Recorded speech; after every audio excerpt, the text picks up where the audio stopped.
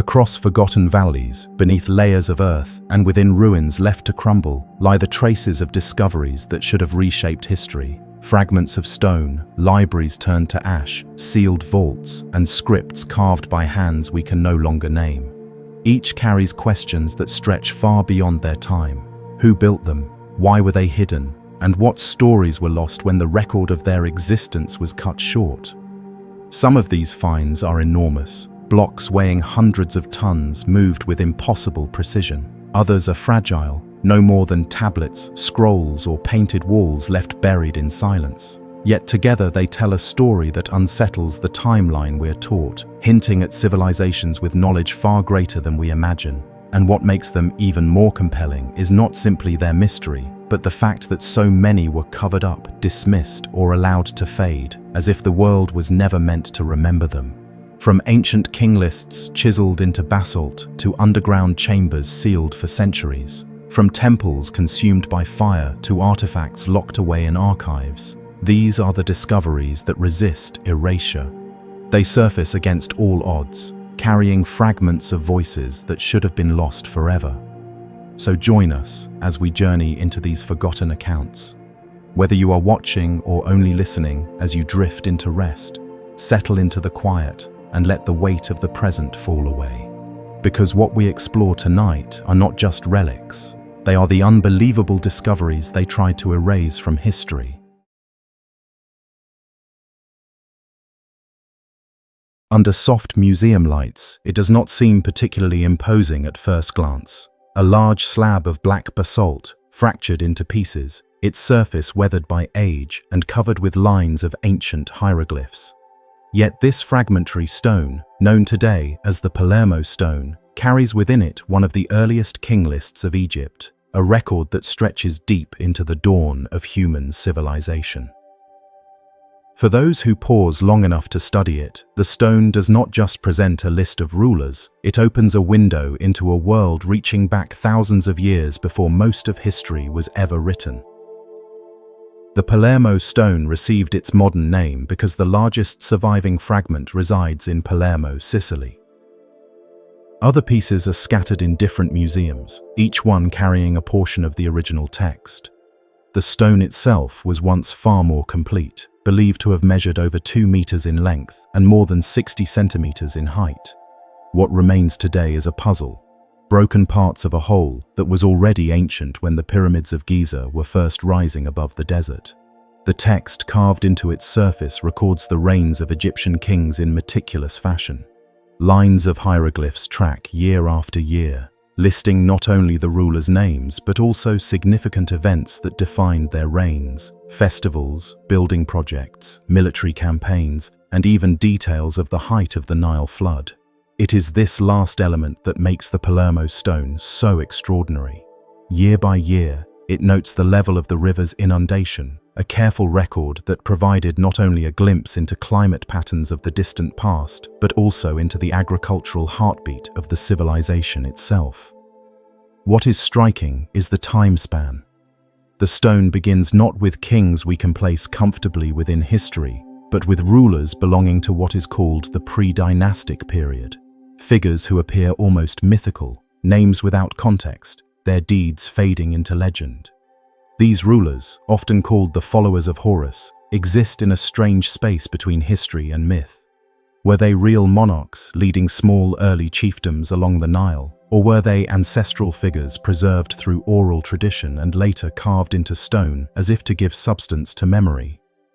The Palermo stone does not answer this directly. It simply presents their names, calmly and without explanation, as if expecting the reader to already know. The inclusion of these figures unsettled scholars when the stone was first studied. If taken literally, it suggests that the Egyptians themselves believed their monarchy stretched back thousands of years before the unification of the kingdom under Narmer, the king usually credited with founding the first dynasty around 3100 BC.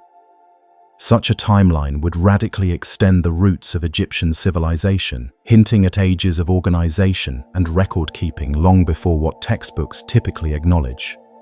But even beyond these early rulers, the Palermo stone preserves details from dynasties we can recognize more clearly. It notes the reigns of kings of the 1st through 5th dynasties, bridging a crucial era of Egypt's formation, when monumental architecture, religious traditions, and centralized authority took shape. It is here that we see glimpses of how Egyptians themselves viewed their history, not just as myth, but as a continuous line of rulers stretching back through the ages, their achievements written down with a precision that defies the erosion of time.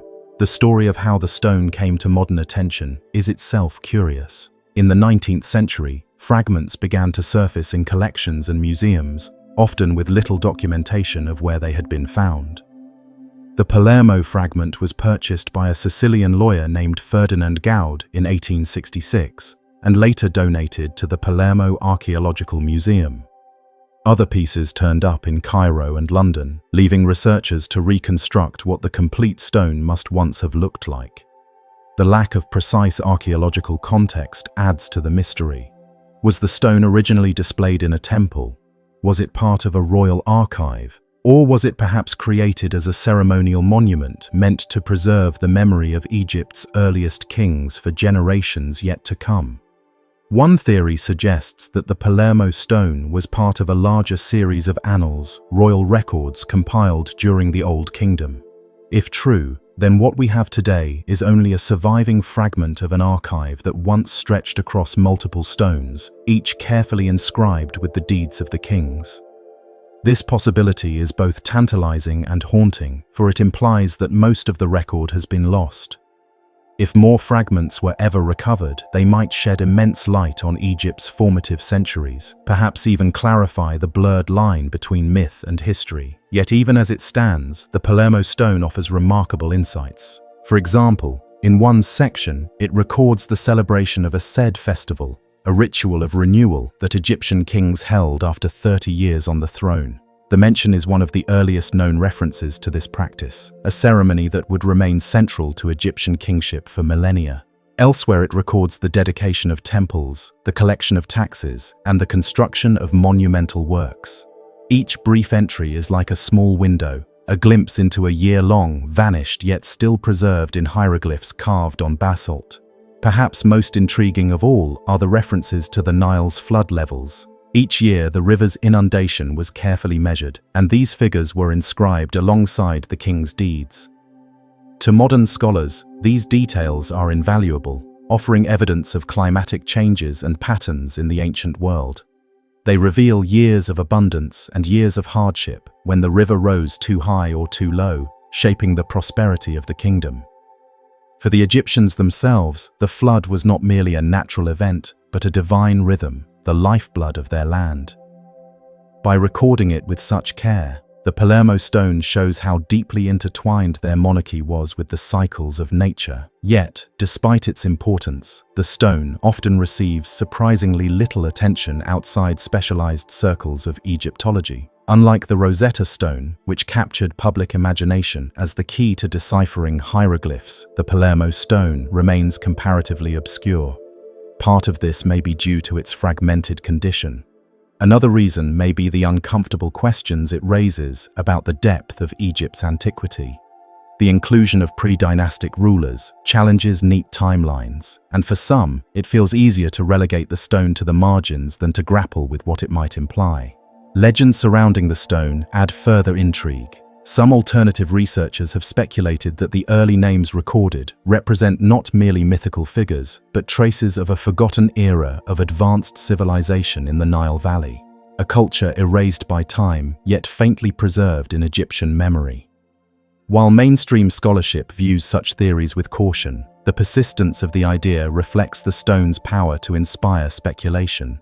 Its inscriptions, sparse as they may seem, leave enough gaps for mystery to thrive. Imagine, for a moment, the scene when it was first carved. The basalt slab gleaming in the sun, craftsmen carefully chiseling hieroglyphs into its surface, recording not just the present but the deep past. To those who stood watching, these were not just symbols. They were a link to ancestors, to divine kings who bridged the mortal and the eternal.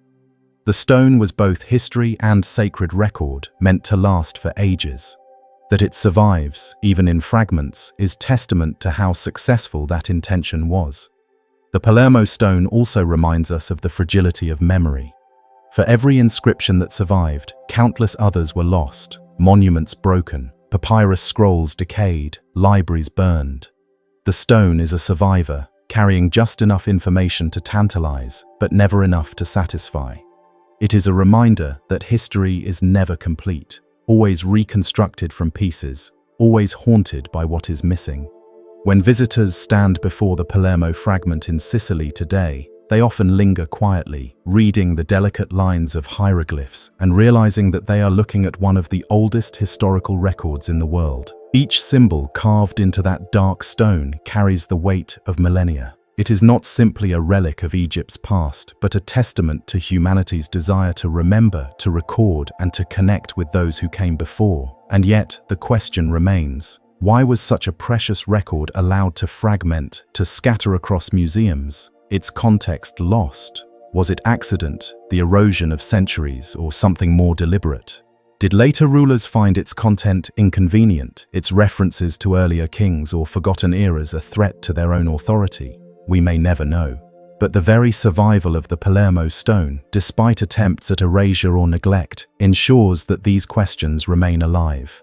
The story of the Palermo stone is not just the story of a slab of basalt inscribed with names. It is the story of how civilizations choose what to preserve and what to forget. It is about how memory can be both fragile and enduring, how even fragments can carry immense weight. And it is about how discoveries, once revealed, resist erasure no matter how much time has passed. As we leave this fragment behind, we carry with us more than a list of kings. We carry the recognition that history is not fixed, but constantly reshaped by what survives and what emerges from the past. The Palermo stone is a reminder that even the most broken pieces can alter how we see the vast story of humanity. And though our journey now moves on to another discovery, the questions it raises linger quietly. Questions of origins, of forgotten rulers, and of the fragile threads connecting us to the earliest chapters of civilization.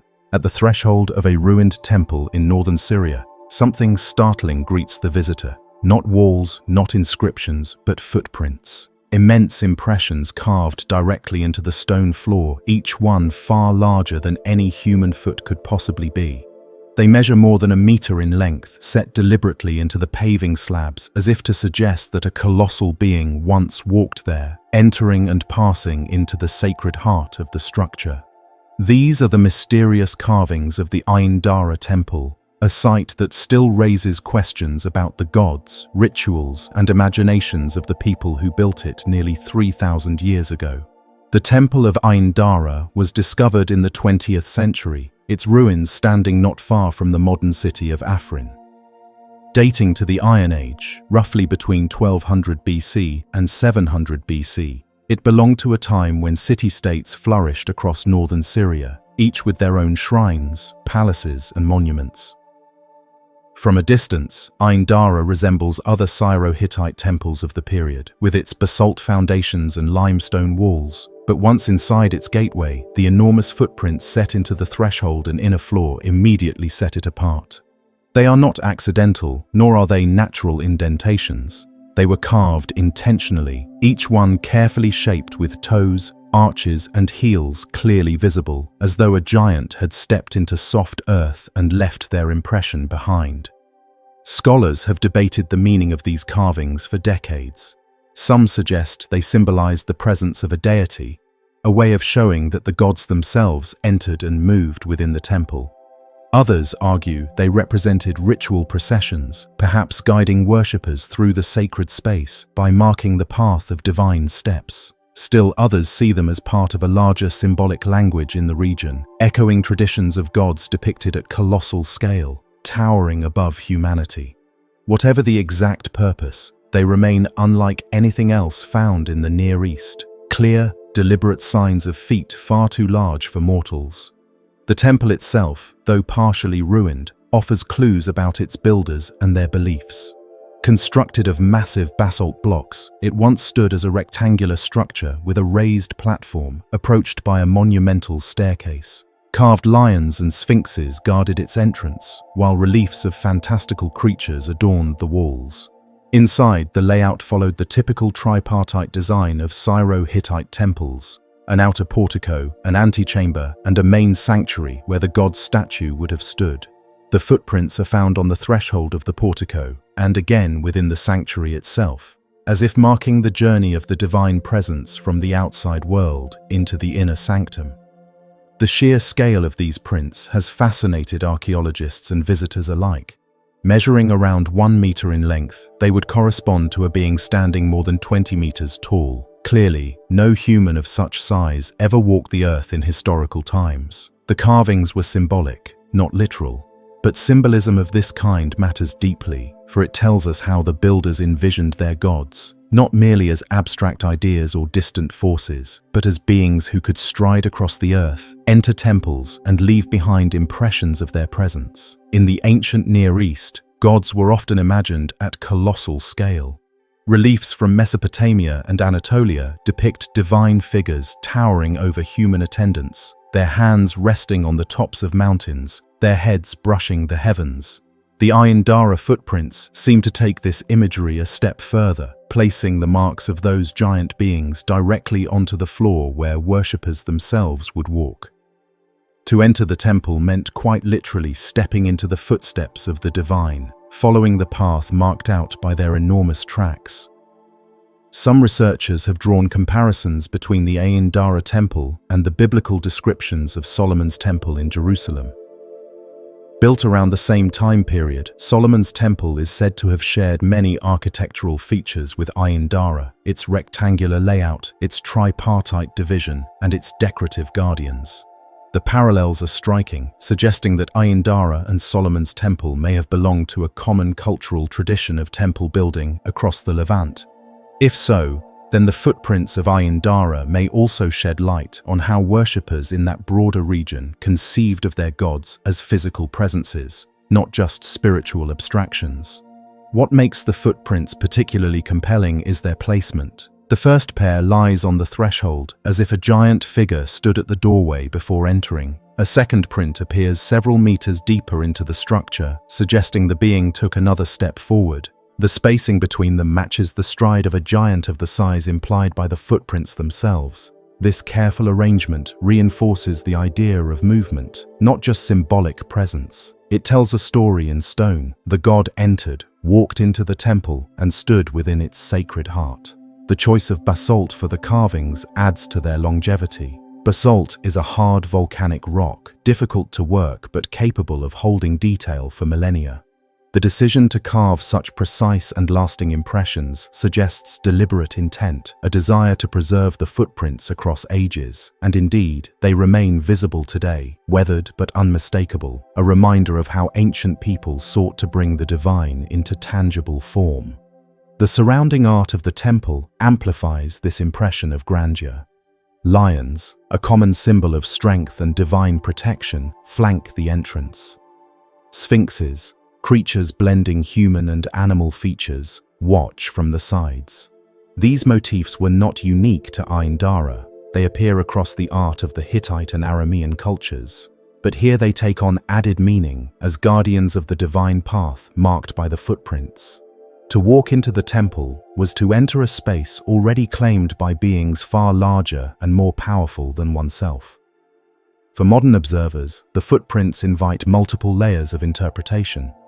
Some see them as simple religious symbols, no different than the handprints and footprints left in sacred sites across the world, meant to represent divine presence.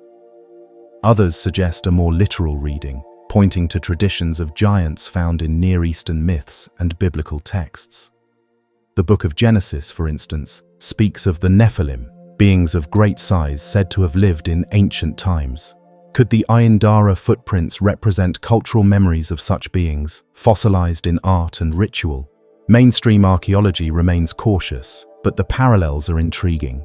The footprints also resonate with a universal human impulse to make the unseen visible. Across cultures, people have carved, painted, or inscribed symbols of divine presence into stone. At Aindara, the choice was not to depict the god directly, but to leave only the traces of their passage. It is a subtle yet powerful gesture, suggesting that the divine cannot be fully represented, only hinted at through the marks they leave behind. When the site was excavated in the 20th century, archaeologists quickly recognized its importance. Yet despite decades of study, many questions remain unanswered. Which deity was worshipped here? Was it the goddess Ishtar, as some suggest, given the prevalence of lions in the decoration, symbols often associated with her? Or was it a local storm god, one of the many powerful male deities worshipped in the region at the time? Without inscriptions naming the god directly, we cannot be sure. The footprints, enigmatic as they are, leave the question open. The fate of the temple adds a note of melancholy. In recent years, conflict in Syria has damaged countless archaeological sites, and Aindara was not spared. Airstrikes in 2018 inflicted severe damage on the ruins, destroying parts of the walls and sculptures. Though the footprints themselves survived, the site as a whole was scarred, a reminder of how fragile our connections to the past can be. Yet even in ruin, the footprints endure, just as they were intended to, lasting impressions of divine presence carved into stone. For those who visit, the experience of standing before the footprints is striking. The scale alone forces reflection. Looking down at one's own feet beside the carved prints, the difference is overwhelming. It is not hard to imagine how ancient worshippers must have felt, small, humbled, yet connected, standing within the steps of the divine. The footprints invite not just observation, but participation. They demand that the visitor place themselves in relation to the god who once walked there. In this way, the Aindara temple continues to fulfill its purpose, even long after its builders are gone. It was meant to make the divine present, to mark their passage in a way that worshippers could see and feel. Thousands of years later, that purpose remains intact. Visitors still pause at the threshold, still marvel at the scale, still sense the weight of what those prints represent. The footprints also remind us of how varied human attempts to connect with the divine have been. Some cultures built soaring cathedrals, others carved delicate statues, and here, in the basalt of northern Syria, the divine was rendered through absence, the imprint of feet, the suggestion of a being who once stood but has since passed. It is a remarkably simple yet profound form of expression, one that requires no elaborate explanation. A footprint is universally understood. It speaks of presence, of movement, of passage. As we reflect on the Aindara temple, we see not just an archaeological site, but a conversation across time. The builders carved their vision of the divine into stone, and centuries later we stand before it, still pondering what it means. The footprints link us across millennia to those who once gathered there, carrying offerings, chanting prayers, and following the steps of their gods. And though the temple lies in ruin and the culture that built it has long since vanished, the footprints remain as clear as ever. They are an invitation to wonder, to imagine, to question. They remind us that history is not only about what is preserved in texts and chronicles, but also about what is carved into the very ground beneath our feet. The journey of discovery does not stop here. The footprints of Aindara are only one fragment of a much larger story. A reminder that history is filled with marks left behind, sometimes vast, sometimes fragile, each carrying traces of civilizations that refuse to be forgotten. The account is almost too vast to grasp. Chroniclers wrote that when flames consumed the great library of Nalanda in the 12th century, the fire burned for months. Thousands upon thousands of palm leaf manuscripts, carefully inked over centuries, fed the inferno. Entire storehouses of knowledge collapsed into smoke and ash, carried away on the wind until only fragments remained. If this description is even partially true, it means that some of humanity's deepest reservoirs of thought, philosophy, medicine, mathematics, and astronomy were lost in one catastrophic moment. Nalanda was not simply a library, it was a world within itself, a university that had stood for centuries as the heart of learning in Asia. Founded in the 5th century AD during the reign of Kumaragupta, the first of the Gupta dynasty, it grew into a vast monastic and academic complex that attracted students from across India, China, Tibet, Korea, and Southeast Asia. At its height, Nalanda housed more than 10,000 students and 2,000 teachers. Its red brick monasteries and lecture halls spread across a sprawling campus. To walk through Nalanda in its prime would have been to hear the constant murmur of debates, the recitation of sutras, and the scratching of styluses on palm leaves. The university was famed above all for its library, known in some accounts as Dharma Ganja, the treasury of truth.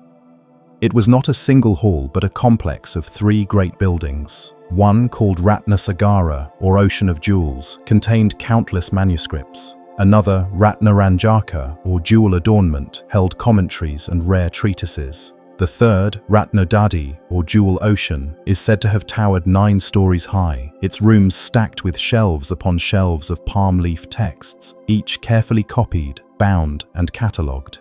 Here, generations of scholars preserved not only Buddhist scriptures but also works of grammar, linguistics, mathematics, astronomy, medicine, and philosophy. The breadth of subjects reflected Nalanda's openness. It was not narrowly religious, but embraced inquiry in many directions. Travelers left vivid descriptions of the place.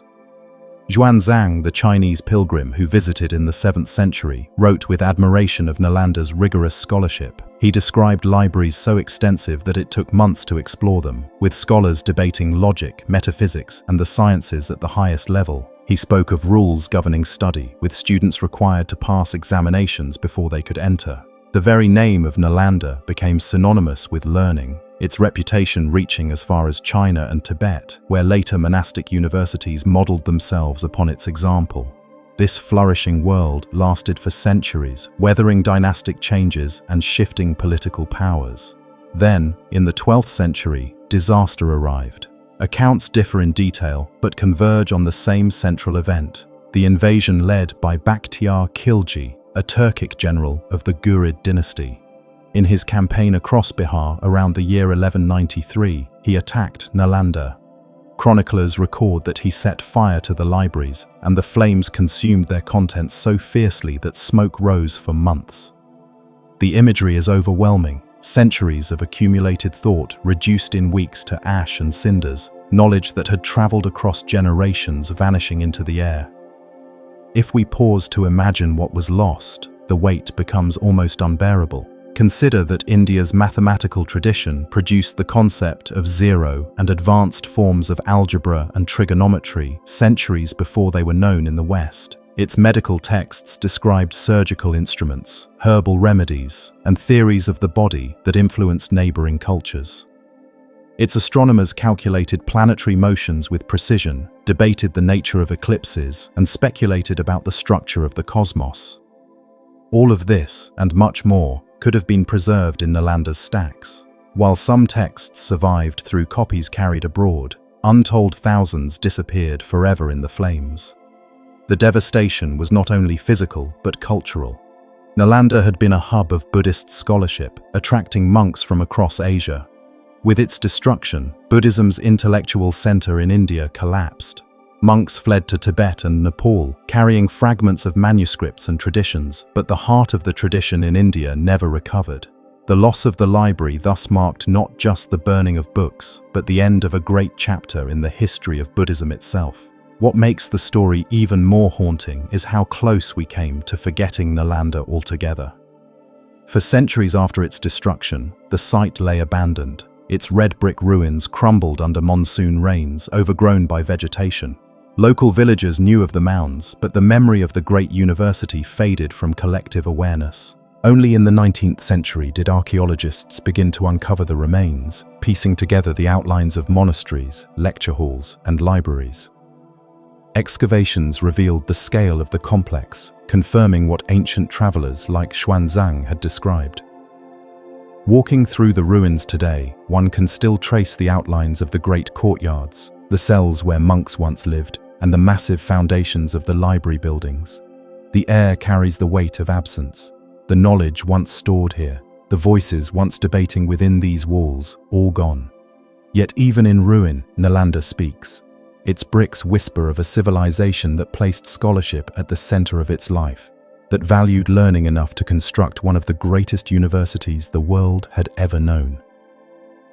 The fire that consumed Nalanda is often compared to the burning of the Library of Alexandria. Both stand as symbols of cultural loss, moments when vast bodies of human knowledge were cut off from the future. But while Alexandria remains more famous in the Western imagination, Nalanda was larger in scale, longer in duration, and possibly more devastating in its destruction. For nearly 7 centuries, it functioned as a living institution of learning, and then, in a single act of violence, it was silenced. And yet, not entirely, for fragments did survive. Monks carried copies of texts northward to Tibet, where they were translated into Tibetan and preserved in monasteries. Others reached China, where they were translated into Chinese. These scattered remnants allowed some of Nalanda's intellectual heritage to live on, even if only in pieces. To this day, Tibetan Buddhist tradition traces its scholarly lineage back to Nalanda, regarding itself as a continuation of that great institution. In this sense, though the flames consumed the manuscripts, the ideas themselves were not fully erased. The ruins of Nalanda have since been recognized as a UNESCO World Heritage Site. Preservation efforts continue, though the site remains vulnerable to weathering and the pressures of modern development. Standing among the red brick ruins, one can still sense the scale of what once was, a university that drew students from across the known world, a place where debates on philosophy and science shaped the thought of entire civilizations. The loss is profound, but the survival of even fragments allows us to glimpse what was once possible. Perhaps what makes the story of Nalanda so compelling is the contrast it presents. On the one hand, the height of human achievement, a university thriving with learning, curiosity, and international exchange. On the other hand, its catastrophic destruction, when those same achievements were consumed in fire. The image of palm leaf manuscripts curling in smoke is haunting precisely because it reminds us how fragile knowledge can be, how easily centuries of work can vanish in moments. Yet Nalanda's legacy is not only one of loss. Its ruins, its surviving texts, and the traditions it inspired all speak to resilience. Even in fragments, its influence spread across Asia. Even after fire, its reputation endured. Even when nearly erased from memory, it returned through excavation and study. This endurance suggests something deeper, that knowledge, once born, cannot be entirely destroyed. It finds new homes, new voices, new contexts. The flames may have consumed the leaves of palm, but the roots of thought remained alive. Reflecting on Nalanda also brings a sense of humility. For all our modern libraries, our digital archives, and our belief in permanence, history reminds us that nothing is guaranteed. Knowledge requires protection, transmission, and renewal. Without them, even the greatest centers of learning can be swept away. The ruins of Nalanda stand as a reminder of both the fragility and the resilience of human memory. As we close this part of our journey, we leave behind the smoldering image of a library that once defined an age. Its destruction nearly erased centuries of wisdom, yet its ruins and its fragments still call to us, asking us to imagine what was lost and what remains. From the ashes of Nalanda, we are reminded that history's greatest treasures are not always material, but the ideas and memories that somehow survive. If you were to hold a small shard of clay in your hand, unremarkable in shape, its surface rough from centuries beneath the earth, you might not expect it to carry anything of consequence. And yet, pressed into that fragment, you might notice faint lines, triangles balanced carefully on their points, a grid of shallow squares, zigzags placed with intention rather than randomness. They do not form pictures of people or animals. They do not imitate nature. Instead, they look like symbols, deliberate marks that appear to have been made to communicate something precise. It is this quiet strangeness, the feeling that such marks are trying to say something without words, that lies at the heart of one of Europe's greatest archaeological mysteries, the Vinca script. These markings were first uncovered in the late 19th century, when excavations in what is today Serbia revealed objects from an ancient Neolithic settlement near the village of Vinca, just outside Belgrade.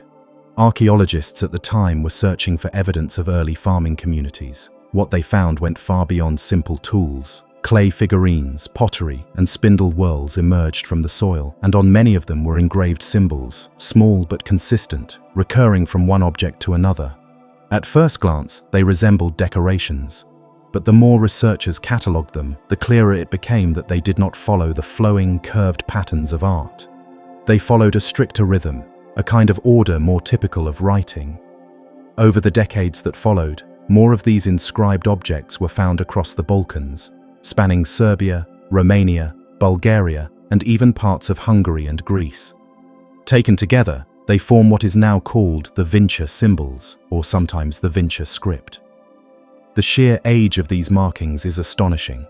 Radiocarbon dating of their contexts places them as early as 6,000 years before the Common Era, long before the cuneiform tablets of Mesopotamia or the hieroglyphic carvings of ancient Egypt. If the Vinca symbols truly represent a form of writing, then they would predate what most textbooks call the earliest writing systems by more than a millennium. The thought unsettles conventional timelines. Writing, as it is usually taught, emerges in Mesopotamia around 3200 before the Common Era, driven by the need for record-keeping in increasingly complex city-states. Yet here in southeastern Europe, on small pieces of pottery from modest farming villages, symbols appear that seem to anticipate that leap by centuries. How could such a phenomenon exist outside the established cradle of civilization? Were the Vinca communities far more advanced than we currently believe? Or are the symbols something else entirely? Not writing, but perhaps ritual signs, markers of identity, or abstract expressions of belief. The truth is difficult to pin down. Part of the challenge lies in the brevity of the inscriptions. Most objects contain only a handful of symbols, far too few to build long texts that could be compared and deciphered. Unlike the Rosetta Stone, which offered scholars parallel translations to unlock Egyptian hieroglyphs, no such bilingual key exists for the Vinca finds. Each mark stands on its own, mysterious, repetitive, and yet frustratingly incomplete.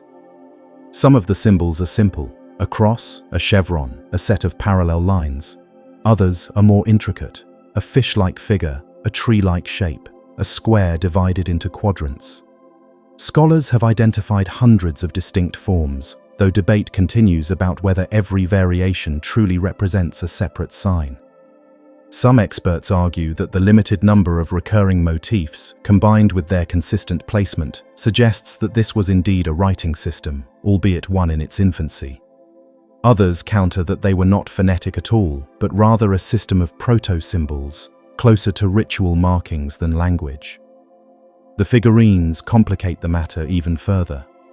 Many small statues of human-like forms have been found with these symbols carved into them, sometimes across the chest or back, almost as though branding the figure with an identity or invoking a protective power. Could these be the names of deities? Could they represent clans or households? Or were they simply embellishments made to sanctify the figurine itself? Archaeologists sift through such possibilities, each hypothesis opening as many questions as it answers.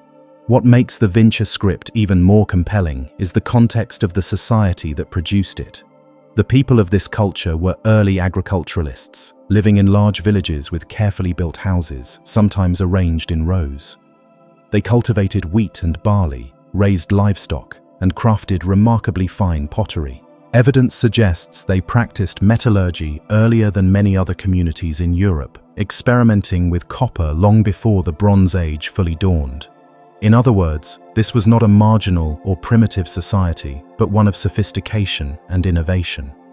The presence of inscribed symbols among their artifacts seems to fit a pattern of cultural ambition, people striving to mark meaning, to record or express concepts beyond immediate utility. Yet after thriving for centuries, the Vinca culture faded. By around 4,500 before the Common Era, the settlements diminished, and the symbols ceased to appear. No later European society carried them forward. Unlike the hieroglyphs of Egypt or the cuneiform of Mesopotamia, which evolved into lasting traditions, the Vinca script vanished, leaving no descendants. This abrupt disappearance adds to its aura of mystery. Was it a true writing system that failed to take root? Or was it a symbolic experiment, abandoned once circumstances changed? Legends and folklore from the region do little to clarify the matter. While the Vinca culture itself left no written records that survived, later traditions in the Balkans speak of ancient peoples with forgotten knowledge, sometimes remembered as giants, sometimes as semi-divine ancestors. Though such stories are not evidence in themselves, they do echo the broader human tendency to recall lost civilizations as extraordinary, their achievements lingering only as hints. It is tempting to imagine that the Vinca script is one such trace, the faint writing of a people whose memory dissolved into myth. Comparisons with other undeciphered scripts deepen the intrigue. The markings on the clay tablets from Tartaria in Romania, discovered in the 1960s, bear strong resemblance to Vinca symbols and are dated to the same broad period. Some scholars group them together, suggesting a regional network of symbolic communication. Similarly, when researchers place the Vinca signs alongside the later linear A script of Crete or the Indus Valley seals, visual parallels emerge.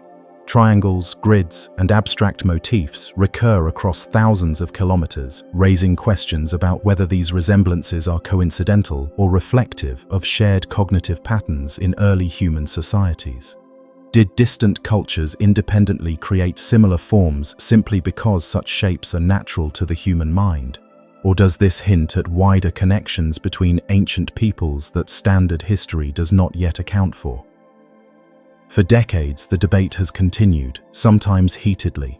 In the mid-20th century, some researchers boldly claimed the Vinca symbols as the world's first writing system. Others dismissed them as mere decoration. The pendulum of opinion swings back and forth, each new discovery adding weight to one side or the other. In recent years, advances in archaeological science have added more precision to dating methods, confirming the deep antiquity of the objects. But that clarity of age does not bring clarity of meaning. The symbols remain stubbornly opaque. Perhaps the most captivating aspect of the Vinca script is the experience of seeing it firsthand. To stand before a clay figurine only a few inches tall, its surface marked with deliberate lines made 6,000 or 7,000 years ago, is to confront a form of communication across an unfathomable gulf of time. The hand that pressed those lines into wet clay is long gone. The village where it lived has crumbled. The language it spoke is lost. And yet the marks remain, perfectly clear in their intention to signify. They reach forward through time, offering a message that we can perceive but not translate. There is something deeply human in that gesture, something that resonates beyond scholarship. The enigma of the Vinca symbols invites broader reflection about how civilizations rise, express themselves, and sometimes vanish without leaving a continuous legacy. If these were indeed the earliest steps toward writing, then the story of human literacy is far more complex and geographically diverse than most histories suggest. Writing may not have been a single invention born in Mesopotamia, but rather a pattern of parallel experiments across different societies, some of which survived, others of which faded before they could flourish. In the end, what matters is not only whether the Vinca script can be classified as true writing, but also what it represents: an ancient community reaching for permanence, seeking to carve meaning into material that would outlast the moment. That desire, universal and timeless, links the unknown makers of the Vinca symbols with every culture that followed. As archaeologists continue to excavate the Balkans, new finds may yet emerge to shed light on this puzzle. Perhaps a longer inscription will be unearthed, enough to compare and decode. Perhaps another site will reveal continuity into later periods. Or perhaps the marks will remain undeciphered forever, a permanent reminder that some chapters of history cannot be fully recovered. For now, the Vinca script endures as a mystery both intimate and vast. Intimate in its tiny marks on clay, vast in the way it challenges our timeline of civilization. It shows us that even fragments, small and fragile, can hold the weight of enormous questions. And as we conclude this chapter of our journey, the unanswered nature of those questions is not a frustration, but an invitation. An invitation to wonder what else may lie waiting, buried and unrecognized, ready to challenge the boundaries of what we believe we know about the ancient world. Under the dense canopy of coastal forest in eastern Kenya, something unexpected lies waiting. A visitor stepping off the narrow path may suddenly find themselves standing before carefully laid coral stone walls, arches that once framed doorways, and stairways leading to homes long abandoned. The place is known today as Gedi, and it does not look like the ruin of a remote fishing village or a temporary trading camp. It has the feel of a planned city, built with knowledge, effort, and a vision for permanence. And yet, for centuries, it remained absent from nearly all written records. A city that flourished, then disappeared, without leaving behind the kind of chronicles that preserved the memory of other great settlements along the Swahili coast. What makes Gedi so striking is how advanced it appears for a town hidden deep in the forest. Its buildings were not constructed from mud or timber alone, as many settlements of the time would have been. Instead, they were built with coral blocks quarried from the nearby coastline, shaped and stacked into thick walls. Some of the houses had flush toilets with carefully constructed drains, and wells were lined with coral masonry to ensure clean, stable sources of water. Narrow streets linked neighborhoods, and at the city's heart stood a grand mosque large enough to serve a thriving community. Archaeologists who began carefully studying the site in the 20th century found foundations for dozens of stone homes, evidence of palaces, and even traces of an old defensive wall surrounding the town. Yet the mystery deepens when one considers that while towns like Kilwa, Mombasa, and Malindi were recorded in travelers' writings and Portuguese accounts, Gedi was not. Foreign traders who crisscrossed the Indian Ocean for centuries wrote extensively about their dealings with the Swahili coast, where goods from Africa, Arabia, India, and even China moved back and forth. And still, this inland city, no more than a few kilometers from the water, seems to have been overlooked. Some scholars wonder if its position hidden within thick forests was intentional, shielding it from outside forces while still allowing its people to thrive on trade. When archaeologists began excavating, they uncovered imported pottery from Persia and China, glass beads from distant markets, and coins that had circulated far beyond East Africa. These finds suggested Gedi was not isolated at all. It participated in the same vast trade networks that enriched coastal towns and funded the rise of wealthy city-states. But instead of standing directly on the shore where ships anchored, Gedi's people built their stone town among the trees, almost as if they wanted their city to be known only to those who had reason to find it. The city seems to have reached its peak around the 15th century. Coral stone houses rose with multiple rooms and courtyards, and finely carved niches decorated the interiors. One house had a sunken area that may have been used for bathing, another contained evidence of intricate water systems. The Great Mosque, still partially standing today, shows how seriously the community took its faith. Its walls included small alcoves for lamps, and a mihrab was carved directly into the stone, pointing toward Mecca. There is a sense of refinement in these ruins, as though the builders valued both function and beauty. What makes the story more haunting is the suddenness of Gedi's abandonment. By the 17th century, the city seems to have been deserted. Archaeologists have found no signs of a dramatic battle, no clear evidence of fire or destruction. Instead, it looks as though people gradually walked away, leaving their homes to be reclaimed by the forest. For centuries, the site remained hidden, remembered only in local traditions that spoke of a ruined town deep within the trees. When Europeans finally began documenting it in the late 19th and early 20th centuries, they were astonished to find such elaborate ruins in a place where no major city had been expected. One of the enduring puzzles is why Gedi was excluded from the written record when other Swahili cities were so well described. Perhaps its population was smaller than the more famous ports, making it less important to outside chroniclers. Or perhaps its hidden location meant visitors seldom stumbled upon it unless they were guided there. Local oral histories, though fragmentary, recall that the place was regarded with respect, even fear, long after its people had left. Some communities living nearby believed spirits protected the ruins, which might explain why the site remained largely untouched until modern times. Archaeological work at Gedi revealed a surprising sophistication in daily life. The drainage systems, wells, and latrines showed a clear concern for hygiene and comfort. The layout of homes indicated families with private quarters and social spaces, revealing a society with defined roles and expectations. Imported porcelain shards, still found scattered in the soil, suggest that wealthy residents dined with bowls and plates brought from China, while others used more locally made wares.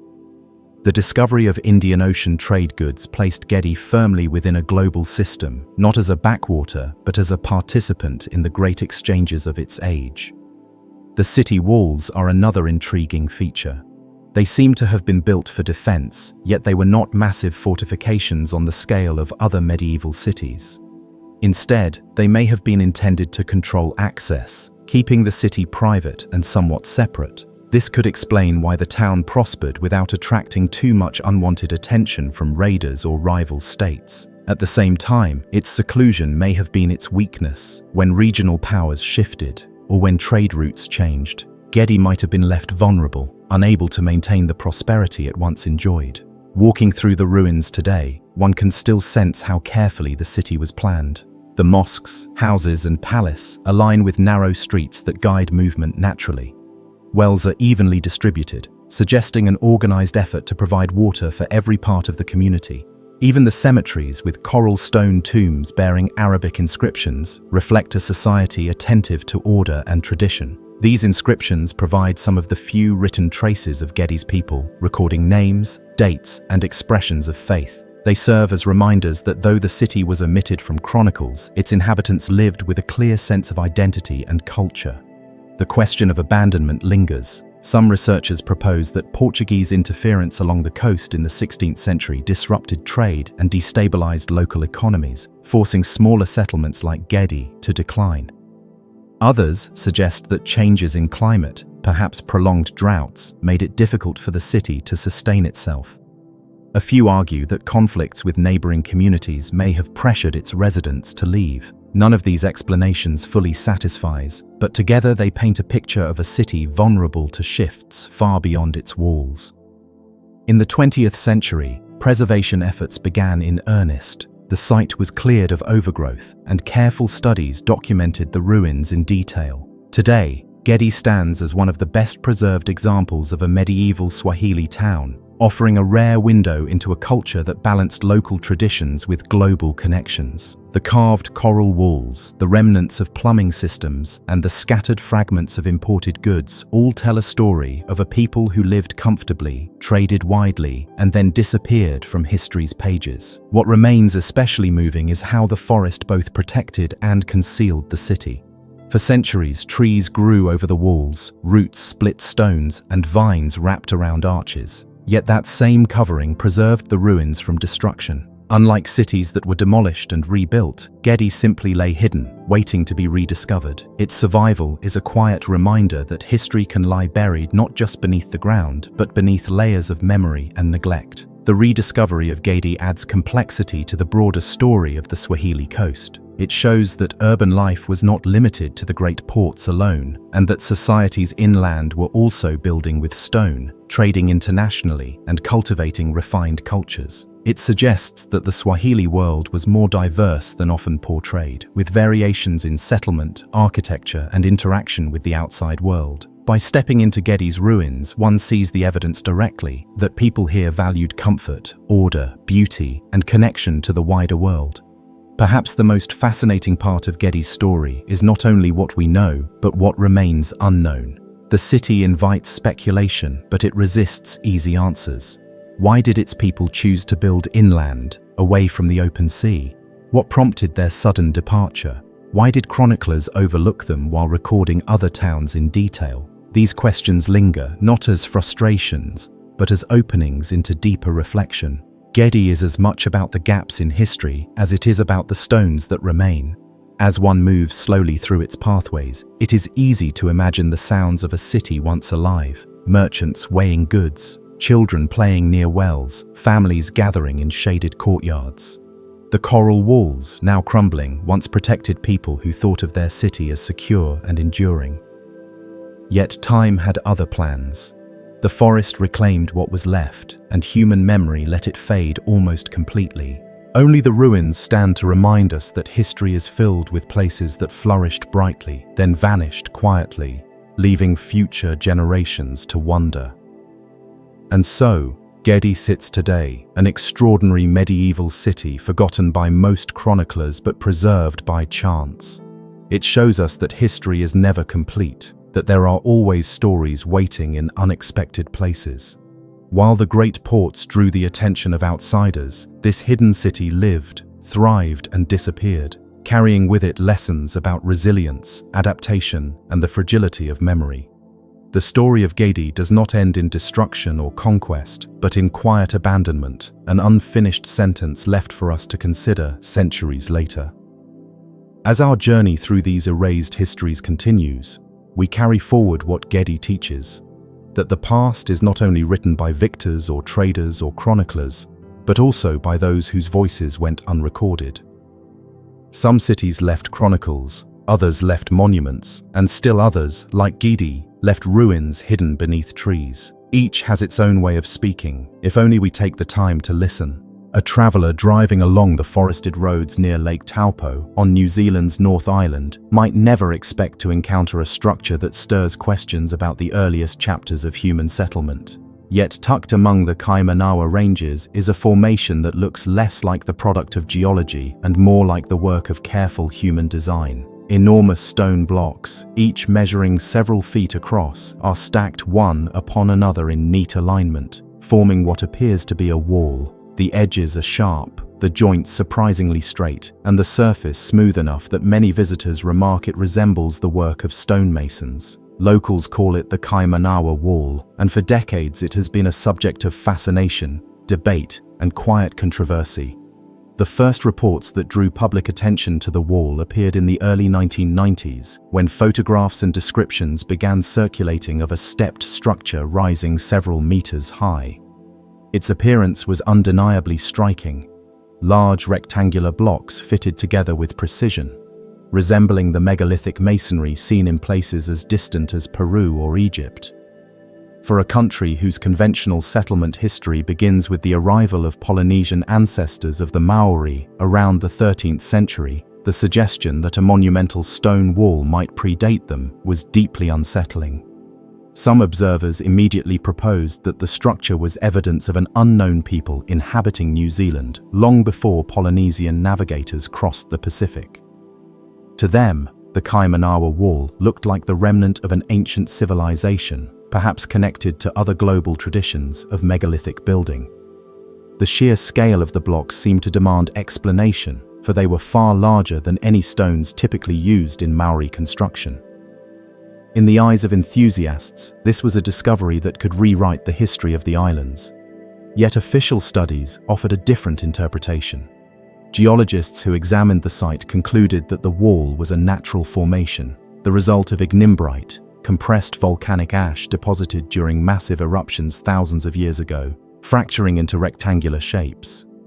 According to this explanation, what appears to be a wall of carefully cut blocks is simply the result of natural joints forming as the volcanic material cooled and cracked.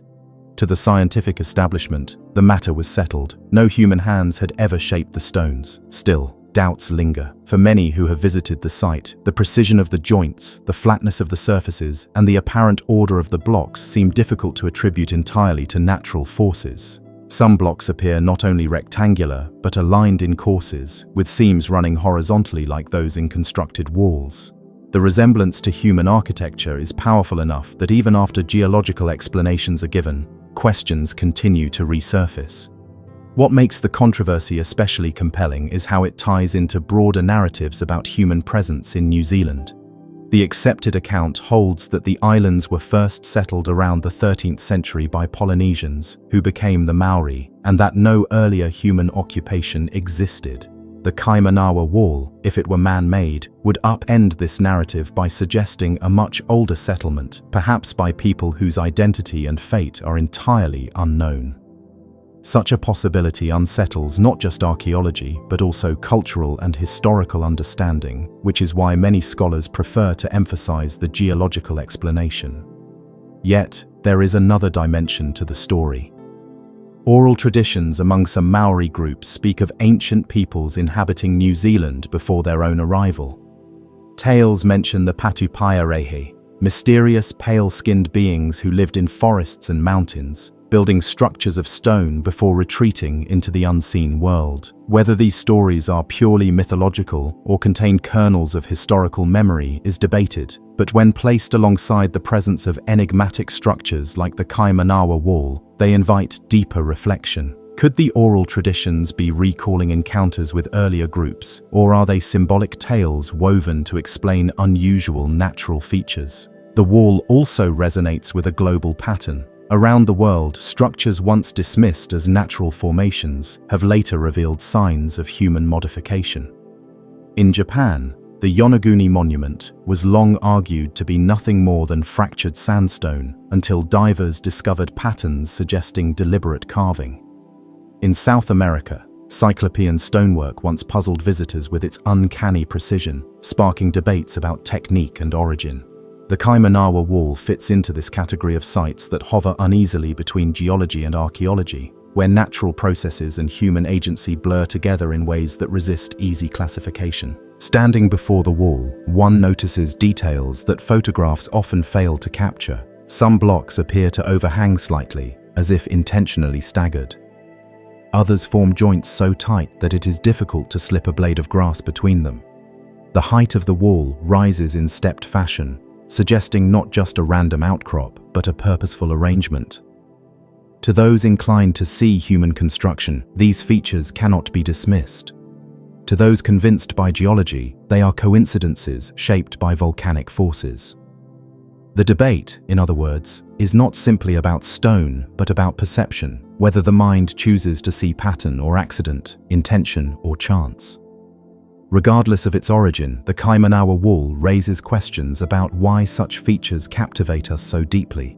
Part of the reason lies in the human desire to find connection, to imagine that even the most remote landscapes are linked to wider stories of civilization.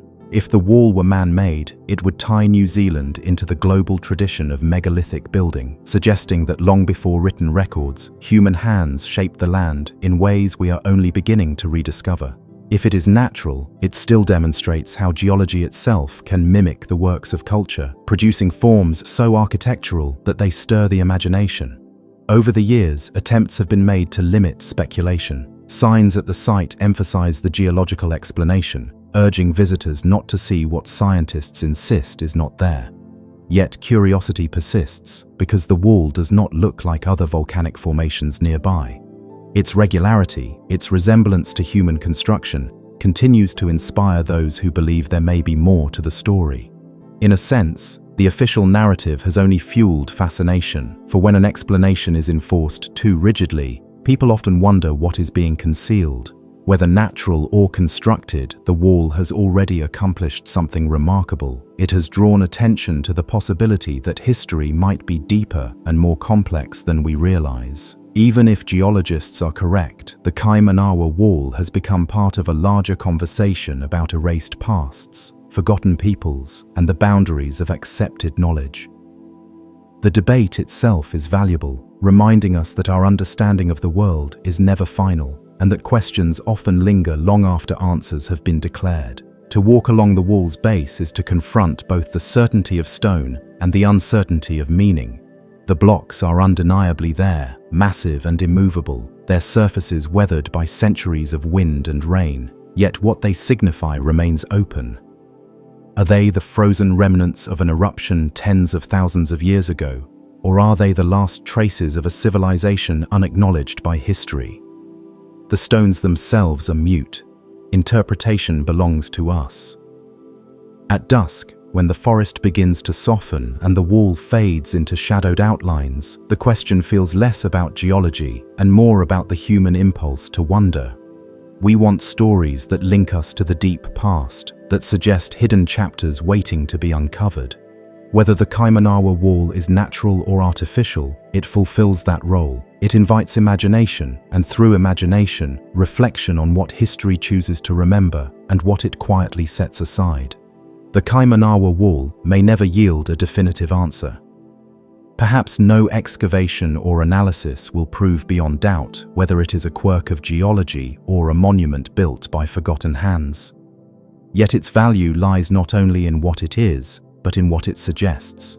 That there are still places on Earth where the boundary between natural history and human history remains porous, where certainty slips away and wonder takes its place.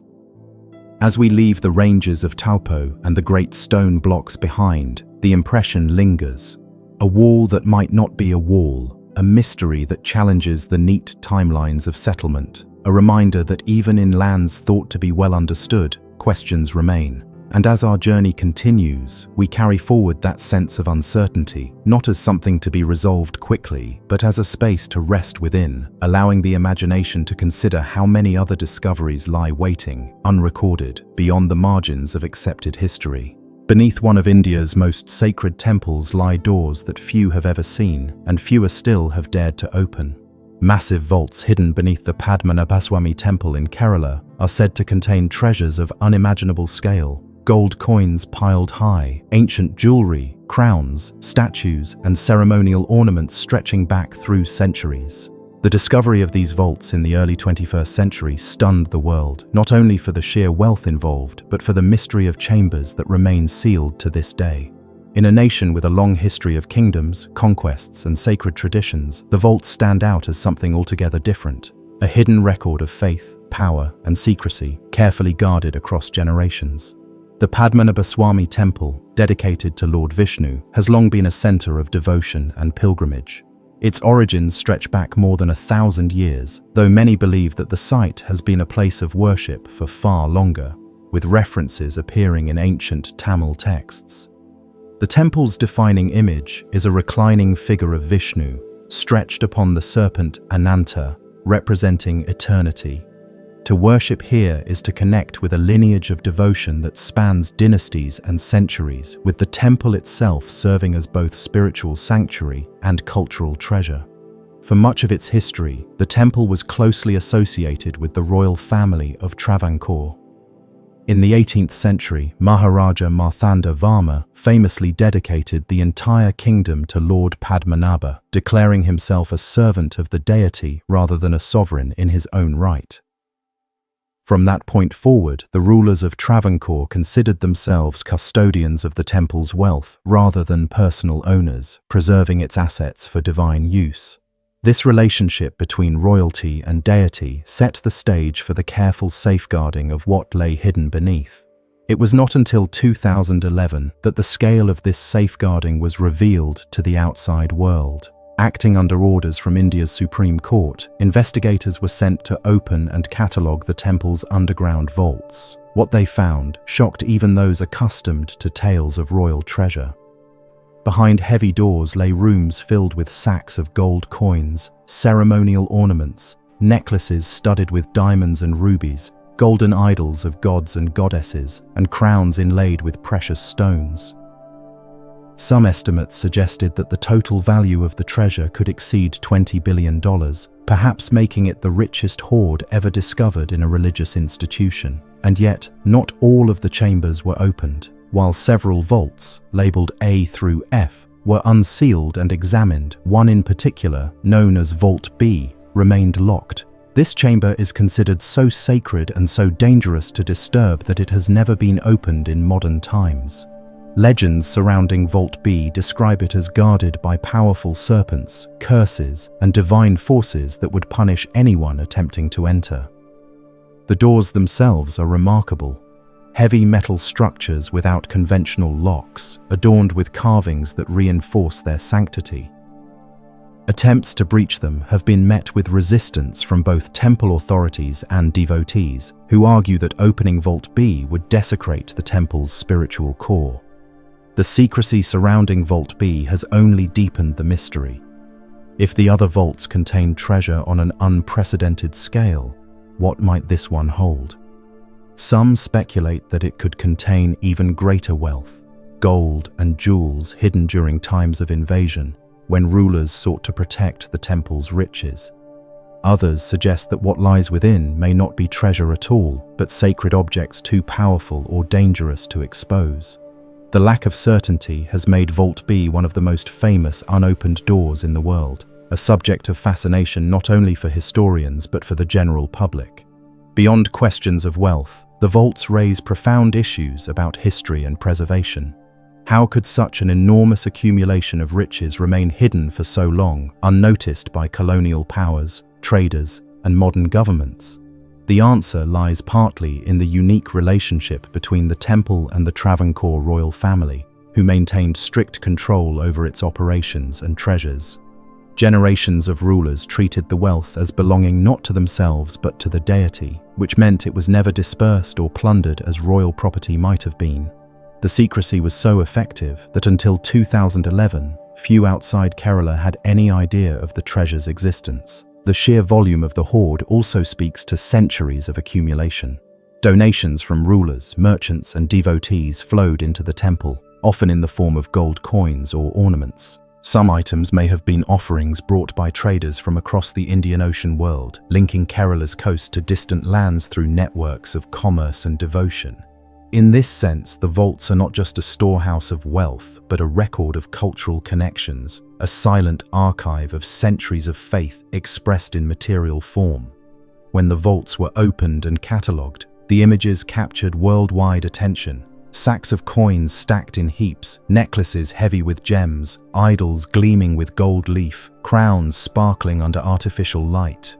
For many, these images seemed almost mythical, as though a story from folklore had suddenly been proven real. And yet, with that proof came discomfort. Should the treasure remain in the temple, protected as sacred property, or should it be moved to museums, preserved for the nation and studied by historians? The Supreme Court's involvement reflected these tensions, balancing legal, religious, and cultural claims in a case that continues to spark debate. What makes the Padmanabhaswami vaults especially compelling is how they blur the line between myth and reality. For centuries, local stories spoke of hidden wealth beneath the temple. Many assumed these were exaggerations or legends, tales told to inspire awe, but when the vaults were opened, the legends were vindicated. The discovery proved that folklore can sometimes preserve truth, waiting for the right moment to be revealed. And yet, Vault B remains sealed, leaving the greatest legend of all untested. The unopened chamber has become a focal point for speculation. Some insist that it should never be opened, that its sanctity must be preserved at all costs. Others argue that knowledge should prevail, and that history demands we uncover what lies within. There have even been claims that attempts to open it would unleash disaster, from natural calamities to political turmoil. While such claims may be dramatic, they speak to the powerful hold the vaults have on the imagination. The idea of a sealed door, holding secrets from centuries past, has always stirred human curiosity. At the same time, the Padmanabhaswami vaults invite reflection on what treasure really means. To some, the value lies in the gold and jewels, the sheer monetary worth of what is stored below. To others, the true treasure is symbolic, the devotion of countless generations expressed through offerings, preserved as a testament to faith. And for scholars, the vaults represent a trove of historical data, objects that can shed light on trade, craftsmanship, and cultural exchange in South Asia over the past millennium. Walking through the temple today, visitors see little of this hidden world. The great Gopuram, or tower, rises above the city of Thiruvananthapuram, its intricate carvings glowing in the sunlight.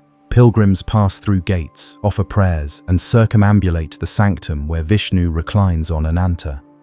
Life continues much as it has for centuries, with rituals, chants, and offerings marking the rhythm of devotion. Beneath their feet, however, lie chambers filled with wealth beyond imagination, sealed behind doors that hold not only treasure, but mystery. The contrast is striking. Above ground, the daily life of worship and ritual. Below ground, the silence of vaults untouched for generations. It is as though two worlds coexist, one public and devotional, the other hidden and secretive. The awareness of those unseen chambers lends the temple an atmosphere that is hard to describe, an awareness that beneath every step lies a story waiting to be uncovered. The Padmanabhaswami temple vaults remind us that history is not always written in documents or inscribed on monuments. Sometimes it lies buried, waiting for chance, law, or curiosity to bring it back to light. The discovery of the treasure changed how people thought about the temple, about Kerala's past, and about the persistence of hidden histories. And yet, with Vault B still sealed, the story is unfinished. Perhaps that is what makes the temple so captivating. The treasure already revealed is beyond measure, but it is the sealed door that captures the imagination. A door that no one dares open, guarded not only by iron and stone, but by belief, tradition, and fear of consequences. It is rare in the modern world for a mystery to remain so intact, so unyielding to exploration. And in that rarity lies its power. As we leave the temple behind in our journey through forgotten and erased histories, the image that lingers is not the glitter of gold or the sparkle of gems, but the heavy doors of Vault B, standing firm against time and curiosity alike. They remind us that some secrets remain closed and that the act of not knowing can be as powerful as discovery itself. In the sealed vaults of Padmanabhaswami, mystery has found its most enduring form, and it is that mystery which guides us onward. The first thing most visitors notice about the Ingar stone is not its size, although the wall of rock does stretch nearly 200 feet across the Brazilian landscape. What truly captures attention is the density of the markings that cover almost every available surface. Spirals twist into circles, geometric lines intersect with animal figures, and certain clusters appear arranged in patterns that resemble constellations. It looks less like decoration and more like a record, as though someone long ago tried to capture the movement of the sky and inscribe it permanently into stone. For centuries, locals have known of this place. Farmers, travelers, and entire communities along the Ingar River have seen the engravings, lived beside them, and told stories of their origin. Yet, despite the stone's visibility, despite the fact that it rests in open air rather than hidden beneath earth or forest, no one can say with certainty who carved it or when. The grooves are too precise to dismiss as natural weathering. They are deep, deliberate, and arranged with an order that suggests thought and intention. That much is agreed upon. Beyond that, speculation takes over. Some researchers propose that the carvings are astronomical, pointing to the night sky as it appeared thousands of years ago. Orion's belt, the Southern Cross, and even the Milky Way seem visible to those who study the surface carefully. If this is true, then the Ingar stone may have served as a teaching tool, a map for navigating seasons or journeys by the stars. Others see in the designs the outlines of animals, tools, or mythic beings, suggesting that the wall carried cultural stories or ceremonial significance. The stone resists a single interpretation, inviting anyone who looks at it to read into its designs a meaning that fits both imagination and knowledge. The wall itself rises to more than 10 feet in height. Standing before it, the carvings feel larger than life, yet close enough to touch. Unlike many monuments built from separate stones stacked into structures, this one is part of the landscape itself, as though the earth was chosen deliberately as a canvas. To carve a natural wall of such size would have required not just skill but also long effort. Each line is cut with a steadiness that suggests patience and intent. Whoever worked here did not rush. They carved for permanence. The location may offer some clues. The Ingar River Valley is fertile, with water flowing nearby, and archaeological evidence suggests that human habitation in this region stretches back thousands of years. People who lived here would have relied on the land and the cycles of nature. If the sky dictated planting, harvesting, and the rhythm of life, then marking those celestial events in stone would have been a way to secure that knowledge for future generations. Unlike oral stories, vulnerable to change with each retelling, carvings endure. They remain, waiting for those who come later to decipher. European explorers arriving in Brazil during the 16th century were among the first outsiders to record the Ingar stone, yet even then it was already old. The Portuguese noted the engravings, puzzled over them, and speculated about their origins. Over the centuries that followed, scholars, missionaries, and curious travelers all visited the site, each offering theories but none reaching consensus. Some insisted the carvings were Phoenician, linking them to distant seafarers who may have crossed the Atlantic long before Columbus. Others connected them with ancient Egyptians, Mayans, or even visitors from far more mysterious origins. Each interpretation reflected more about the observer's imagination than about the actual evidence. In the 20th century, archaeologists began more systematic studies, measuring the engravings, cataloguing the shapes, and comparing them with known indigenous art. They placed the carvings within a local cultural context. Many concluded that they were made by native peoples of Brazil, likely several thousand years ago. Yet dating the stone directly proved difficult. Without organic material, radiocarbon methods cannot be applied. The grooves themselves resist precise measurement of age, as erosion in Brazil's climate varies. As a result, even modern researchers cannot assign a clear timeline. The carvings may be as recent as 2,000 years old, or as ancient as 6,000. Part of the intrigue lies in the symbols themselves. Certain spiral forms match designs seen in rock art across South America. Similar motifs appear in Chile, Peru, and Bolivia, often connected to solar and lunar observations. Other markings on the Ingar stone seem unique, unlike anything found elsewhere, hinting at either an isolated cultural development or a specialized purpose.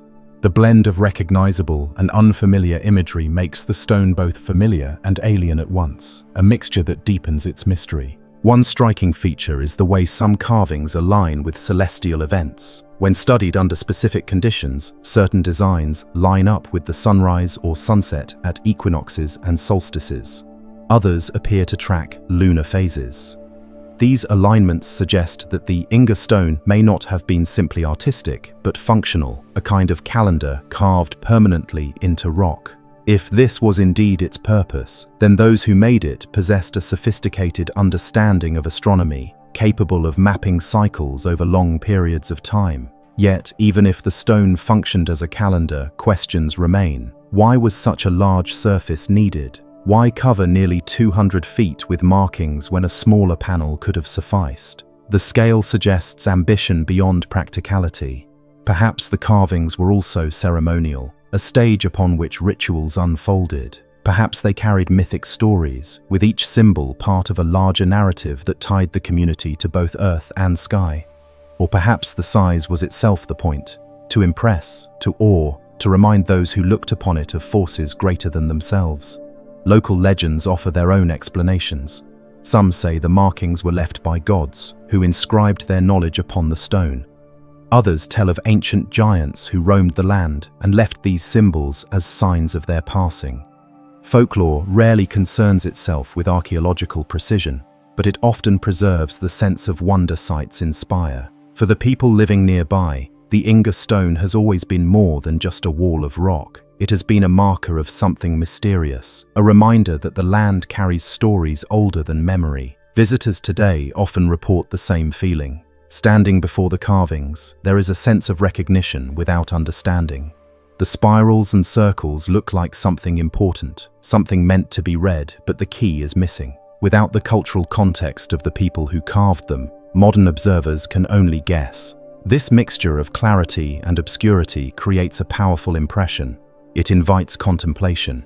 It slows the mind, much like watching the night sky itself. What makes the Ingar stone especially compelling is how it resists erasure. While so many ancient structures lie buried, forgotten, or destroyed, this wall has remained visible, exposed, and undeniable. It sits where anyone can see it, yet it has managed to keep its secrets. In that sense, it is the opposite of hidden treasures. It is open, plain, and clear, and still unsolved. The stone also connects Brazil's history to the broader human story of marking meaning into landscapes. Across continents, people have carved into rock to capture what mattered most to them. From petroglyphs in North America to spirals on the stones of Ireland's Newgrange, from Australia's ancient rock art to the desert carvings of Arabia, humanity has repeatedly turned to stone as a medium for permanence. The Ingar stone belongs to this global tradition, yet with its own particular style, its own unanswered questions. In modern times, the carvings have faced threats not from erosion but from human activity. Visitors sometimes damaged the stone, either by removing pieces or adding their own graffiti. Recognizing its importance, Brazilian authorities have worked to protect the site, establishing it as a national monument.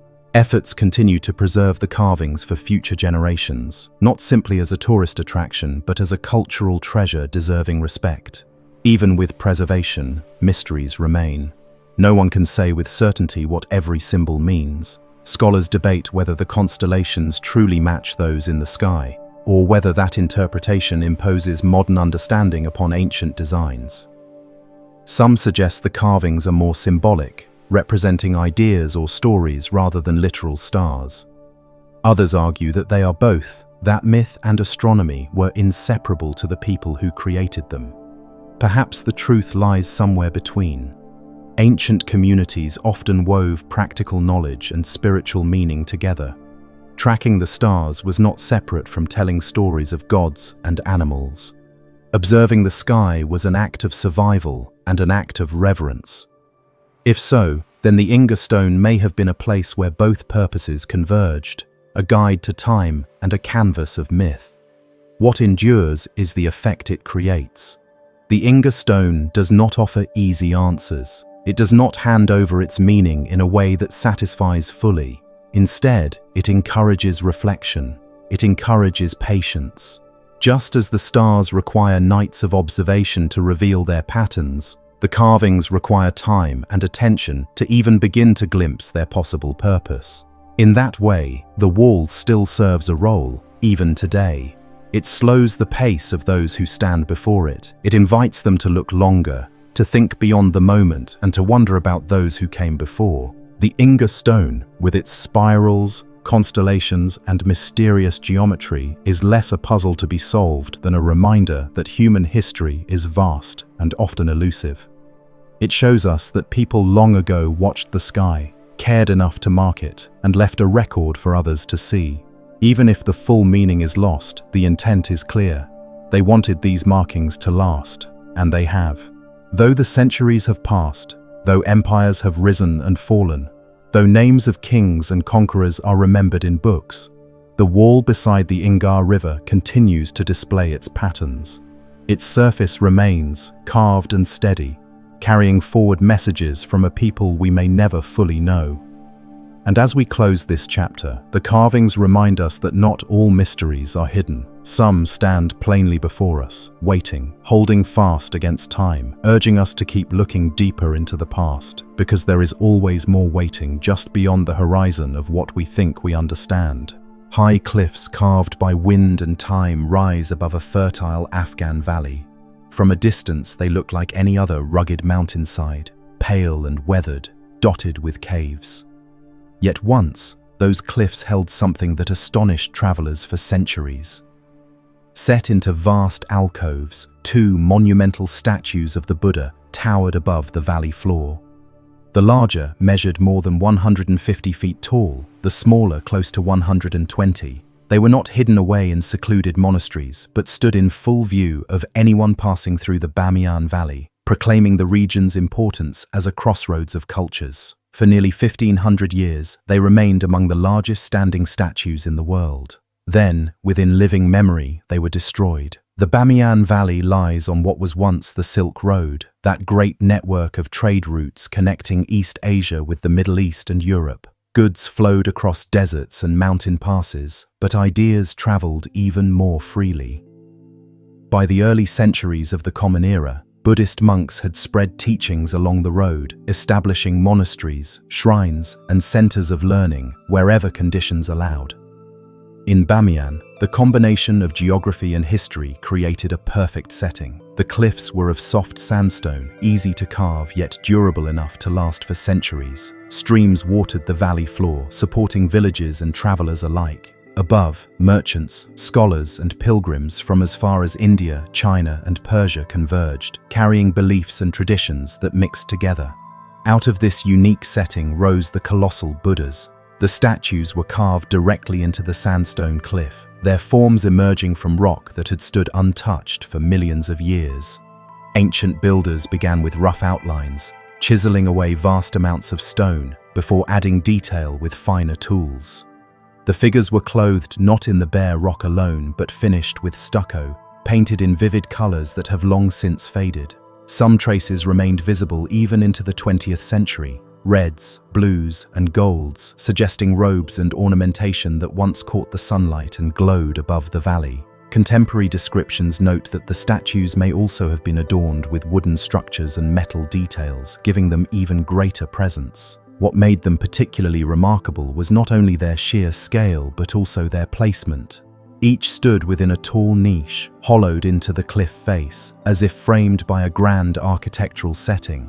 Surrounding these main alcoves, hundreds of smaller caves were carved into the rock, many serving as meditation chambers or chapels. Their walls were painted with frescoes showing Buddhist imagery, mandalas, and celestial figures. Together, the statues and caves formed one of the most impressive Buddhist centers outside of India itself. Accounts from travelers confirm their significance. When the Chinese monk Xuanzang visited Bamiyan in the 7th century, he described the valley as a flourishing place of study and worship, with thousands of monks living in monasteries cut into the cliffs. He wrote of the two great statues, marveling at their size and splendor, noting that they were unique in scale. His descriptions carried news of Bamiyan's wonders back to China, ensuring that the site became known across Asia. For centuries afterward, the Buddhas stood as landmarks of both faith and geography. Traders on the Silk Road saw them as symbols of the valley's hospitality, a reminder that Bamiyan was more than a pass through the mountains. It was a destination of its own.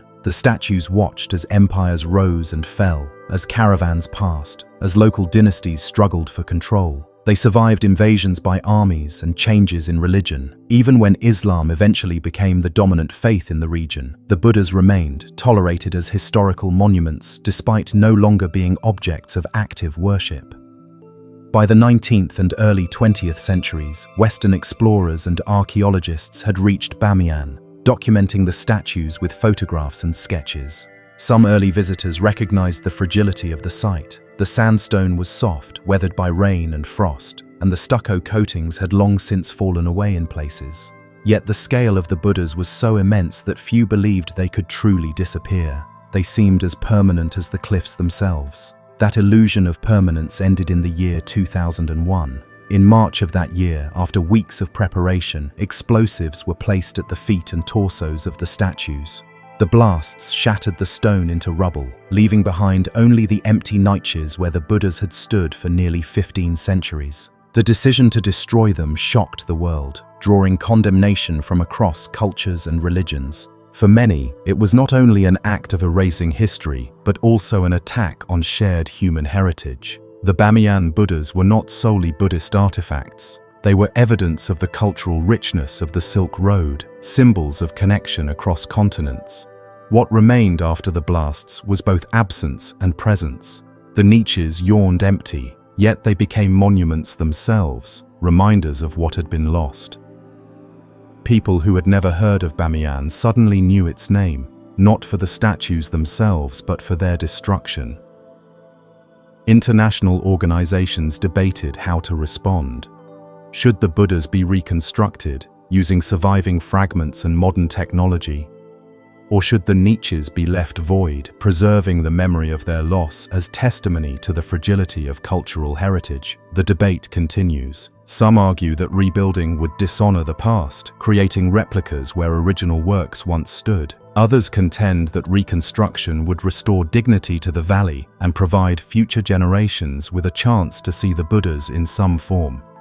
Meanwhile, smaller projects have focused on conserving the caves and surviving wall paintings, protecting what remains from further weathering. In recent years, digital technologies have even been used to project holographic images of the Buddhas into their niches, offering glimpses of how they once appeared without physically altering the site. Yet to understand the significance of Bamiyan's Buddhas, it is not enough to focus only on their destruction. Their creation tells us something profound about the world more than 1.5 millennia ago. Imagine the scale of organization required to carve statues taller than a modern apartment building into the side of a cliff. Workers needed tools, scaffolding, and food supplies for years of labor. Artists had to design proportions that would look correct when viewed from far below. Monks coordinated the building as both spiritual and cultural endeavors. Such undertakings suggest that Bamiyan was not a peripheral settlement, but a thriving cosmopolitan center with resources and vision. The artistic style of the Buddhas also reflects cultural blending. The faces show influence from Indian traditions, while the drapery of the robes recalls classical Greco-Roman styles, filtered through Central Asian adaptations. This mixture is precisely what one would expect from the Silk Road. An art that was neither purely local nor entirely imported, but a synthesis created by the meeting of many peoples. The statues, therefore, stand as evidence of human connection across distance, embodying a history of exchange far older than globalization as we know it. There is another aspect often overlooked: the Buddha's role as markers of time. For local villagers, they were more than religious icons. They stood as reference points for daily life. Children grew up under their gaze, shepherds guided flocks past their feet, travelers rested in their shade. Their massive forms became woven into memory, part of the identity of Bamiyan itself. When they fell, it was not only a global heritage that was lost, but also a deeply personal one for those who lived among them. In recent years, archaeologists have discovered that the Bamiyan cliffs may once have held even more statues. Smaller Buddhas carved into niches have been identified, suggesting that the valley was once filled with images, a vast complex rather than just two isolated figures.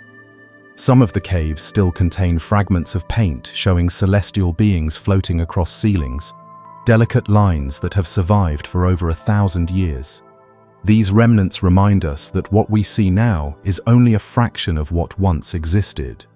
The story of the Bamiyan Buddhas, then, is one of presence and absence, creation and destruction, memory and forgetting.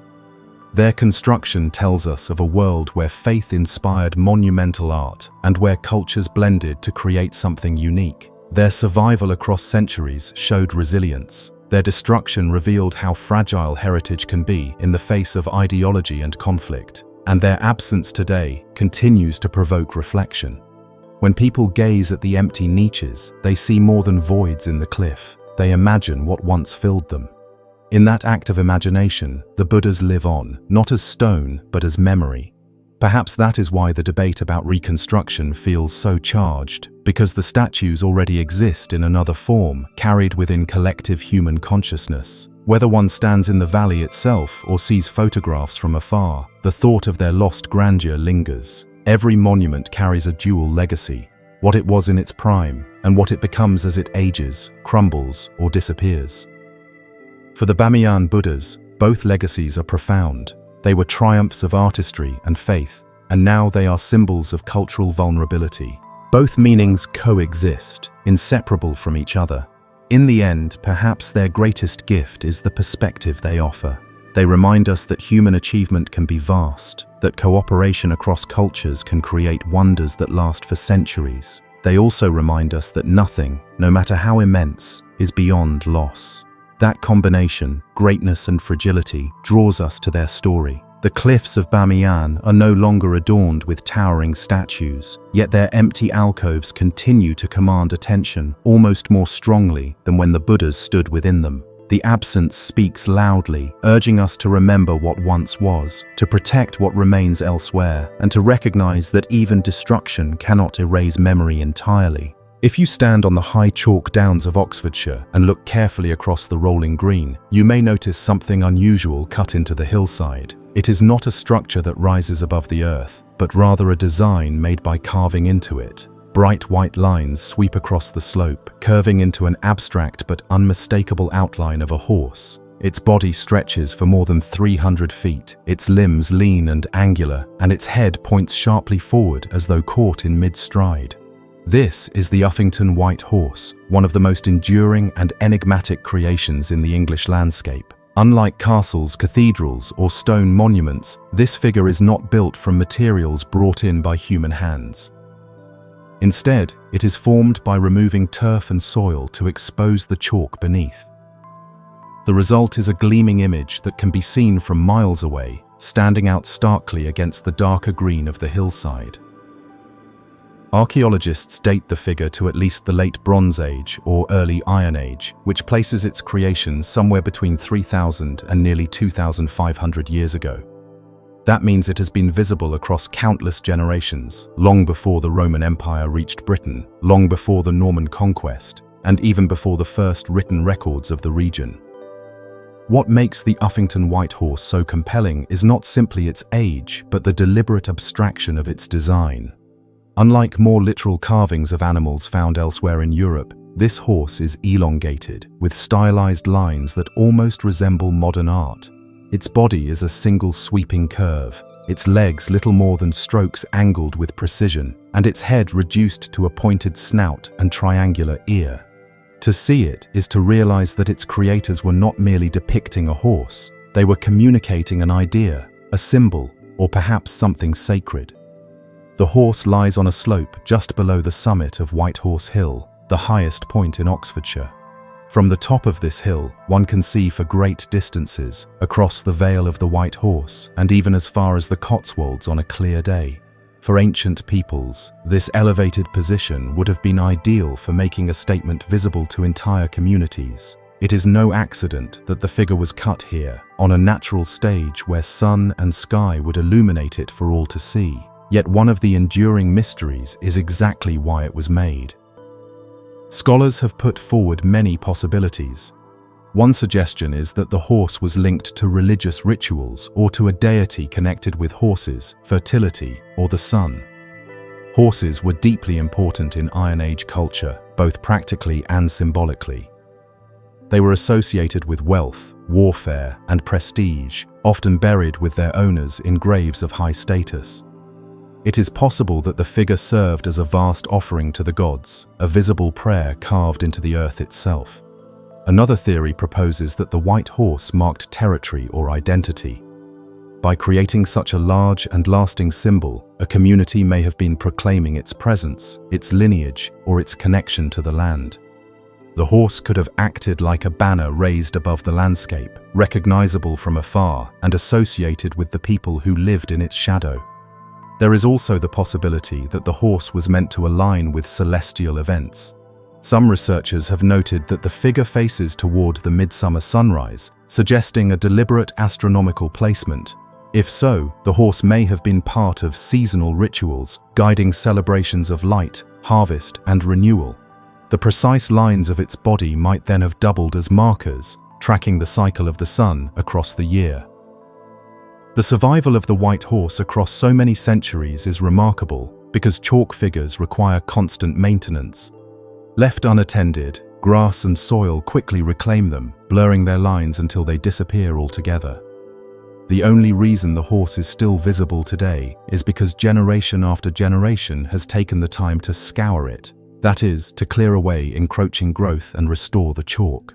This task became a tradition, sometimes organized as a festival where communities gathered to celebrate while working together on the figure. Such festivals are recorded in medieval documents and may themselves have ancient roots, connecting present-day villagers with their distant ancestors through the shared act of keeping the horse alive in the hillside. The earliest written references to the Uffington white horse appear in Saxon charters around the 9th century, when land was being described and boundaries set. Even then, the horse was already so established that it served as a landmark for defining property.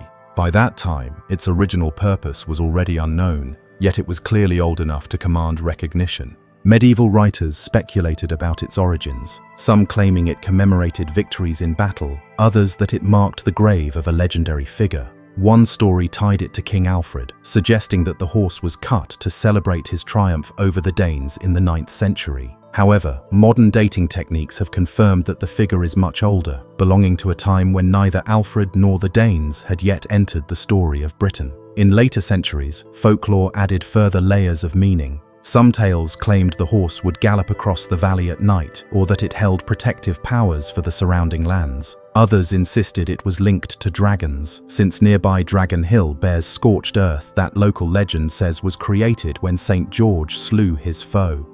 These stories may not tell us the literal truth of the horse's origins, but they show how deeply it has been woven into the imagination of the people who lived near it. During the 18th and 19th centuries, antiquarians began to study the white horse more systematically. Some believed it was a Saxon emblem, connecting it to heraldic horses found in medieval shields and flags. Others looked further back, suggesting links to the Celts or even to prehistoric sun worship. While interpretations varied widely, all agreed that the figure's age was immense and its significance profound. Modern archaeology has provided more precise evidence. Excavations around the horse have revealed tools and pottery from the late Bronze Age and early Iron Age, placing its creation securely in that era.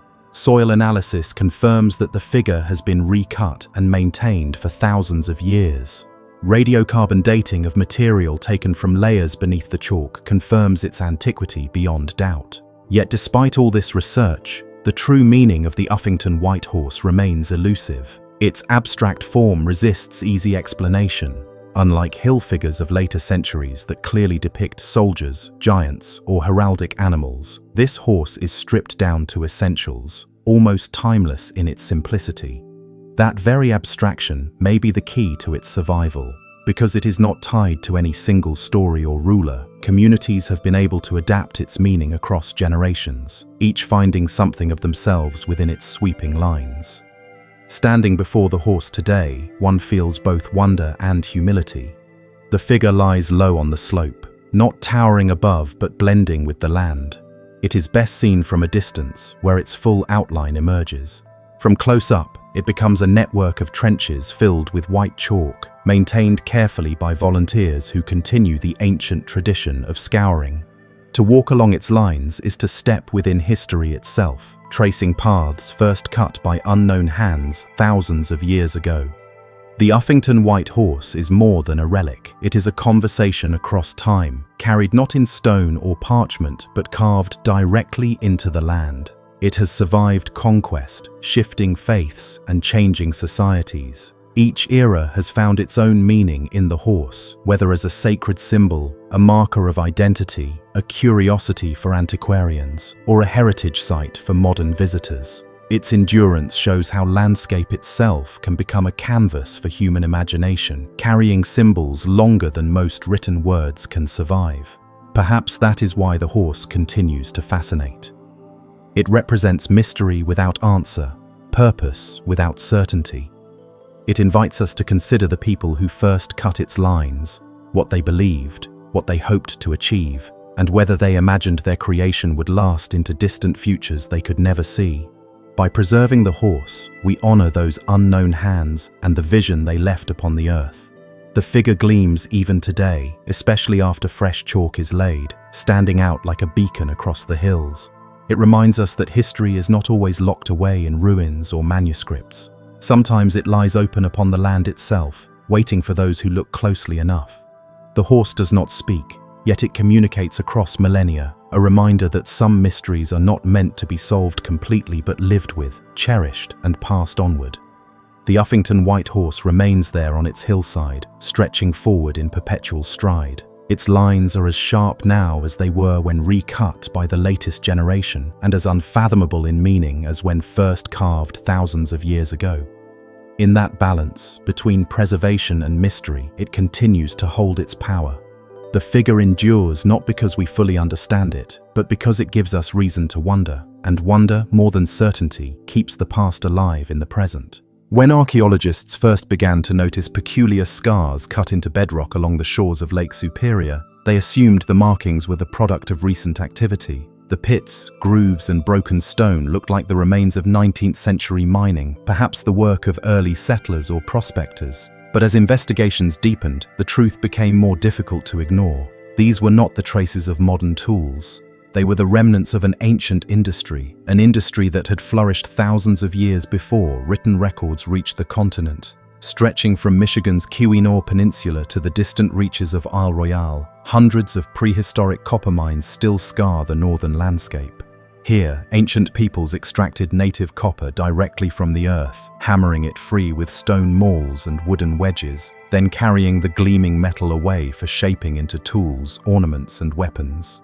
For over 3 millennia, long before the arrival of Europeans, the Great Lakes were home to one of the most sustained and organized mining efforts anywhere in the ancient world.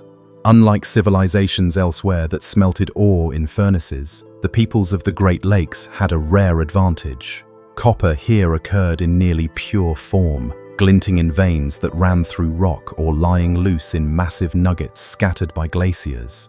These could be collected and worked with direct effort, shaped through hammering and annealing into blades, awls, chisels, fishhooks, and decorative objects.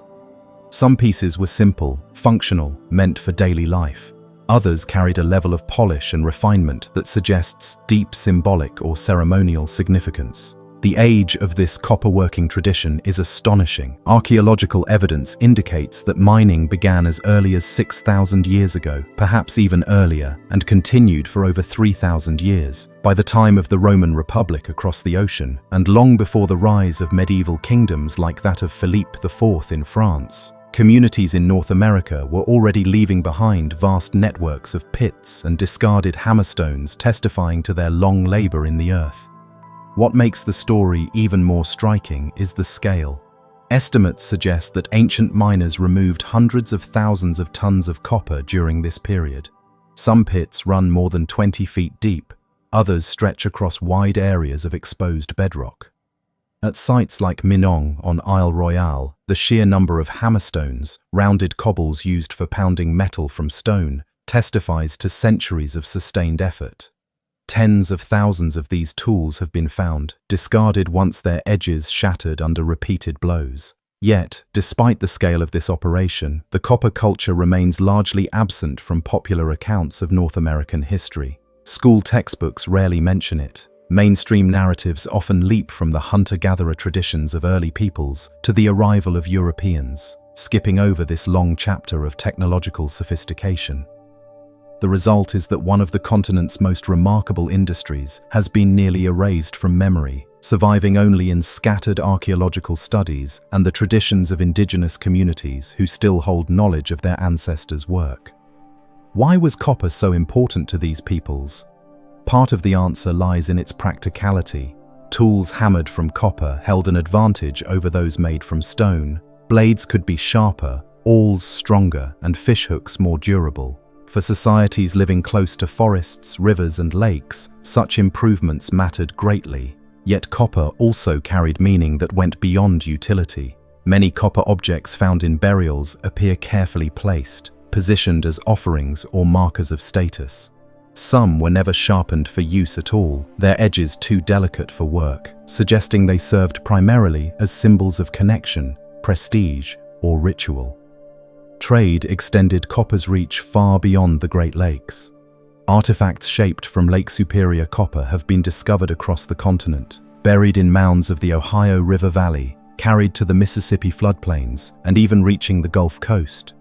The spread of these objects shows the existence of vast networks of exchange, where copper traveled hand to hand across hundreds of miles, connecting distant communities in webs of interaction and shared symbolism.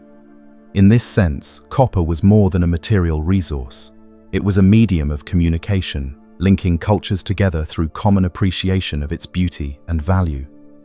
One striking feature of the copper culture is the combination of laborious effort and careful restraint.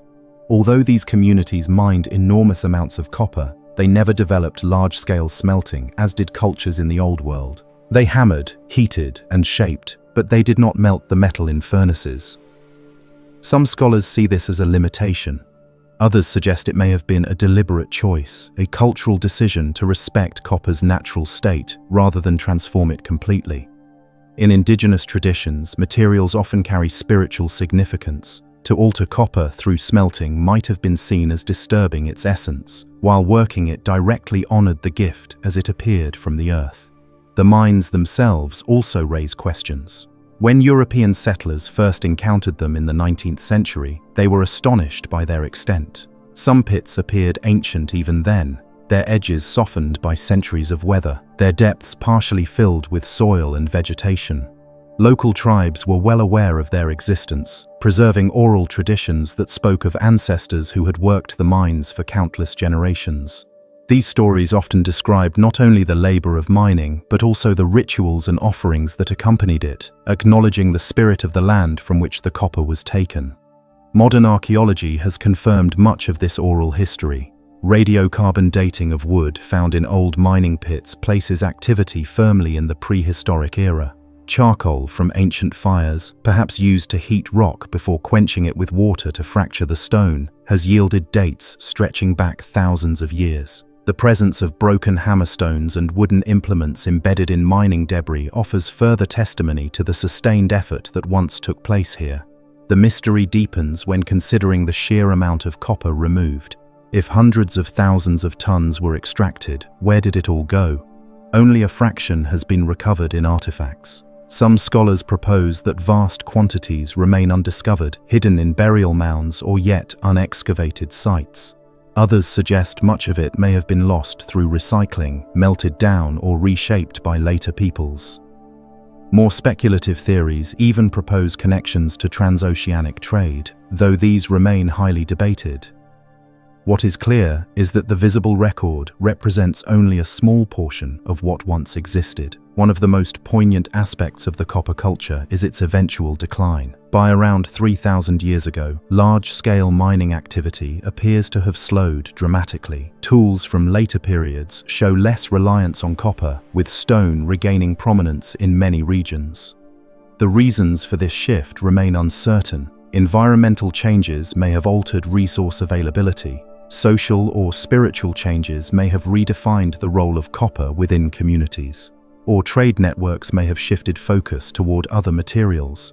Whatever the cause, the once thriving industry gradually faded, leaving its pits abandoned and its story fragmented. Yet the memory never vanished entirely. Indigenous traditions in the Great Lakes region continued to honor copper as a sacred substance. Some groups saw it as imbued with life-giving power, connected to water and transformation. Offerings of copper were placed in lakes and rivers as acts of reverence, a practice that persisted well into historic times. Even when outsiders overlooked the significance of the copper culture, local peoples carried its meaning forward in their spiritual and cultural practices. When Europeans finally arrived in the 17th century, they quickly recognized the presence of copper, but did not immediately grasp the scale of the ancient industry. Only in the 19th century, when industrial mining boomed in the Kaimanawa Peninsula, did settlers begin to encounter the full evidence of prehistoric activity. They uncovered old pits filled with rubble, discarded hammerstones, and wooden tools preserved in the earth. Some of these discoveries found their way into museums, though often stripped of the cultural context that had given them meaning. Today, archaeologists and indigenous communities work together to better understand and honor this legacy. The copper culture is increasingly recognized as one of the most impressive prehistoric industries of North America, a testament to the ingenuity and organization of ancient peoples. It challenges outdated notions that portray pre-Columbian societies as simple or primitive, showing instead that they developed complex technologies, far-reaching trade, and deep spiritual relationships with the materials they used. Standing near one of the ancient pits, with Lake Superior stretching into the horizon, it is possible to imagine the sound of hammerstones striking copper, the rhythm of work echoing across the forested shorelines. It is possible to envision the long journeys of copper artifacts, carried hand to hand across rivers and plains until they reached distant lands where they were treasured as gifts or buried as offerings. These images remind us that history is not always preserved in stone monuments or written texts. Sometimes it lies hidden in the soil, waiting for us to notice the scars left by forgotten hands. The copper culture of North America remains an open story. We know enough to admire its scale, its duration, and its significance, yet much remains mysterious. How were communities organized to sustain mining for thousands of years? What precise meanings did they attach to copper objects placed in graves or offered to waters? Why did the industry decline so suddenly after so long? Each question lingers, inviting exploration while refusing easy resolution. What we can say with certainty is that the ancient peoples of the Great Lakes achieved something remarkable. They transformed a natural gift of their landscape into a foundation for tools, art, trade, and meaning that lasted for millennia. Their work shaped not only their own societies, but also the cultural connections across a continent. And although their story was nearly erased from the historical record, the pits, artifacts, and living traditions remain to remind us of their legacy. The white glint of copper still appears along the shores of Lake Superior when sunlight catches it, a reminder perhaps that history sometimes waits just beneath the surface. To notice it is to reconnect with a chapter of human ingenuity too often forgotten. And as the wind moves across the vast waters of the Great Lakes, carrying the sound of waves against stone, it is easy to feel that those ancient miners are not entirely gone. Their legacy remains embedded in the land, shining faintly, asking to be remembered.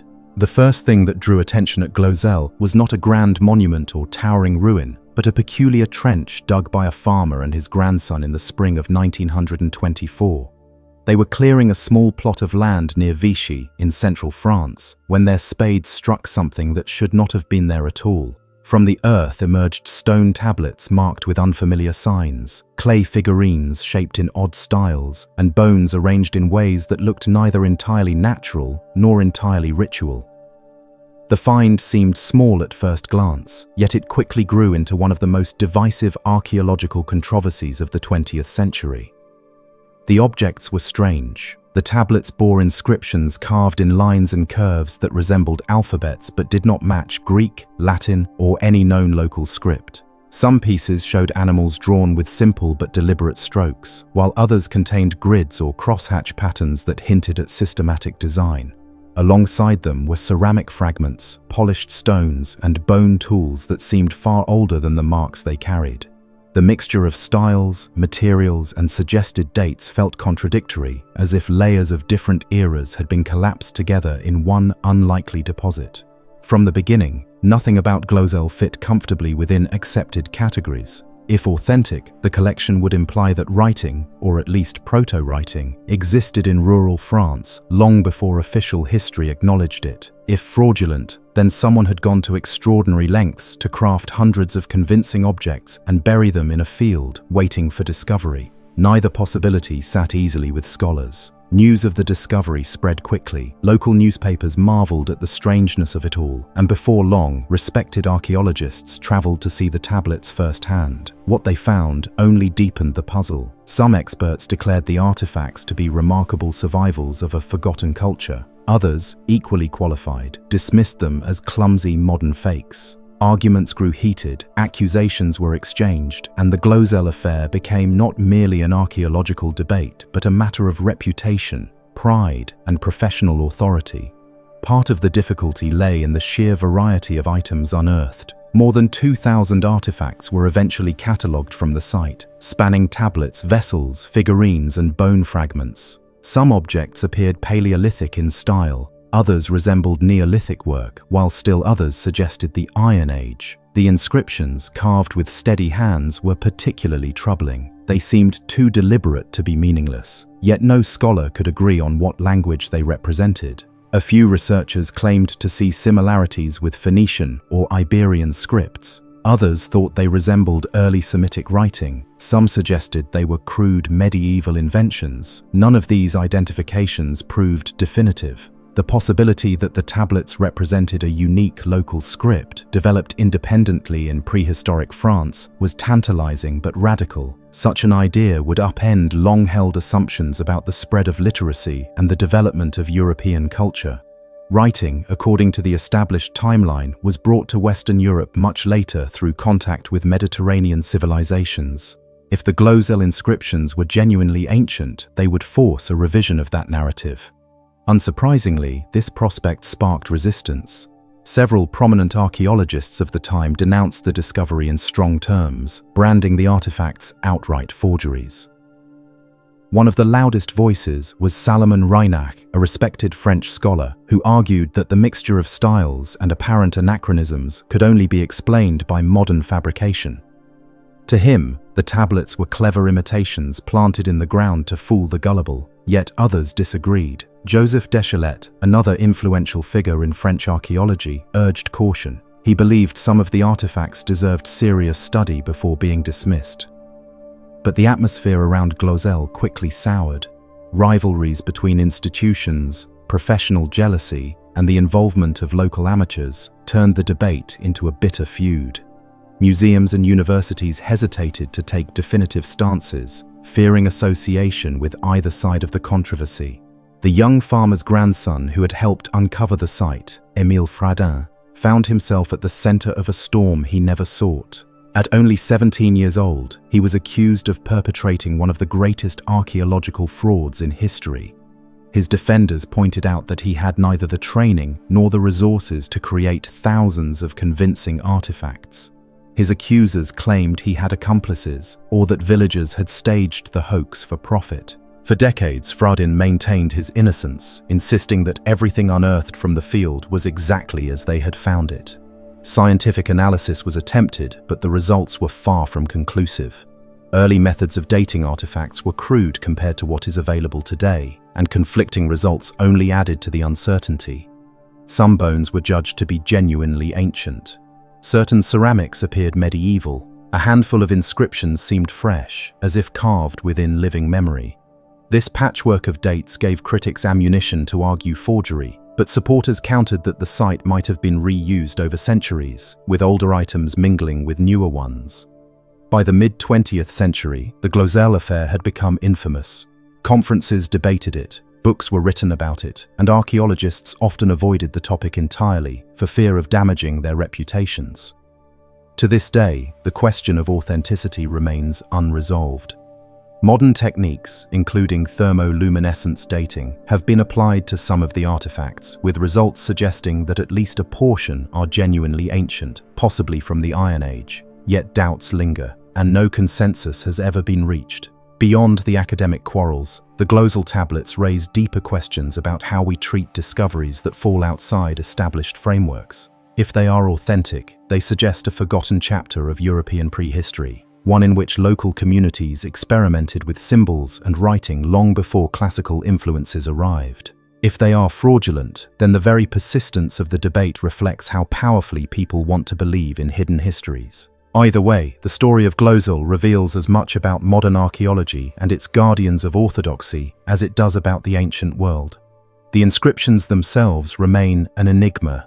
Amateur enthusiasts and linguists have proposed countless interpretations over the decades. Some see astronomical charts, others believe they are primitive accounting records. A few suggest they might represent magical symbols or ritual notations unrelated to language in the strict sense. Without a bilingual text or definitive decipherment, the marks on the tablets continue to resist easy explanation.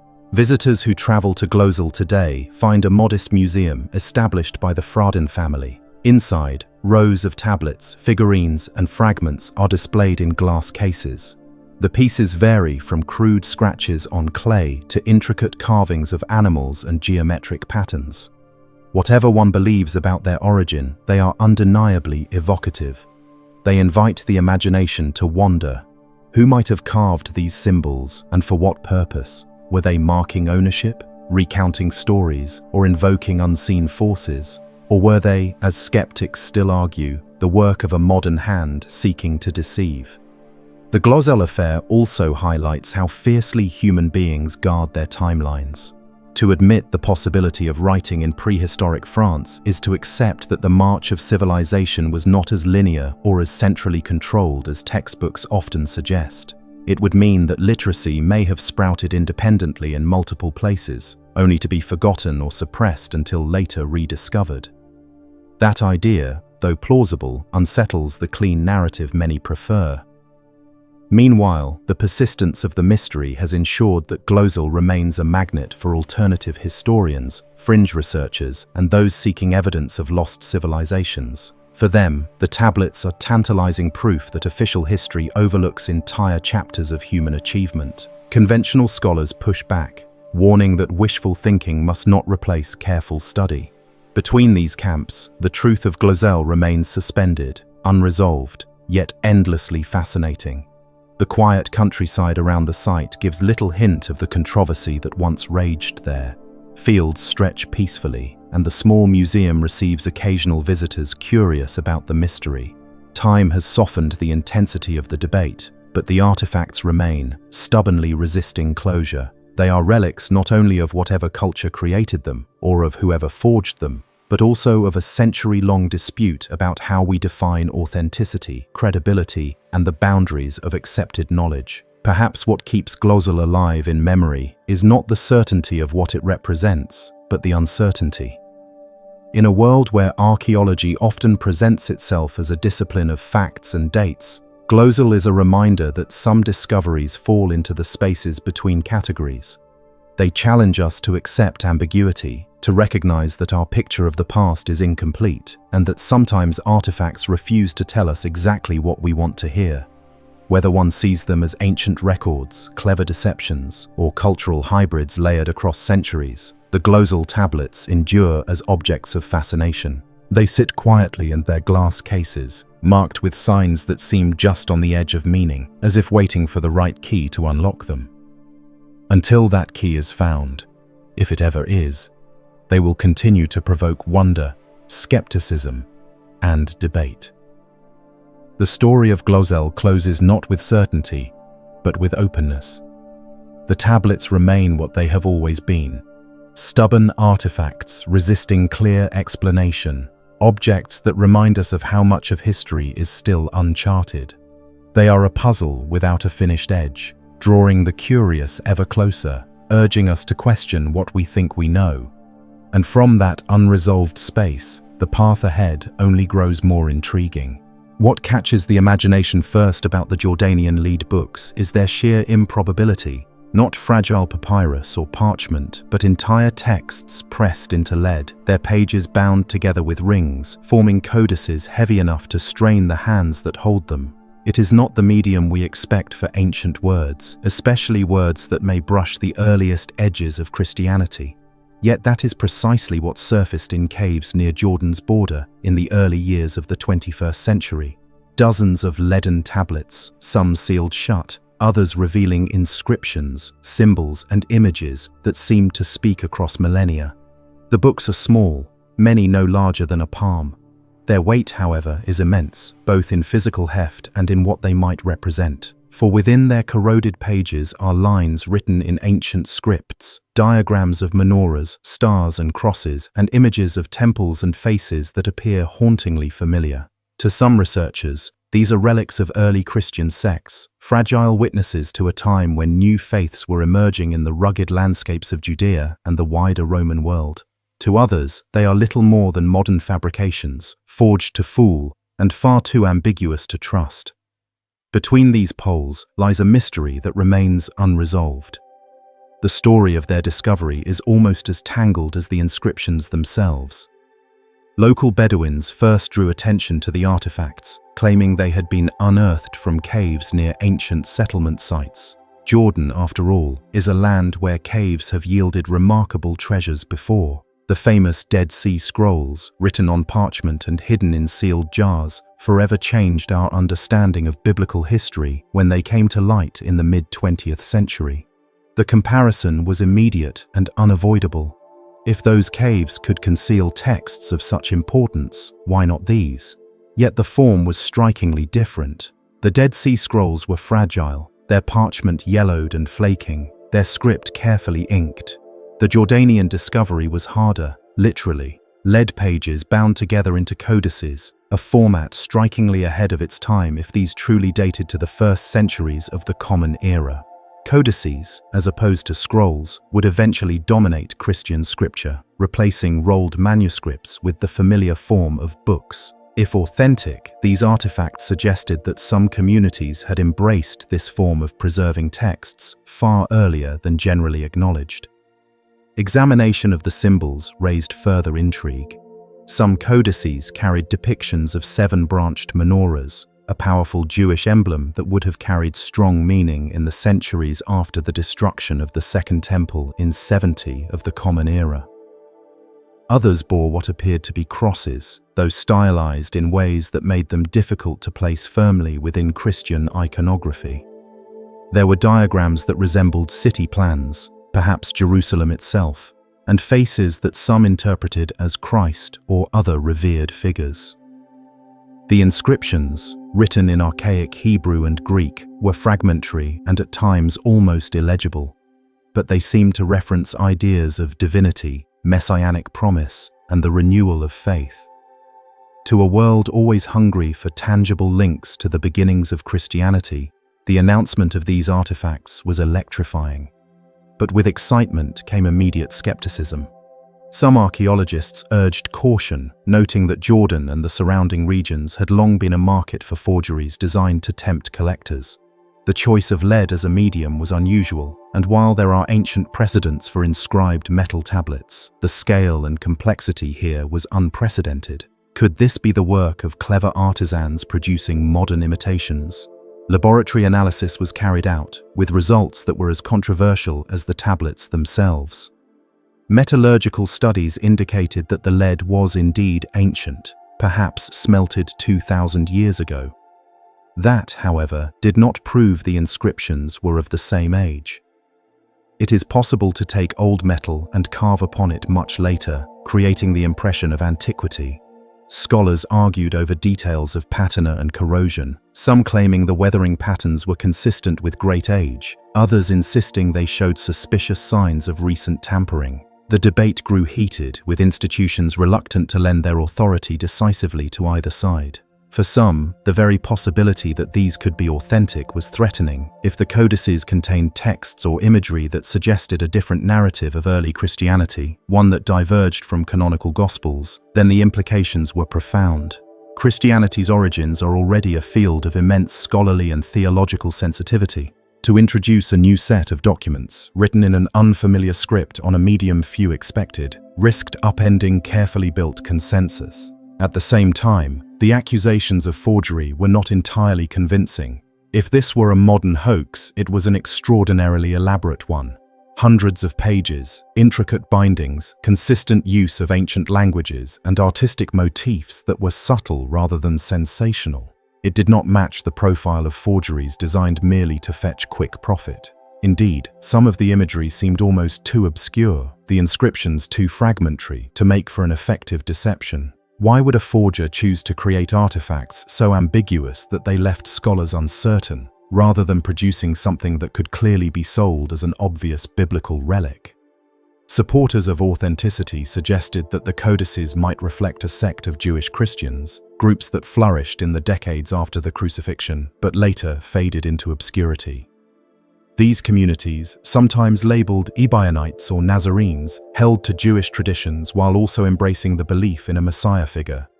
Their writings, largely suppressed or lost, are known to us only through hostile references in later Christian texts. Could the lead books of Jordan be the long-lost voice of such a group, preserved against the ravages of time in desert caves? The possibility is tantalizing. A cache of documents from marginalized sects would help explain the odd mixture of symbols, the blend of menorah and cross, of Hebrew and Greek. It would also explain why such writings might have been deliberately hidden. Just as the Dead Sea Scrolls were concealed during times of upheaval, perhaps these lead books were secreted away by believers fearing persecution, hoping that someday their message might be recovered. Yet for every scholar willing to entertain the possibility, another stepped forward to caution against overreach. Too many uncertainties remained. The scripts did not always align cleanly with known alphabets. Some symbols seemed invented or distorted. Certain inscriptions could not be convincingly translated at all, and the provenance, the exact circumstances of discovery, was never firmly established. Without controlled excavation, it is difficult to prove where precisely the codices came from, or whether they were ever truly buried in the caves where they were said to be found. The debate has not subsided. More than a decade after the books first came to light, they remain in limbo, neither universally accepted as authentic nor decisively dismissed. Their very ambiguity has become part of their identity, a mirror reflecting the hopes, doubts, and divisions of those who study them. For some, they are an extraordinary survival, a window into forgotten sects of the early Christian world. For others, they are elaborate fakes, crafted to exploit the hunger for discoveries that confirm or challenge biblical history. Yet beyond the dispute, there is something undeniably evocative about the objects themselves. To hold a book of metal, each page cold and heavy, its inscriptions worn but still visible, is to confront the persistence of human memory in material form.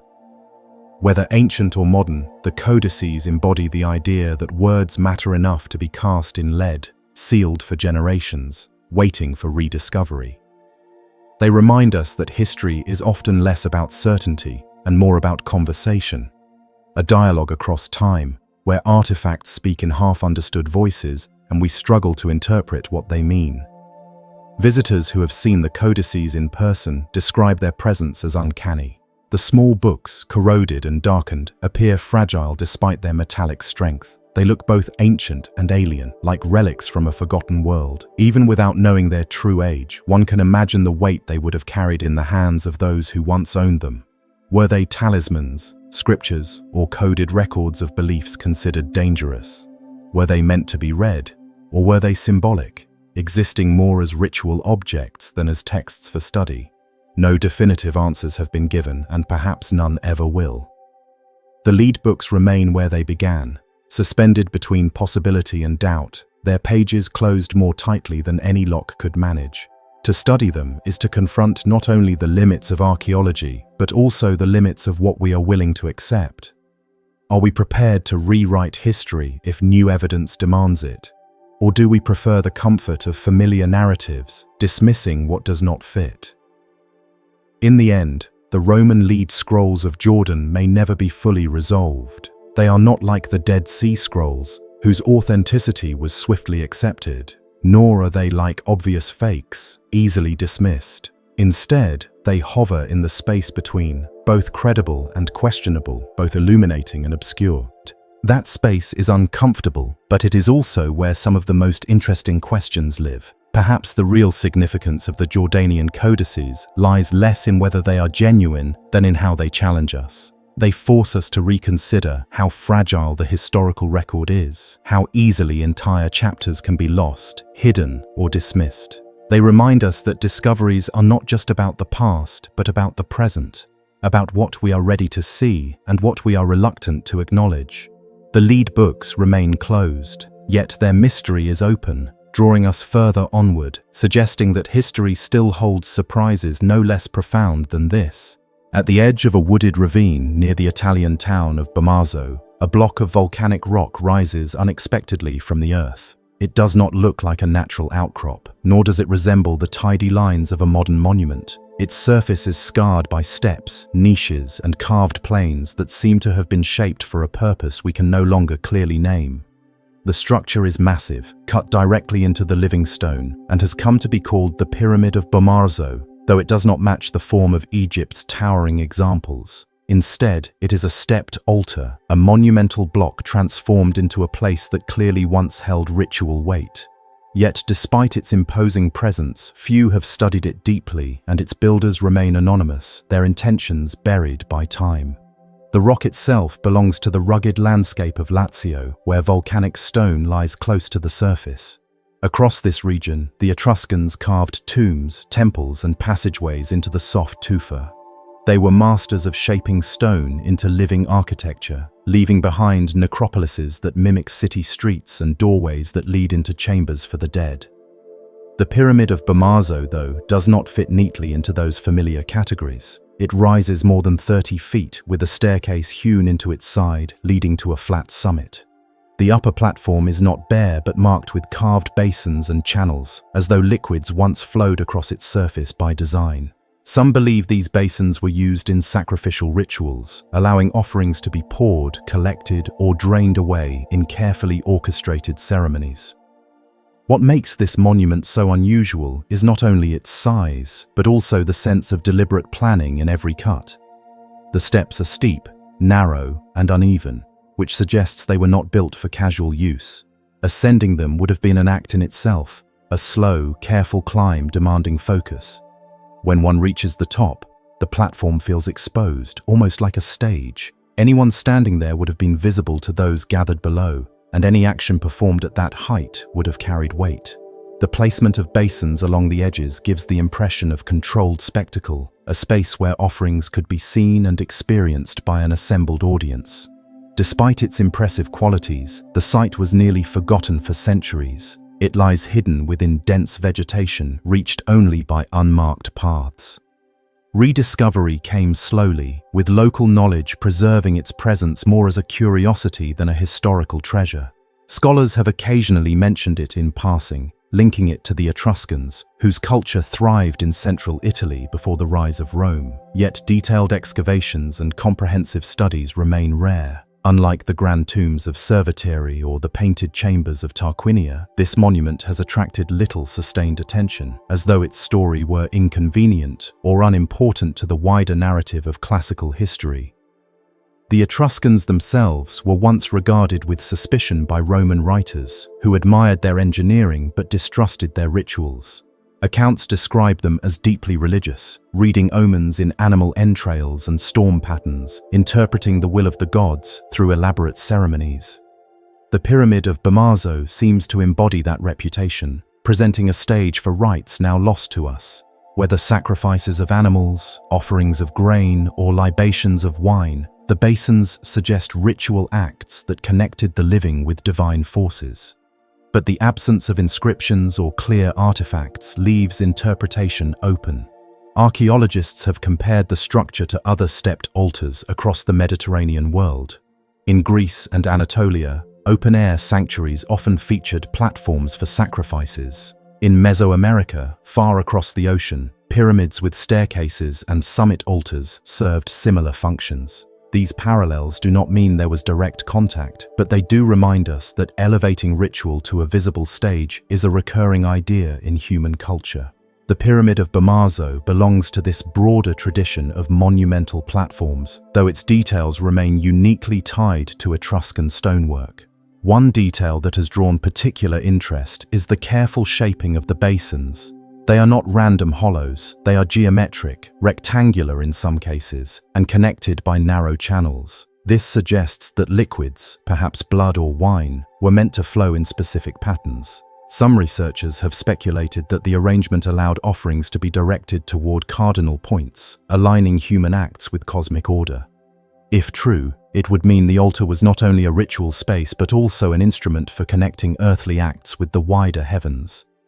The Etruscans are often remembered through the lens of Rome, which eventually absorbed their lands and reinterpreted their legacy. Much of what we know comes filtered through Roman accounts that diminish or caricature their practices. Yet monuments like the Pyramid of Bamazo hint at a society both sophisticated and enigmatic, one that invested immense labor into spaces that combined engineering with symbolism.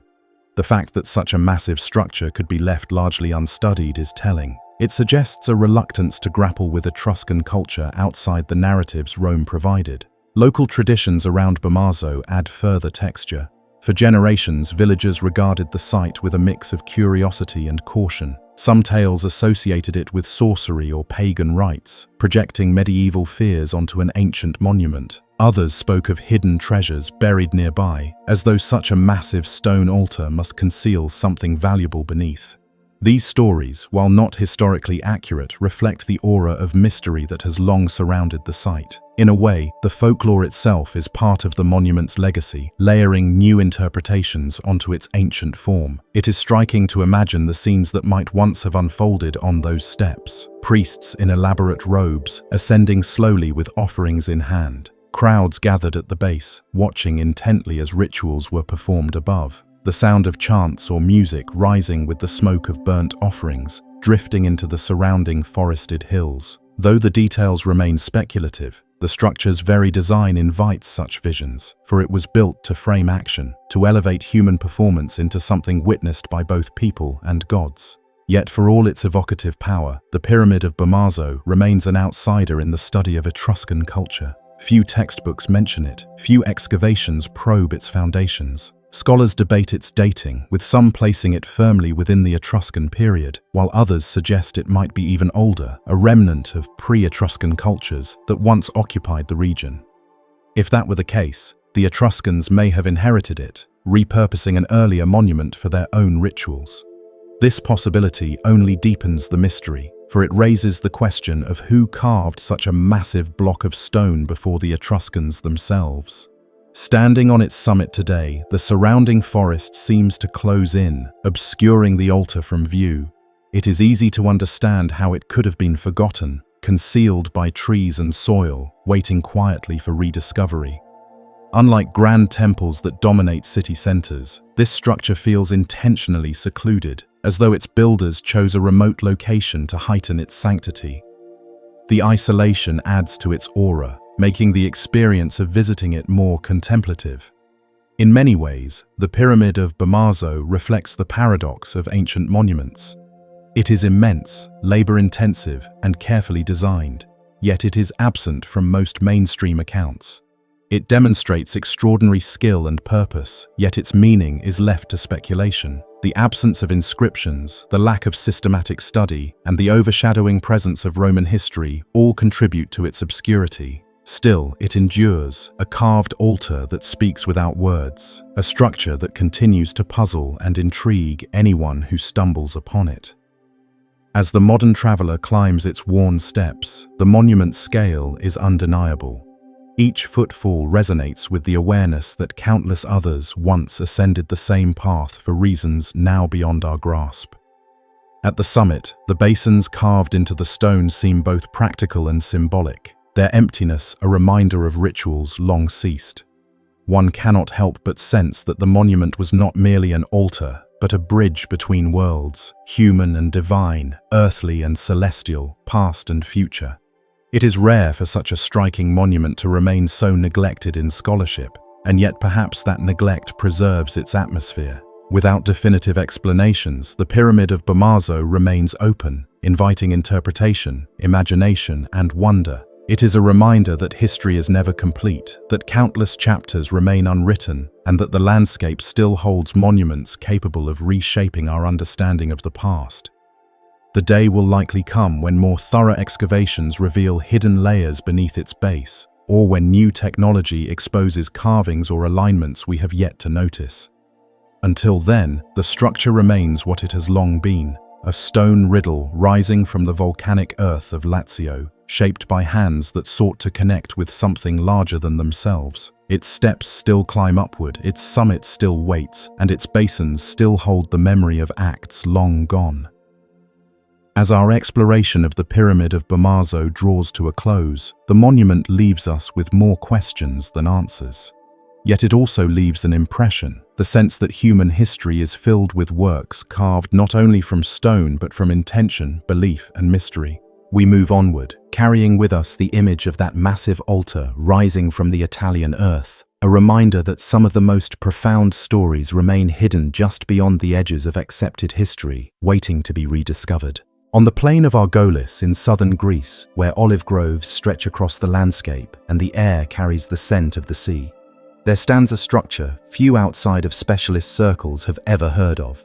Built of limestone blocks fitted with careful precision, it rises in a shape unmistakably reminiscent of a pyramid. Yet this is not Egypt, nor is it the desert. This monument is called the Hellenikon, and it has long puzzled archaeologists and visitors alike. Its weathered stones are massive, its form geometric and deliberate, and its age, according to some measurements, may rival or even surpass the earliest pyramids on the Nile. Unlike the pyramids of Giza, which are celebrated the world over and studied in endless detail, the Hellenikon remains strangely absent from mainstream accounts of ancient architecture. Tourists visiting nearby Mycenae or Epidaurus rarely even hear its name. Yet the monument stands, quiet and enduring, on Greek soil, carrying mysteries that have resisted easy explanation.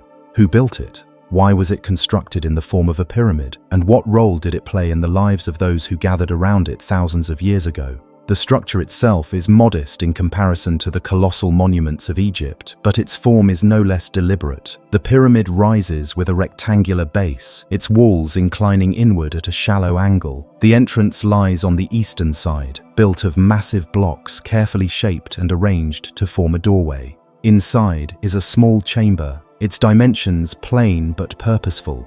Some scholars suggest that it was intended as a tomb. Others propose it served as a guardhouse, a fortified refuge for soldiers in times of unrest. But the scale, the effort of cutting and hauling the stones, and above all the pyramid form itself, suggest more than mere practicality. Dating the Hellenikon has proven one of its greatest controversies. Early studies placed it in the classical period, no older than the 4th century BC. Later analyses, however, particularly those using thermoluminescence techniques in the late 20th century, suggested an astonishingly earlier date, possibly as far back as 2700 BC. If true, the Hellenicon would predate Egypt's Great Pyramid of Khufu, which stands as one of humanity's most iconic early monuments.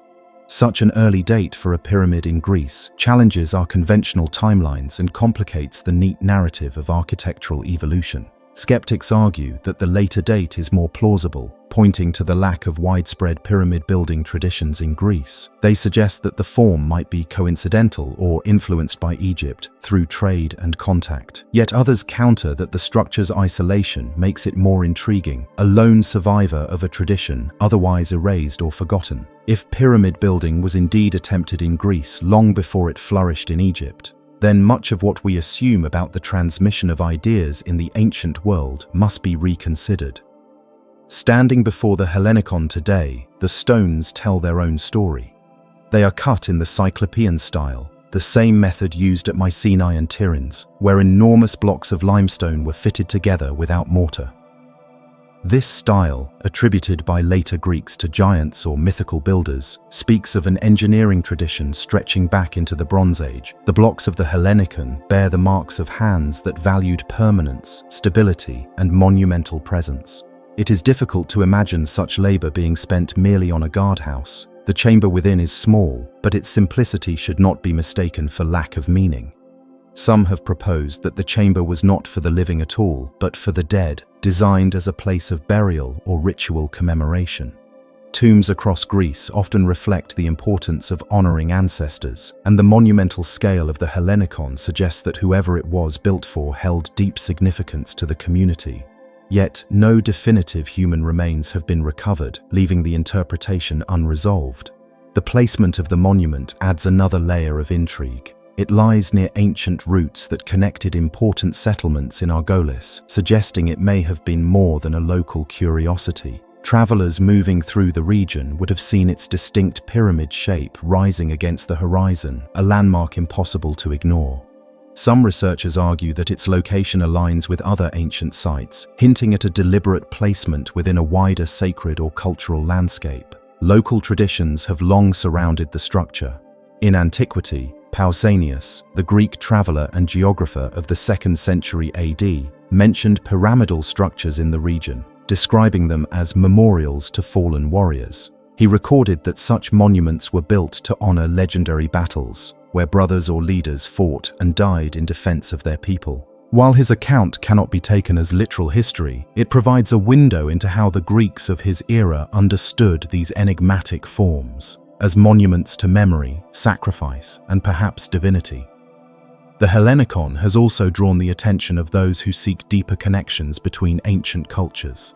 Some have pointed out the curious recurrence of pyramid forms across the world, from Egypt to Mesoamerica, from Mesopotamia's ziggurats to China's burial mounds.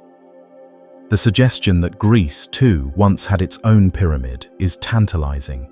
It raises the question of whether pyramid building is a universal human impulse, emerging independently in different cultures, or whether it hints at forgotten networks of knowledge that spanned greater distances than our histories admit. Yet, despite such possibilities, the Hellenicon remains neglected in most academic texts. Some dismiss the thermoluminescence dating as flawed. Others simply bypass the controversy by focusing instead on better documented sites. The result is a curious silence, leaving the monument itself to carry the weight of its mystery.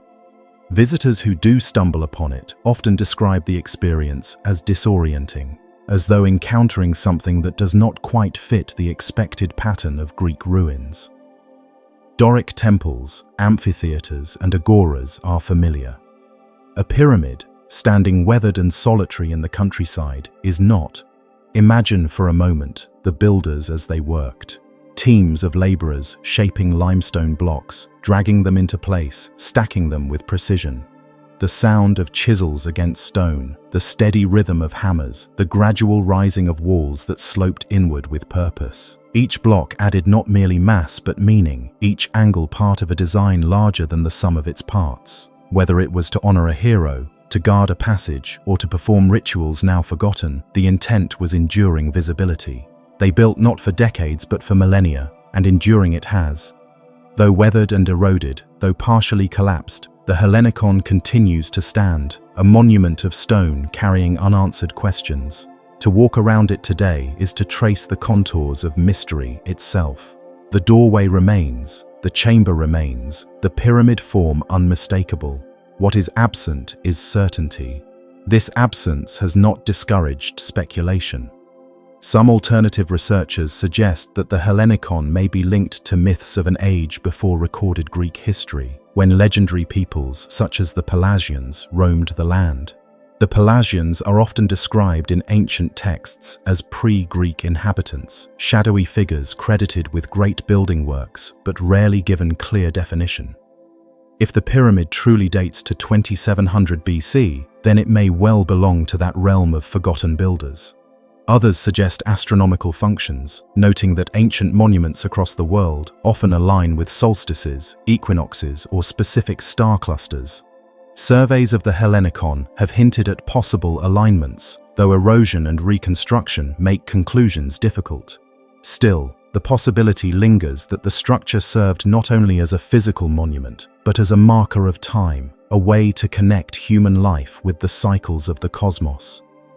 In recent decades, a few dedicated archaeologists and local enthusiasts have called for renewed study, arguing that the monument deserves more attention. They note that whether it is a tomb, a guardhouse, or something else entirely, the precision of its construction and the controversy over its age make it unique within Greece. To leave it unstudied is to accept gaps in our knowledge of the ancient world. Yet funding and interest remain scarce, overshadowed by the grandeur of Athens and the fame of Egypt. For those who seek it out, the Hellenicon offers a different kind of experience. There are no ticket lines, no interpretive signs, no crowds of tourists snapping photos. It lies quietly among fields and hills, waiting for those curious enough to find it. The atmosphere is contemplative. One can stand before its weathered stones, run a hand along their rough surface, and feel directly connected to an ancient act of construction, untouched by centuries of interpretation. It is easy to see why such a monument might be inconvenient to prevailing narratives. If it truly predates Egypt's pyramids, it complicates the story of where and when monumental architecture began. If it is later, it still demonstrates that pyramid building was not confined to Egypt or Mesoamerica, but arose in Greece as well, albeit in a form and context that did not become widespread. Either way, it forces us to reconsider neat categories and linear progressions. The Hellenicon's greatest gift may be precisely this, a reminder that history is never as straightforward as we would like, that cultures experiment, innovate, borrow, and sometimes create monuments whose meanings are lost even to their descendants, that a shape as enduring as the pyramid can arise in many places, for many reasons, and still leave us uncertain. As the sun sets over the plain of Argolis, the stones of the Hellenicon catch the fading light, their angles softened, their purpose unresolved. The structure has stood through centuries of shifting empires, forgotten wars, and changing landscapes. It remains, weathered but undeniable, a puzzle carved into limestone. Its story may be incomplete, but it continues to call to those who notice it, urging us to look closer, to ask harder questions, and to remember that the past still holds secrets not easily erased. It began with fragments, broken pieces of dark basalt unearthed in the soil of northern Israel during an excavation in the summer of 1993. At first glance, the archaeologists saw only shards of an ancient stone inscription, cracked and incomplete, lying scattered in the ruins of an old city gate. Yet as the pieces were carefully cleaned and pieced together, a few faint lines of text began to emerge. They were written in Aramaic, the language of ancient kingdoms that once flourished in the Levant. And in those lines, one name stood out with startling clarity: the House of David. This was no ordinary find. For centuries, scholars had debated whether David, the famous shepherd king described in the Hebrew Bible, had been a historical figure or a legend woven into Israel's national story. Some insisted he was purely mythical, a character created to give later rulers a noble lineage. Others believed he must have existed, though no hard evidence outside the biblical text had been found. And now, from beneath the earth at Tel Dan, here was an inscription carved nearly 3,000 years ago by a rival king, boasting of victory over both Israel and Judah, and naming explicitly the royal house said to descend from David. The slab itself was likely part of a victory monument erected by an Aramean ruler, perhaps Hazael of Damascus, though even this detail remains debated. What is certain is that the words inscribed on it were designed to humiliate Israel's rulers, to declare their defeat and the triumph of a foreign king. Yet, in a twist of irony, it is precisely this ancient piece of propaganda that has given modern historians one of the most tangible pieces of evidence for David's historical existence. The Tel Dan Stela transformed a centuries-old argument, not by proving every biblical account, but by rooting at least one part of it firmly in the archaeological record. The story of its discovery is as fascinating as the inscription itself. Excavations at Tel Dan, a site rich with layers of ancient occupation, had long been underway when the fragments appeared. The team, led by Israeli archaeologist Avraham Biran, was clearing debris near a city gate complex when they noticed broken stone blocks reused as part of a later wall. At first, the inscription went unnoticed, the carved letters weathered and faint. Only when the fragments were cleaned and studied under better light did the meaning begin to take shape. The realization was immediate. Here was a 9th century BC artifact, an inscription written by a neighboring kingdom referencing the dynasty of David. The implications were enormous. Up until that moment, skeptics of biblical history had often argued that David and Solomon were no more than mythical rulers, much like King Arthur in Britain. Their supposed kingdom was said to be nothing more than a national legend retroactively written into the texts centuries later. But the Tel Dan Stela offered something those skeptics could not easily dismiss: a hostile, non-Israelite source using David's name to describe a ruling dynasty. To dismiss the stele was to dismiss the evidence of history itself carved into stone. Still, as with all major archaeological discoveries, controversy quickly followed. Some scholars questioned whether the word should indeed be read as House of David. Could the letters have been misinterpreted? Were there other possible readings? A handful of academics suggested alternate translations, proposing that the text might instead refer to a place name, or perhaps another dynasty entirely, but the majority view has remained steady over time. The stele is genuine, and its reference to the House of David is both clear and deliberate. One of the most fascinating aspects of the Tel Dan Stela is not just what it says, but what it represents about memory, politics, and rivalry in the ancient Near East. The inscription, likely set up by an Aramean conqueror, does not glorify Israel or Judah. On the contrary, it proclaims their defeat, yet in doing so, it acknowledges their existence, their leaders, and their dynastic lineage. Ironically, a text written to boast about Israel's humiliation has become one of the most important confirmations of its history. What makes the stele even more mysterious is its fragmentary state. The pieces recovered form only a partial text, leaving gaps and broken lines that scholars attempt to reconstruct. How much more was originally inscribed? What other details might have been carved into the missing sections? Some have speculated that the stele may have recounted an entire military campaign, offering names, dates, and locations long since lost. If the full inscription were ever recovered, it could revolutionize our understanding of the politics of the 9th century BC. But as it stands, we have only the surviving fragments, tantalizing and incomplete, like a puzzle forever missing pieces. The stele also raises deeper questions about the way history is recorded and remembered. For the Arameans who carved it, the story of David's descendants was worth mentioning, not as praise, but as a marker of victory. For the biblical authors writing centuries later, David became the central figure of a national story, a symbol of faith, kingship, and covenant. For modern historians, the stele sits at the intersection of these two traditions, reminding us that even legends can have a core of truth, and even propaganda can preserve a fragment of reality.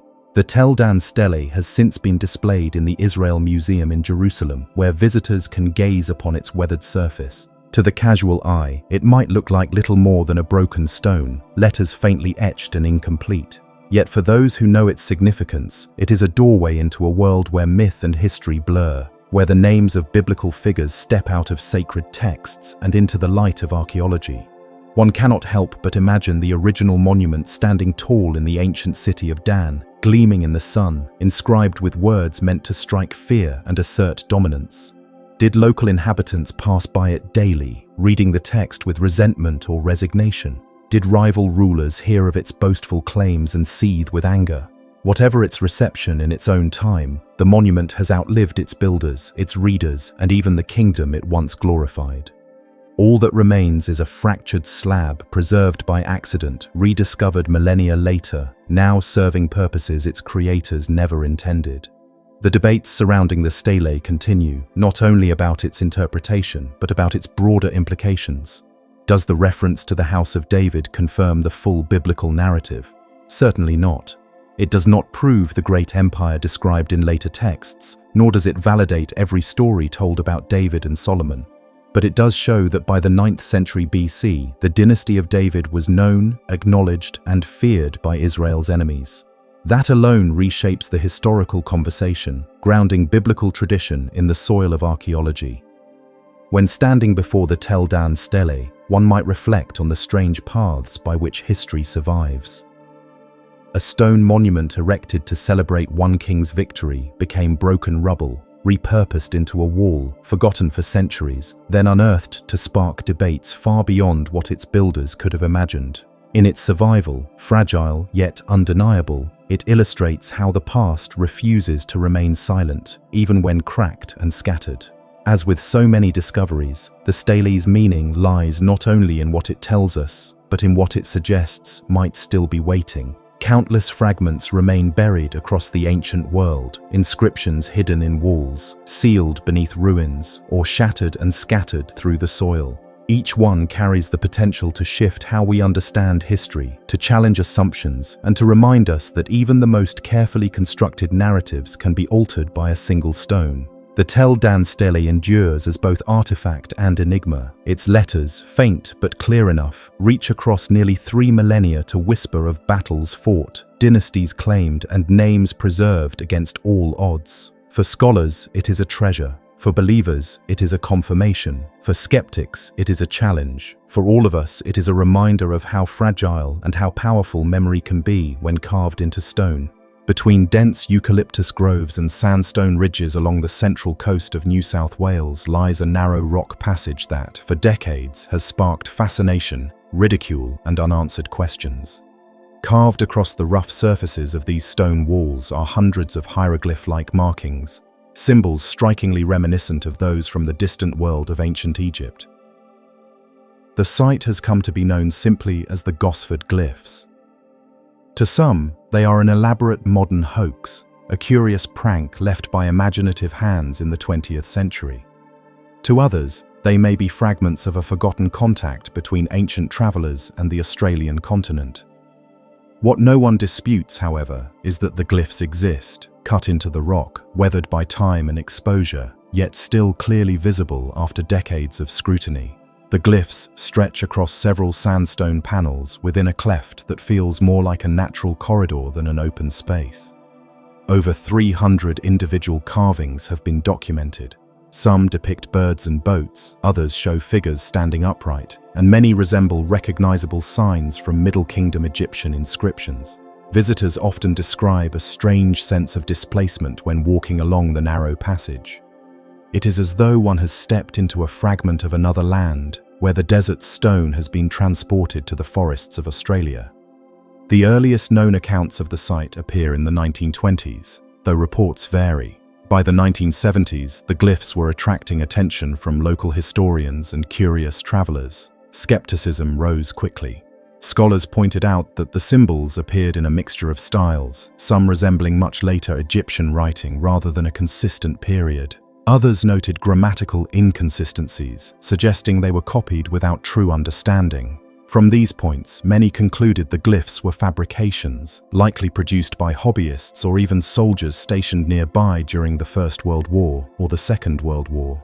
And yet, despite the derision, the glyphs refused to fade. Unlike chalk or paint that would quickly vanish under harsh Australian conditions, these markings were carved deeply enough into the sandstone that weather alone could not erase them easily. Visitors who first saw them decades ago have returned to find the same images still crisp and defined. That endurance complicates the claim of a passing prank. If the glyphs were carved in the early 20th century, their preservation against erosion and plant growth is curious in itself. If they were carved far earlier, the mystery only deepens.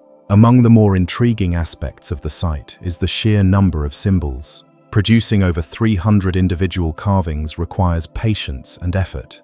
It would not have been the work of a single afternoon, nor even a week. The sandstone, though softer than granite, still resists casual scratching. To make such deep incisions requires tools, time, and determination. Whether the creator or creators were pranksters, artists, or something more, the project was ambitious. The interpretations of the glyphs vary wildly. Some enthusiasts believe they record the arrival of Egyptian voyagers who sailed to Australia long before European colonization. One translation offered by amateur researchers claimed that the inscriptions tell of shipwreck, a struggle with illness, and burials carried out in foreign soil. Another reading suggested the carvings commemorate journeys under the reign of an Egyptian monarch, though scholars dismiss these translations as fanciful at best. Yet, even within academic circles, the possibility of ancient long-distance contact is not dismissed outright, as evidence from other regions shows seafaring capabilities reaching farther than once assumed. Archaeologists who have examined the site tend to fall back on the explanation of a modern forgery. They note that no artifacts, no pottery, no tools, nor any trace of Egyptian presence has been unearthed in the surrounding area. Without corroborating evidence, it is difficult to support the idea of Egyptian explorers carving their history into Australian rock. But those who lean toward authenticity counter with another point. Absence of evidence is not evidence of absence. Australia's vastness, its harsh climate, and the fragility of organic remains make survival of small cultural traces unlikely. The debate has created a kind of stalemate. Those who wish to dismiss the glyphs can point to stylistic errors and lack of context. Those who see significance can point to their durability, their quantity, and their peculiar presence in an unlikely place. Each side has fuel, but neither has settled the matter. Local Aboriginal perspectives add another dimension. Some elders have spoken of the glyph site as a place of significance, though not necessarily tied to Egypt. They suggest the sandstone corridor was known to their ancestors and held ceremonial importance long before outsiders noticed the carvings. Others view the glyphs with caution, wary of imposing foreign narratives onto sacred land. This tension highlights a deeper issue: how easily indigenous histories are overshadowed by exotic stories, even when the land itself holds its own profound traditions. Still, the glyphs persist, carved into stone that resists easy answers. To walk along the passage today is to step into a palimpsest of competing interpretations. One moment, the marks resemble textbook hieroglyphs, sparking images of desert temples and pharaonic processions. The next, they look like crude imitations, awkwardly assembled without rhythm. The mind oscillates between awe and doubt, caught in the unresolved nature of the mystery. From a geological perspective, the durability of the glyphs is striking. Australian sandstone is susceptible to erosion from rain and heat. Yet after decades, and perhaps far longer, the carvings retain their shape. Moss and lichen creep around them, but have not erased them. Even skeptics admit that their continued clarity complicates the notion of a brief hoax. The weather, indifferent to debates, simply preserves the marks year after year. In a way, the Gosford glyphs are less about what they definitively prove and more about what they symbolize. They embody the human tendency to leave messages, to carve meaning into stone, to mark presence in a landscape. Whether crafted by Egyptian travelers, local experimenters, or imaginative pranksters, they show how symbols can invite curiosity far beyond their maker's intentions. Once inscribed, they enter the domain of interpretation, where every viewer brings a different lens. What is undeniable is the pull they exert. Visitors continue to trek into the bush to see them, guided by curiosity more than belief. Some leave convinced of ancient voyages, others amused by a long-standing hoax. Yet all leave with the image of foreign signs cut deep into native stone, a reminder that history is never entirely closed and that possibility lingers at the margins of the known. The controversy surrounding the glyphs also highlights how archaeology grapples with anomalies. Institutions prefer evidence that fits within accepted chronologies.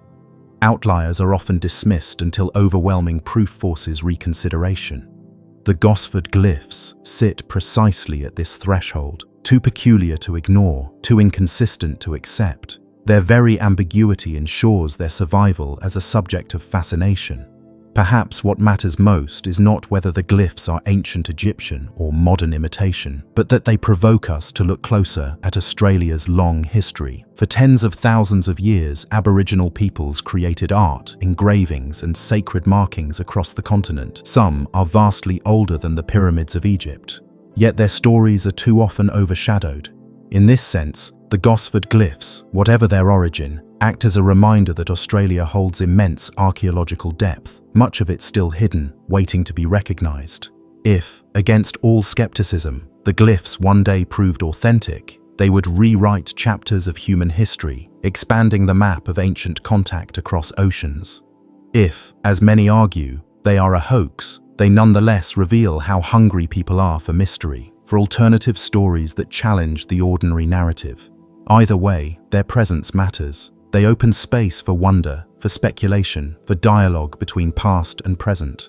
Standing in the sandstone corridor, the air warm and heavy with the scent of eucalyptus, one is struck not by certainty, but by questions. Who made these marks and why here? What were they hoping to preserve or provoke? Were they sending messages across time or simply leaving a playful riddle? These questions hang as tangibly as the carvings themselves, unresolved, insistent. As the decades pass, the glyphs remain etched into stone, untouched by erasure, waiting for eyes to study them anew. Whether we interpret them as hoax, heritage, or hidden history, they continue to perform their quiet role, drawing us toward the mystery of human expression, reminding us that even the most contested marks can survive long enough to outlast their critics. And from those marks, the journey of inquiry presses forward, leading us on toward discoveries yet to be told. On a windswept corner of Scotland's Orkney Islands, pressed against the restless Atlantic, lies a settlement that should never have survived as long as it has. Exposed to storms, battered by salt air, and lying on a fragile coastline, its homes remained hidden for thousands of years, sealed under sand and grass. It was only by accident, after a particularly violent storm stripped away the surface in the winter of 1850, that the village known today as Skara Brae emerged. What was revealed was not a scattering of crude huts, but an entire neighborhood of stone houses, passageways, and furnishings so well preserved that stepping inside feels less like entering ruins and more like crossing the threshold of a place that its inhabitants had left only recently. The first impression is one of unexpected sophistication. These were not makeshift shelters hastily assembled against the cold. Each house was built with careful design, walls of stacked stone fitted with skill, roofs once supported by turf and driftwood, and interiors organized with consistency. Stone beds are recessed into walls, stone dressers stand at the center as if for display, and storage compartments were cut deep into the ground to keep food cool. Even drainage systems and an early form of indoor plumbing have been identified, with small channels that carried waste and water away from the living spaces. For a settlement dated to around 3100 BC, these details stand out sharply. They suggest people living with comfort, foresight, and a degree of planning that rivals far later communities. What makes Skara Brae even more remarkable is its scale. Linked by narrow covered passageways, the cluster of dwellings forms a compact but carefully arranged village. Families lived in close proximity, their lives intertwined not only by blood, but by architecture itself. Moving from one home to another required little exposure to the harsh Orkney weather, a design choice that reveals deep knowledge of the local environment. The houses seem built to last, resisting storms and anchoring themselves into the earth as though the builders expected to remain for generations. Archaeologists studying the site in detail have noted the uniformity across the dwellings. Each house shares a similar layout: an entrance passage, a central hearth for warmth and cooking, sleeping areas, and shelving for storage or display. Such consistency implies shared values or cultural norms, ideas about how a home should be organized, what should face the fire, and where important objects should be placed. It also hints at cooperation during construction, perhaps a communal effort rather than individual households working independently. Artifacts recovered from the settlement add depth to this picture. Simple jewelry, Gaming pieces, stone tools, and carved ornaments tell of lives that were not only practical, but also expressive. One particularly intriguing discovery is a collection of small carved spheres, their surfaces covered with geometric patterns. Their purpose remains uncertain. Some suggest they were used as weights, others as ritual objects, or perhaps as markers in games. Whatever their role, they show imagination, artistry, and a sense of abstract thought among the villagers. The preservation of Skara Brae is so complete that it offers something few other Neolithic sites can: a glimpse into domestic life. Most ancient monuments that survive are ceremonial or monumental, temples, tombs, or fortifications. Here, instead, are the ordinary spaces where families cooked, worked, and gathered. This shift in focus transforms our understanding. It reminds us that the Neolithic age was not only about survival and monumental building, but also about daily rhythms, social bonds, and shared comfort. For a long time, Skara Brae was underestimated. Early accounts portrayed it as a backwater settlement, isolated and primitive, a small community scratching out a living at the edge of the world. Yet as studies advanced, the settlement's complexity challenged those assumptions. Its construction techniques, its planning, and its artifacts showed connections to wider networks of trade and culture. Tools made from materials not native to Orkney suggest exchange with distant regions. Ornaments reflect styles seen elsewhere in Neolithic Europe. Skara Brae was not isolated. It was part of a larger conversation spanning seas and lands, a participant in the networks that linked early societies. There is also mystery in what was not found.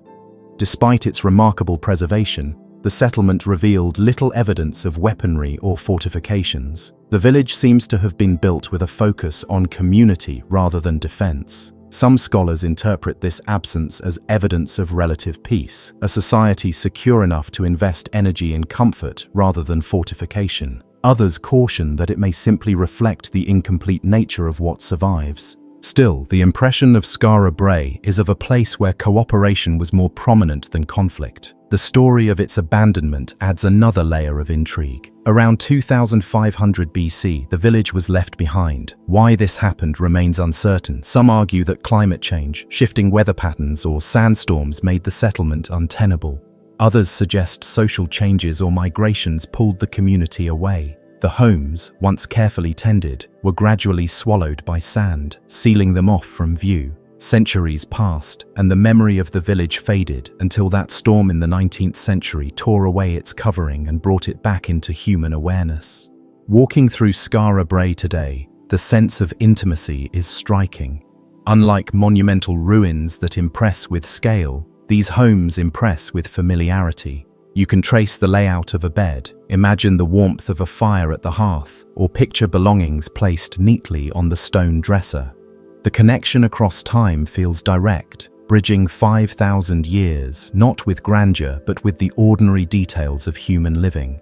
The wider Orkney landscape supports this impression of a sophisticated and interconnected community. Just beyond Skara Brae lie great stone circles such as the Ring of Brodgar and the Stones of Stennis, ceremonial monuments that speak of ritual and communal gatherings. Together, these sites form part of a remarkable Neolithic complex that rivals Stonehenge in significance. Skara Brae's domestic spaces, set alongside those ceremonial centres, reveal a society capable of balancing the spiritual with the everyday, the monumental with the intimate.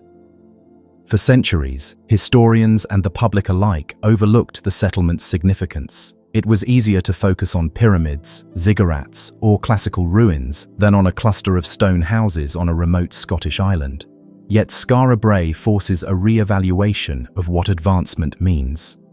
Here was a people who mastered their environment, built durable homes, and organized their lives with foresight. Their achievements deserve recognition not as outliers, but as essential threads in the wider story of human civilization. The durability of Skara Brae, preserved under sand for thousands of years, also speaks to the role of chance in history. How many other settlements, perhaps equally advanced, lie hidden beneath fields, forests, or seas, lost because no storm has yet uncovered them?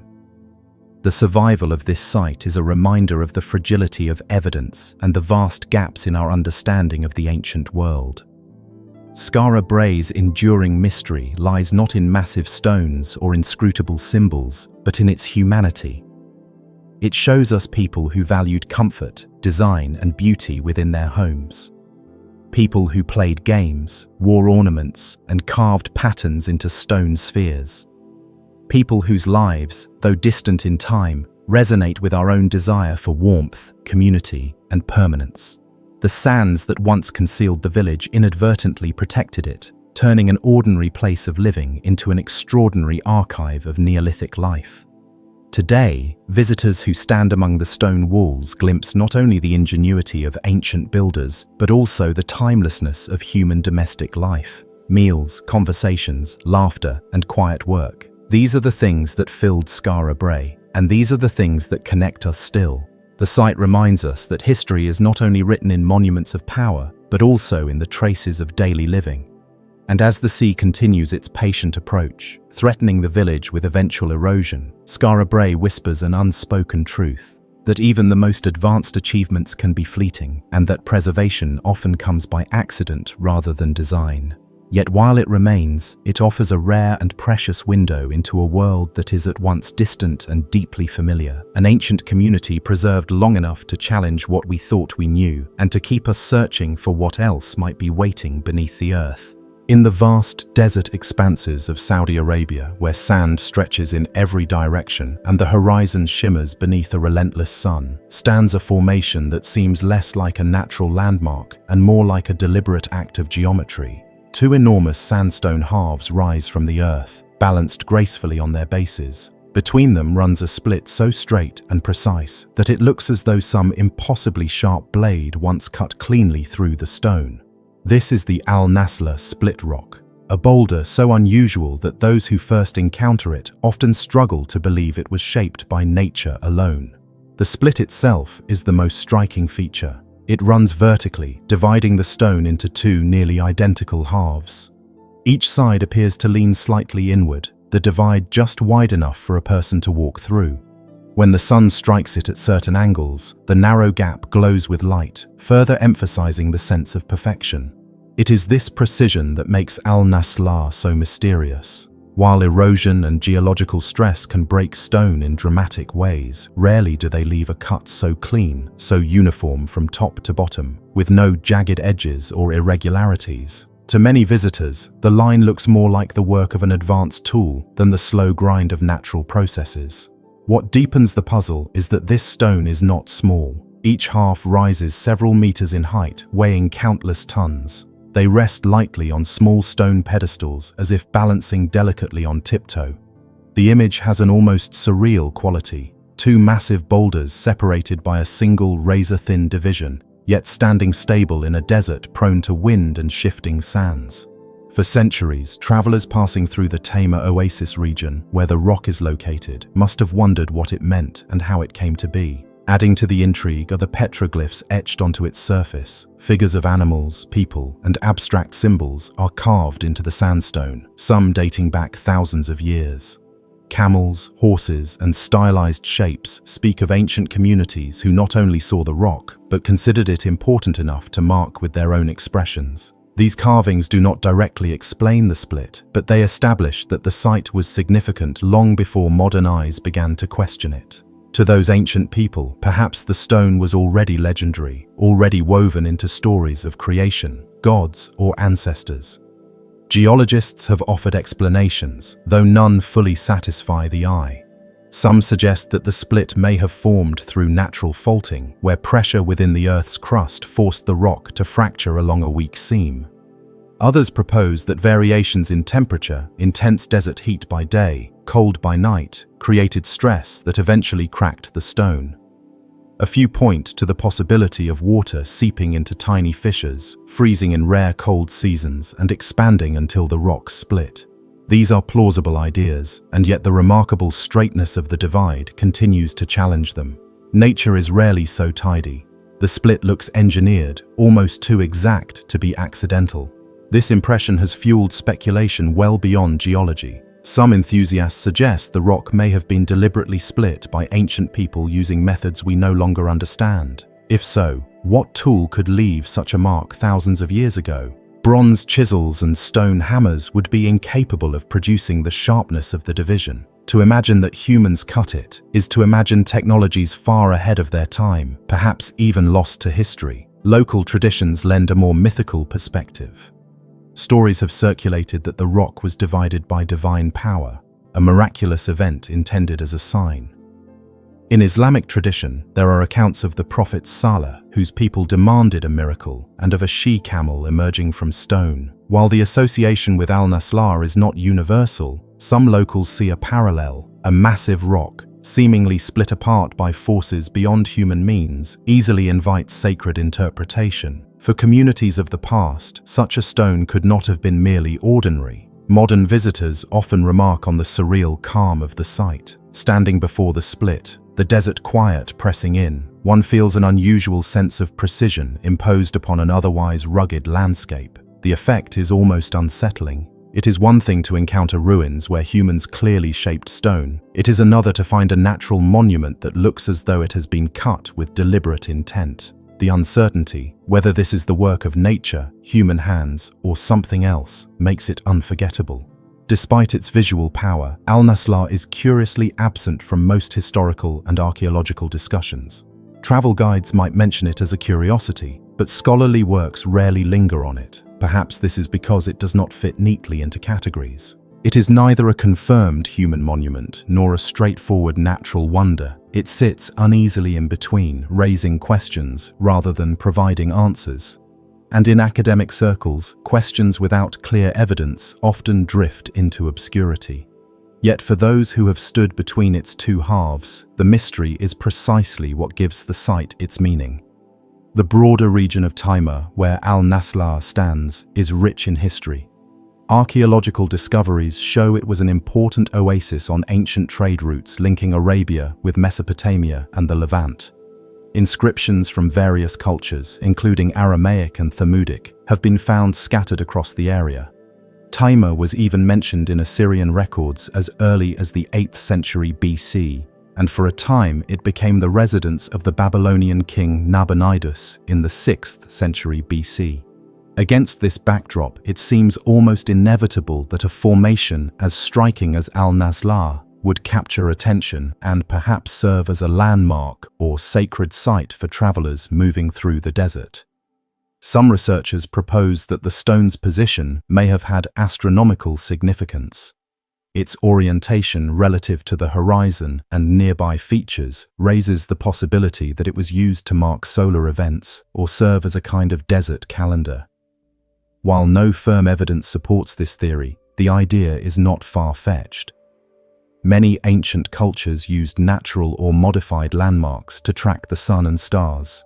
The rock's clean split could have symbolized division, balance, or duality, themes that often carried deep spiritual resonance.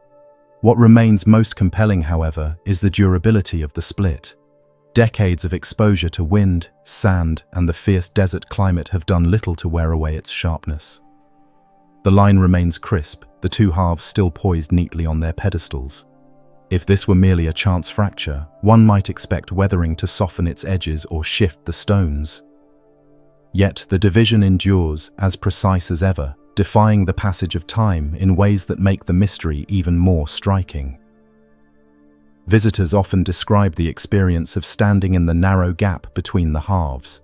Looking upward, the sky forms a thin ribbon overhead, framed by perfectly smooth walls of stone on either side. For a moment, it feels as though one is standing inside an intentional corridor, a gateway to something unseen. The mind instinctively interprets it as purposeful, even if reason insists otherwise. It is this combination of logic and intuition, clashing yet blending, that makes Al-Nasla unforgettable. In considering Al-Nasla, one cannot help but reflect on how many other anomalies dot the deserts of Arabia, places where natural forces and human imagination meet in ways that blur the boundaries of explanation. Petroglyphs, inscriptions, and monuments pepper the region, many still poorly studied. Al-Nasla stands among them as a reminder that the desert has preserved more than just sand and stone. It has preserved mysteries that resist easy categorization. For now, the split rock continues to inspire debate. Scientists measure and model, trying to reconstruct geological processes that could account for such perfection. Storytellers and travelers lean into the mystery, drawing on folklore and speculation. Both approaches, in their own way, acknowledge the same reality, that this boulder in the desert is something extraordinary, an enigma that endures not because it offers answers, but because it refuses to. The Al-Nasla split rock remains there still, waiting in the desert sun, its two halves balanced in perpetual symmetry.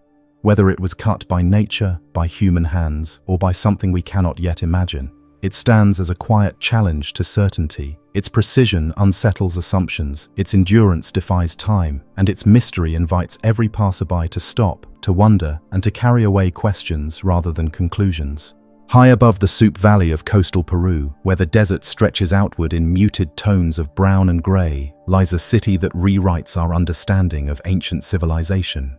Today, it is known as Caral, but for centuries it remained buried under wind-blown sands, reduced to faint mounds of stone that seemed insignificant against the vast Andean landscape. Farmers and travelers passed by, never realizing they were walking atop one of the oldest cities in the world. When archaeologists finally uncovered its secrets, the revelation was staggering. Caral, with its pyramids, plazas, and residential zones, was as old as the earliest civilizations of Mesopotamia and Egypt. Yet for much of the 20th century, the story of Caral was suppressed, its true importance left unacknowledged, as if the world was not ready to admit that complex society had thrived in the Americas thousands of years earlier than once believed.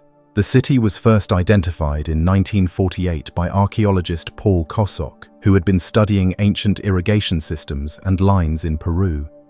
He noted the unusual mounds of the Supe Valley, but moved on, his attention captured by the more dramatic Nazca lines further south. Caral's ruins remained largely unexamined for decades, regarded by many as simple hillocks or collapsed natural formations. Only later did archaeologist Ruth Shady begin the painstaking work that revealed what those heaps of stone truly were: monumental platforms, pyramids, and urban structures of immense sophistication. Through her excavations in the late 1990s, Caral emerged as a full-fledged metropolis dating back nearly 5,000 years. Its age made it contemporary with the first great cities of Sumer and older than the Great Pyramids of Giza. What stunned researchers was not simply the antiquity of Caral, but the complexity of its layout. Spread across more than 60 hectares, the city contained 6 massive pyramidal structures, broad sunken circular plazas, intricate stairways, and clearly defined residential districts. At the center rose the largest pyramid, known today as the Pyramid Amea, a structure that once dominated the skyline and commanded the activities of the city. Smaller platform mounds encircled the central plazas, each likely serving as focal points for ritual, administration, or community gatherings. The architectural planning suggested not a village or small settlement, but an organized urban society with leadership, specialization, and shared belief systems. Curiously, archaeologists found no evidence of fortifications, weaponry, or large-scale warfare at Caral. Unlike many later civilizations of the Andes, Caral seemed to thrive not through conquest, but through trade, ritual, and cooperation. Cotton was a cornerstone of its economy. Fields near the valley produced abundant cotton that could be woven into fishing nets. These nets were then exchanged with coastal communities for anchovies and other marine resources, allowing Caral's population to sustain itself far inland. Caral's merchants also engaged in long-distance trade, as goods such as exotic shells from Ecuador and colored stones from the highlands have been discovered among its ruins. This network of exchange connected Caral to a much wider world than one might expect from a settlement that arose so early. The people of Caral also displayed remarkable advancements in science and engineering. Excavations uncovered sophisticated irrigation systems channeling water from the Supe River to fertile fields. Archaeologists even discovered quipus, bundles of knotted strings that functioned as recording devices. Centuries later, the Inca would use similar methods to record information. The presence of quippus at Caral suggests that some form of data management or communication existed thousands of years earlier, pointing to continuity in Andean traditions stretching across millennia. Another extraordinary aspect of Caral is its music. Archaeologists found flutes made from the wing bones of condors and pelicans, as well as cornets crafted from deer and llama bones. These instruments suggest that sound and ceremony played an essential role in the city's life. One can imagine gatherings in the great circular plazas where music reverberated against the stone walls, ritualized performances uniting the community under shared cosmological beliefs. This cultural emphasis on music and ritual, rather than military might, paints a picture of a civilization organized around harmony, trade, and collective identity. Dating techniques confirmed the site's astonishing age. Radiocarbon analysis placed Caral's construction around 2600 BC, making it older than many of the most iconic civilizations celebrated in history textbooks. Yet for much of the 20th century, this information was not widely promoted. The notion that the Americas had developed civilization on par with Mesopotamia clashed with entrenched ideas about the New World. Scholars often emphasized Old World primacy, focusing on Sumer, Egypt, and China as the cradles of humanity's earliest cities. Caral complicated that narrative, revealing that South America had its own cradle of civilization that arose independently and flourished for centuries. The suppression of Caral's significance was not always deliberate in the sense of conspiracy, but rather systemic. Archaeology in South America was long overshadowed by research in the Mediterranean and Near East. Funding, academic focus, and public attention gravitated towards sites like Ur, Babylon, or Giza. Caral, remote and partially eroded, seemed less glamorous by comparison. Even when evidence of its antiquity surfaced, skepticism and neglect delayed recognition. It was only in the early 21st century, when UNESCO designated Caral as a World Heritage Site, that the city finally gained global acknowledgement as one of humanity's earliest urban experiments. The mysteries of Caral remain abundant. No clear depictions of rulers or kings have been found, unlike in Mesopotamia where kingship dominated early states. Instead, Caral's organization appears more collective, possibly governed by councils of leaders or priestly authorities. The absence of overt militarism combined with the presence of monumental architecture suggests a society bound together not by fear of conquest, but by shared belief and communal participation. Some archaeologists have called Caral a peaceful utopia, though others caution against overly romanticizing the past. Still, the evidence suggests a unique pathway to complexity, one not predicated on violence. One striking element of Caral is its relationship with the environment. Excavations revealed that the city was abandoned around 2000 BC, likely due to climate change and shifting river patterns. Severe droughts appear to have disrupted agriculture and trade, undermining the city's sustainability. Despite its collapse, Caral left a profound legacy. Later, Andean civilizations inherited traditions of urban planning, quipu-use, ritual plazas, and monumental architecture. Caral was not a forgotten anomaly, but the seedbed of cultural practices that echoed across millennia until the rise of the Inca. Walking through Caral today, the sense of scale is humbling. The staircases of the pyramids remain intact, their stone steps rising toward the sky. The circular plazas, recessed below ground level, invite reflection on the thousands of people who once gathered there. The desert winds carry traces of history, whispering of a civilization that achieved greatness without war, built connections without conquest, and rose to prominence in parallel with the first great cities of the Old World. Caral's rediscovery and recognition serve as a reminder of how fragile our narratives of history can be. For decades, the site was overlooked, its story muted in comparison to more famous ruins. Yet when finally revealed, it demanded a rewriting of the timeline, forcing acknowledgement that South America was home to one of the world's earliest civilizations. In this way, Caral is not just an archaeological site, but a lesson in humility. showing that human ingenuity has always been more widespread, more diverse, and more ancient than we are often taught. Standing at the edge of Carol's Great Plaza, one is left with a haunting sense of continuity. The same sun that set over these pyramids 5,000 years ago still lights the horizon. The same desert winds that whistled through its streets still stir the air. The people are gone, their voices lost, their rituals unrecorded, but their city remains. A vast reminder that greatness can emerge anywhere, not only in the places we expect. And as we carry this knowledge forward, the journey into other forgotten chapters of humanity's past continues, each discovery hinting at civilizations that thrived, flourished, and vanished, leaving behind only questions carved into stone and earth. There are stones in the ancient world so large they seem almost out of place in human history, and among the most extraordinary are 3 blocks fitted into the foundation platform at Baalbek in Lebanon. Each one is estimated at nearly 800 tons, carved from limestone and set so tightly together that their seams vanish into near perfection. They rest not haphazardly, but aligned with deliberate precision, side by side, forming part of the western retaining wall of what later became the Temple of Jupiter. To stand before them is to feel the scale of ambition that has no simple explanation.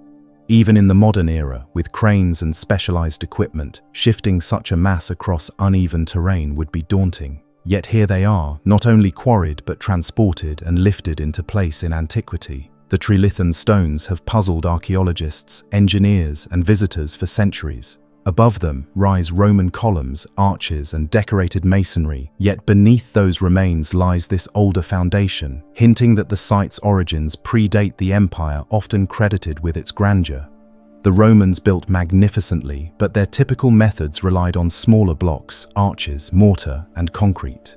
The Trilithon is something different, something closer to the megalithic traditions found in South America or the Mediterranean islands, where enormous stones were carved, moved, and assembled without cement. The precision of Baalbek's blocks suggests a knowledge of stonework beyond what most cultures recorded at the time. Near the site lies a quarry that preserves further clues. The famous Stone of the Pregnant Woman lies there, a massive block still attached to the bedrock, measuring roughly 20 meters long and weighing close to 1,000 tons. In 2014, excavators uncovered yet another unfinished stone below it, estimated at 1,600 tons, making it the largest ever known to have been shaped by human hands. These colossal blocks demonstrate that whoever worked at Baalbek was not merely experimenting. They were operating on a scale that makes even the Trilithon seem part of a greater plan. That some stones were never moved only deepens the puzzle. Was the project abandoned? Were the builders halted by circumstances we no longer know? Or were these quarries testaments to an ambition that simply exceeded possibility? Explanations for how the Trilithon was positioned vary widely.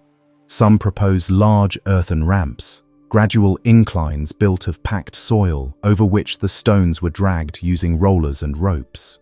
But the logistics strain belief. A single block of 800 tons would require an enormous labor force, carefully coordinated, and the risk of disaster would be constant. Even if a block could be moved across flat ground, lifting it several meters to fit into a foundation is another challenge entirely. Others suggest lubrication methods using mud or oil, or ingenious techniques of leverage that multiplied human strength, but these remain speculative. What is certain is that ordinary stone-moving methods, tested in experimental archaeology, struggle with stones a fraction of this size. Local traditions have their own stories. Legends of giants circulate in Lebanon, describing ancient beings of immense strength who built walls and foundations overnight. In these tales, the Trilithon was the work of primordial builders, a race of titans who vanished long before recorded history. Such legends may sound fanciful, yet they mirror stories found worldwide, from the giants said to have raised Stonehenge, to those credited with shaping the megaliths of South America. In every case, the explanation offered by local memory is that someone larger, stronger, or more advanced must have done what ordinary humans could not. Classical writers also commented on Baalbek, known to them as Heliopolis, the city of the sun. Roman historians like Pliny the Elder describe the splendor of the temples, but left little insight into the origins of the giant foundation stones. The Romans themselves seem to have accepted that the base predated their own work, choosing to build upon it rather than attempt to replicate it. This is a theme seen elsewhere. New civilizations inheriting older monuments, attributing them to divine or mythical figures, and incorporating them into their own traditions. Modern geologists, meanwhile, observe that the stones are local limestone, carved from quarries close to the site. Their composition is not unusual. It is the scale of the carving and placement that astonishes. Tool marks suggest chiseling, and yet the surfaces of the Trilithon are surprisingly smooth, with sharp, clean edges. These are not crude blocks hacked from stone, but carefully finished pieces intended to fit seamlessly into a grand design. Some engineers have noted that such precision, combined with their enormous weight, would ensure remarkable stability. Heavy stones resist earthquakes and settling more effectively than lighter ones. Perhaps this explains why later Romans were content to leave the Trilithon untouched, recognizing the solidity of a foundation that had already endured for centuries. But why build on such a scale in the first place? Smaller stones could have sufficed to raise a temple platform. The use of blocks so massive that even modern technology finds them challenging seems excessive unless there was a symbolic or cultural imperative. Some speculate that the size was a demonstration of power, a way for rulers or priests to proclaim mastery over nature. Others wonder if the site had a significance that demanded permanence far beyond ordinary construction. A temple dedicated to the sun, resting on stones as immovable as mountains, would have carried immense symbolic weight. It is tempting to see Baalbek not as an isolated marvel, but as part of a pattern linking ancient megalithic traditions worldwide. The Trilithon resembles the Cyclopean walls of Mycenae, the polygonal masonry of Sacsayhuaman in Peru, and the massive stone platforms of Easter Island. Each culture approached stone differently, yet the underlying theme is similar: blocks of improbable size, fitted with a precision that inspires awe. Whether these cultures influenced each other directly or arrived independently at similar techniques remains debated, but the parallels are striking. Even with centuries of study, Baalbek's secrets remain elusive. Archaeologists continue to excavate, engineers continue to speculate, and visitors continue to marvel. Yet the simple truth is that no definitive explanation has resolved how or why the Trilithon was created. The stones sit quietly, resisting both time and certainty, challenging assumptions about what ancient builders could achieve. The mystery is amplified by what is missing. No ancient texts describe the process of moving the stones. No detailed records explain the purpose of using such vast blocks when smaller ones would have sufficed. In this silence, interpretations multiply. Were the Trilithon stones part of a forgotten phase of construction predating even the Romans? Were they an inheritance from an unknown culture, later incorporated into Roman grandeur?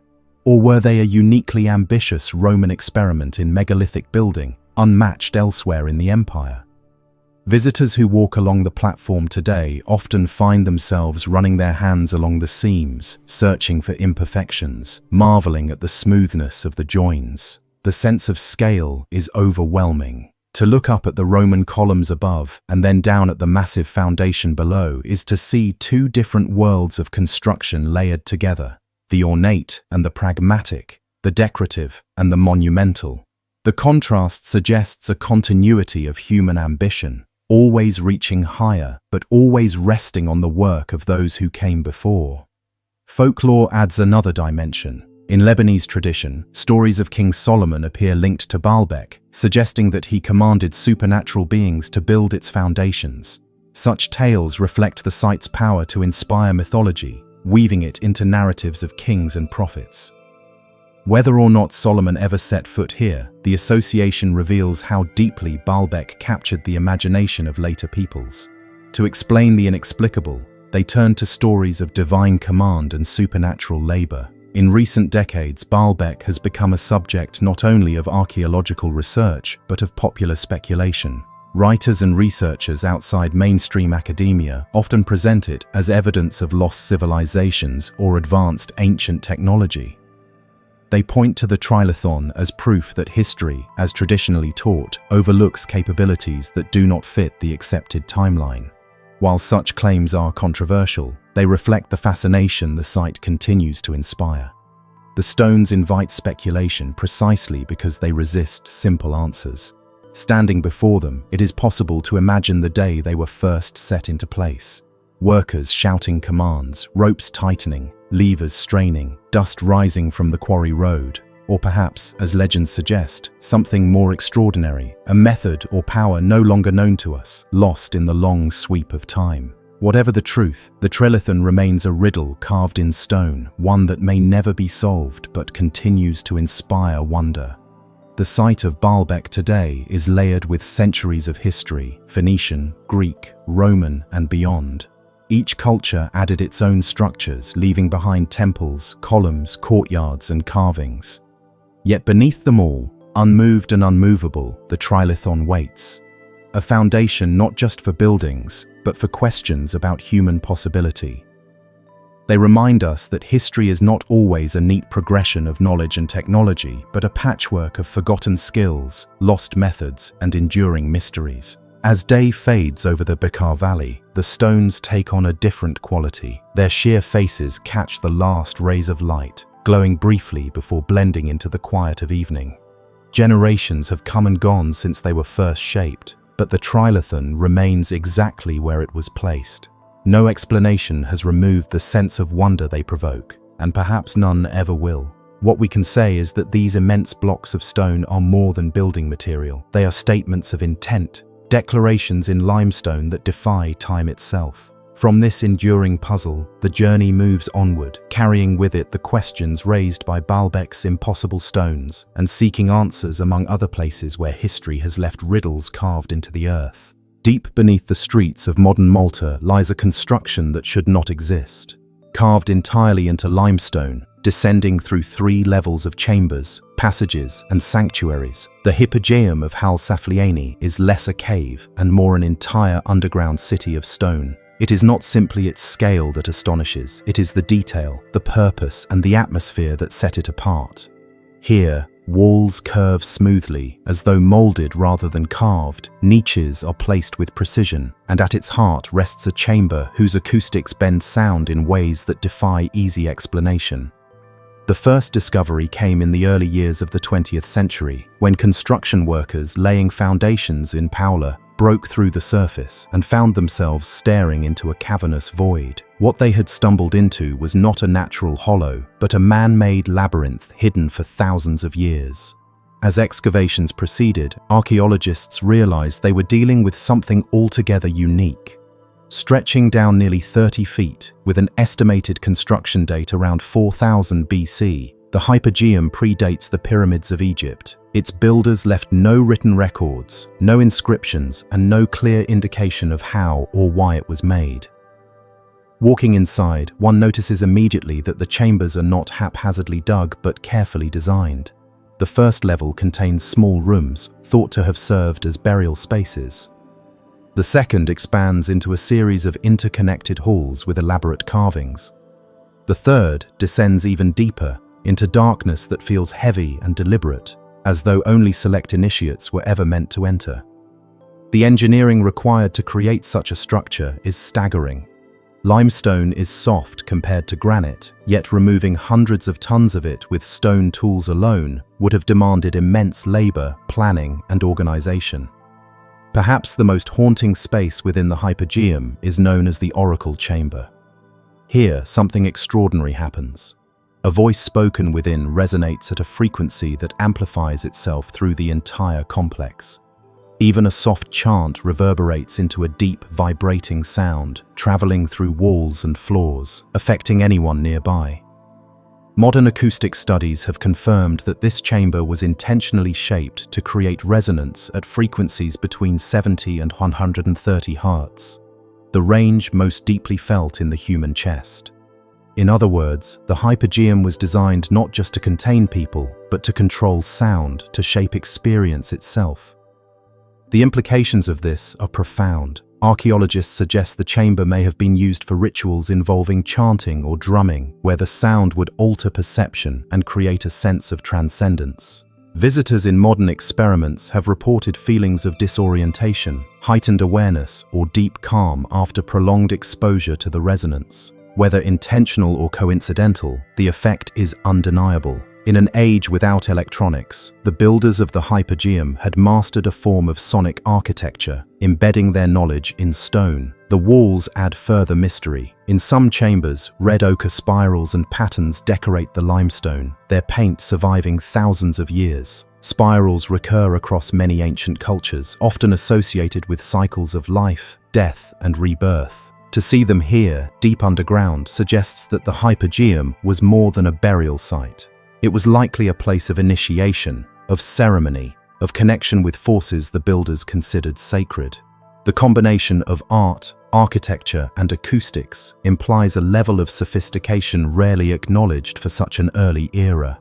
Human remains discovered within the Hypogeum strengthen this interpretation. Thousands of bones were found, many deliberately arranged, suggesting complex funerary practices. Among them were elongated skulls, sparking theories about genetic traits or ritual modification. Some researchers believe these skulls were naturally occurring variations. Others suggest intentional shaping, while fringe theories argue for lost lineages or contact with unknown peoples. Whatever the case, the burial practices point to a community deeply invested in ritual, memory, and continuity. Yet the Hypogeum raises as many questions as it answers. Why was such an immense effort devoted to constructing chambers beneath the earth rather than temples above it? What knowledge did the builders hold to create acoustics so precise? And why, after centuries of use, was the site sealed off, forgotten until modern times? One theory proposes that the Hypogeum was abandoned after a sudden collapse in the society that built it, part of the wider decline of Malta's temple culture around 2500 BC. Others wonder if it was intentionally closed, a sacred place retired by its keepers when its purpose was fulfilled. The secrecy surrounding the site in modern times only heightens its mystique. After its discovery, parts of the Hypogeum were opened to visitors, but the fragile environment quickly suffered damage. Carbon dioxide from breath, shifts in humidity, and the pressure of footsteps threatened the delicate balance that had preserved it for millennia. Today, access is tightly restricted. Only a handful of visitors are allowed each day, under strict conditions. For many, the Hypogeum remains a place known more through photographs and reports than direct experience, echoing its long history as a hidden sanctuary. Speculation has naturally flourished. Some see the Hypogeum as evidence of lost knowledge, perhaps astronomical or acoustic sciences passed down from an earlier, forgotten civilization. Others interpret it more symbolically, as a reflection of humanity's deep instinct to connect with the unseen, carving sacred space from the living earth itself.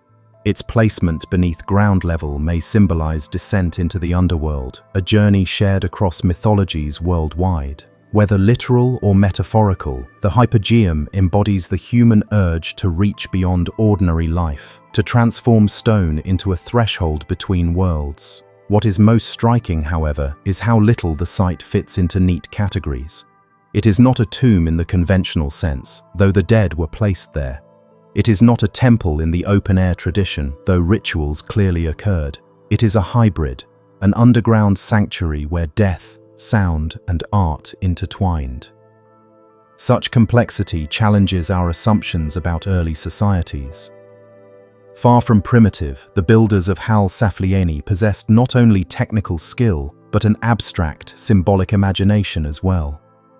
Modern visitors who have stood within the oracle chamber often describe the experience as unforgettable. A single note spoken aloud seems to vibrate in one's bones, creating sensations difficult to describe. Imagine a group chanting together, the harmonics building, the resonance filling every chamber. The entire complex would become an instrument, with the human voice as its key. It is hard to imagine such an effect not being used deliberately as part of ceremonies designed to move participants beyond ordinary consciousness. Comparisons arise with other ancient sites known for acoustic phenomena. Chavin de Huantar in Peru, with its underground galleries designed to amplify conch shell trumpets, comes to mind. So too do certain Greek amphitheatres, where a whisper on stage can be heard at the back row, yet the hypogeum predates them all by millennia. It may be one of the earliest examples of humans shaping architecture to shape perception, making it a unique milestone in cultural history. Despite its significance, the hypogeum has remained on the margins of mainstream historical narratives. Perhaps its subterranean nature makes it less photogenic than towering pyramids or stone circles. Perhaps its complexity resists simple explanation. But the result is that many outside of archaeology know little of its existence, even though it is among the most extraordinary prehistoric sites in the world. Its near erasure from popular memory reflects a broader pattern, where discoveries that challenge linear views of history are acknowledged quietly but rarely celebrated. The more one considers the hypogeum, the more it suggests layers of meaning. The red spirals could represent journeys between life and death. The resonance of the oracle chamber might have been seen as the voice of the earth itself. The arrangement of bones may have created ancestral presences to guide the living. Every element, the architecture, the art, the acoustics, appears to weave together into a coherent, if mysterious, system of belief. It is a reminder that ancient people were not merely surviving, they were experimenting, innovating, and reaching into realms of sound, space, and symbolism that continue to inspire awe. The hypogeum is not simply a relic of stone, it is an expression of human imagination at its most ambitious, carving order and meaning into the depths of the earth. To this day, scholars debate the origins of Malta's temple builders, who left behind not only the hypogeum, but megalithic temples above ground that rank among the oldest freestanding structures on Earth. Their society vanished thousands of years ago, but their creations remain, challenging modern understanding. The hypogeum stands as the most enigmatic of them all, sealed away for millennia, rediscovered by chance, and still withholding its full story. As one steps back from its chambers, whether in person or in thought, the impression lingers, a place designed to shape sound, to transform ritual, and to carry memory across generations. In its depths, the boundaries between architecture, ceremony, and myth blur into something we can sense but never fully explain. The hypogeum of Hal Saflieni remains a hidden masterpiece of the ancient world, carved not into history's timeline but into the very bedrock of mystery itself.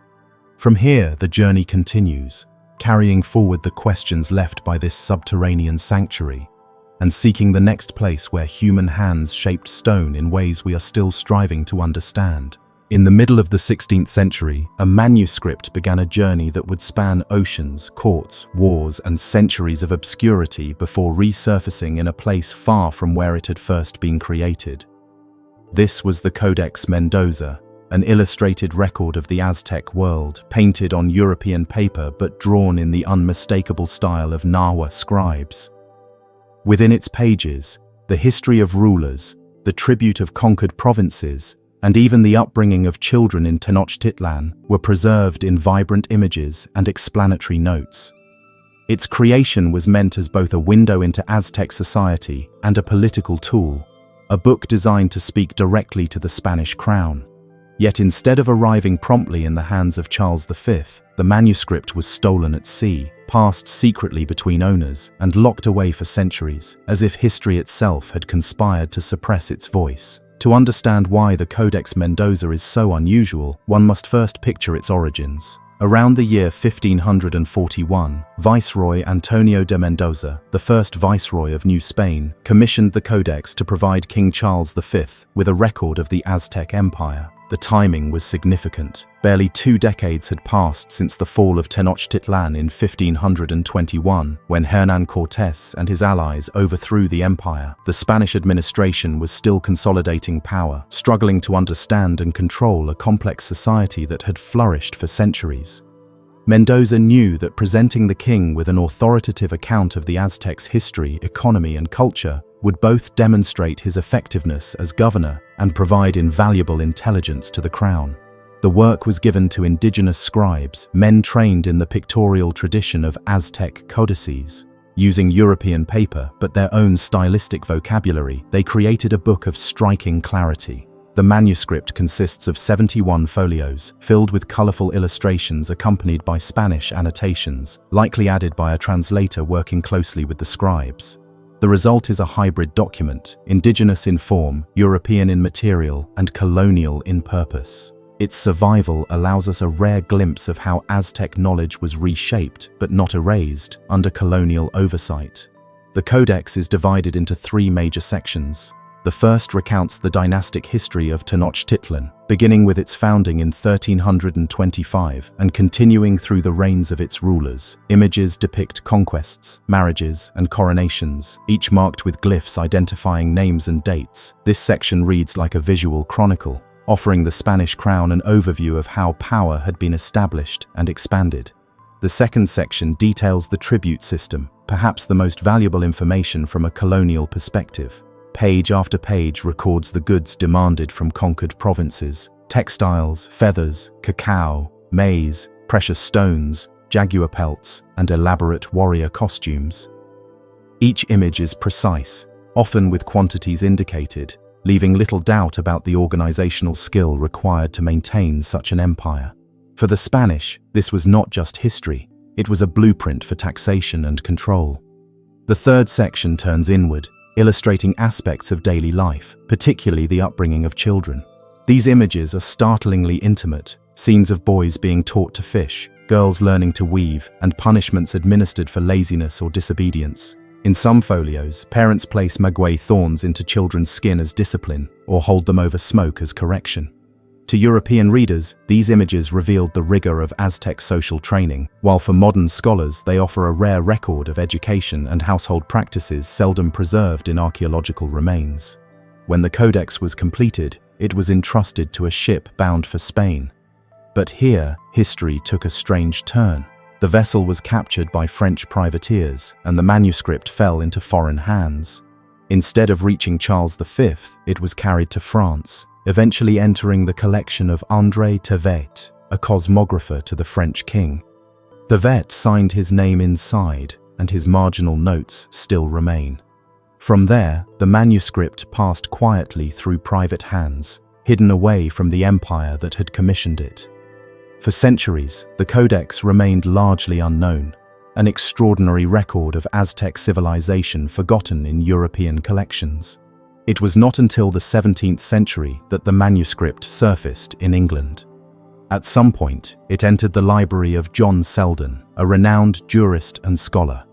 Upon his death in 1654, Selden bequeathed his library to the Bodleian at Oxford, where the Codex Mendoza remains to this day. By then, the Spanish crown had long since lost its chance to use the manuscript as a tool of empire. Ironically, the Codex survived precisely because it was stolen, spared from the bureaucratic fate of many colonial records that were copied, used, and discarded. The rediscovery of the Codex Mendoza centuries later revealed not just the story of its survival, but the richness of its content. Scholars began to study it closely, recognizing its unique combination of indigenous pictorial tradition and European commentary. For archaeologists, the tribute lists provided invaluable data, confirming the geographic extent of Aztec influence and the economic foundation of the empire. For historians, the depictions of daily life added nuance to accounts otherwise filtered through Spanish chroniclers. And for the descendants of the Nahua people, the Codex offered a preserved thread of ancestral memory, recorded at the very moment when their world was being dismantled. What makes the Codex Mendoza so compelling is not simply its age or beauty, but its layered nature. It is simultaneously a document of conquest and resistance. The Spanish commissioned it to consolidate their rule, yet the indigenous scribes filled it with their own symbols, maintaining continuity with their traditions. The Spanish translator sought to explain those images to European eyes, but often his notes reveal misunderstandings or simplifications. In this way, the Codex preserves both what was communicated and what was lost in translation, a palimpsest of meaning across cultures. The images themselves remain striking. Warriors in jaguar and eagle costumes stride across the pages, symbols of elite military orders. Towns are represented by glyphs, often stylized hills, rivers, or plants, that make visible a geography both practical and sacred. Scenes of marriage are marked by knots tying garments together, while rulers are shown seated on reed mats, the emblem of authority. Even the tribute items, carefully drawn, retain an aesthetic dimension. Rows of feather headdresses rendered in bright color, baskets of maize stacked with orderly care. These images are not only records but works of art, carrying the vibrancy of a world still alive on the eve of its transformation. And yet, despite its significance, the Codex Mendoza remained little known to the public until modern times. For centuries, it was catalogued but not widely studied, overshadowed by more famous documents such as the Florentine Codex. Only in the 20th century did it begin to receive the attention it deserved, with facsimile editions and digital reproductions allowing wider access. Today, it is recognized as one of the most important sources on Aztec civilization, a manuscript that bridges cultures and centuries. Still, its story raises unsettling questions. Why did such a rich and detailed account not shape European understanding of the Aztecs more deeply? Was it mere chance that the manuscript was stolen, or did its disappearance conveniently keep certain knowledge from reaching the Spanish crown at a critical moment? Some have suggested that fate, piracy, and politics combined to suppress the Codex, leaving its insights hidden until long after they could alter colonial policy. In this sense, the Codex Mendoza becomes not only a record of Aztec civilization, but also a symbol of how knowledge itself can be lost, withheld, or delayed. Today, visitors to the Bodleian who turn its pages see not only a historical artifact, but a survival against odds. Created in the aftermath of conquest, stolen at sea, carried across borders, and finally preserved in a foreign library, it remains a voice from a vanished empire that refused to be silenced entirely. Its illustrations still speak, vivid and immediate, telling stories of kings, farmers, children, and warriors who lived and died centuries ago. The Codex Mendoza reminds us that history is not always destroyed outright. Sometimes it is hidden, misplaced, or diverted, waiting for its moment to re-emerge. Its survival challenges the idea that the Aztec world was wholly erased by conquest. Instead, it demonstrates how fragments of that world endured, embedded in manuscripts, carried across oceans, and rediscovered centuries later. In this way, the Codex becomes more than a book. It is a testament to resilience, to the ability of a culture to leave behind records that outlast empires, wars, and even deliberate attempts to suppress memory. Looking at its pages today, one senses not only what was lost, but what was preserved, as if the manuscript itself were determined to outwit the currents of history. Across all of these discoveries, a pattern emerges. History is not as neat or complete as we are often told. For every monument unearthed, for every manuscript rediscovered, there are dozens more that remain hidden, waiting for the right eyes to see them. The stories of forgotten civilizations, unexplained technologies, and artifacts that defy simple categorization remind us that the past still holds countless mysteries. What did you think of these accounts? Were there any that surprised you most, or perhaps made you rethink what you thought you knew about history? I'd love to hear your thoughts. Share them in the comments and let me know which discovery stood out to you. If you enjoyed this journey, make sure to subscribe. We explore more of these unbelievable findings every week, and there are many more still to come. By subscribing, you'll always be here to uncover the next hidden chapter in humanity's story. And together, we'll keep questioning, keep searching, and keep bringing the forgotten past back into the light.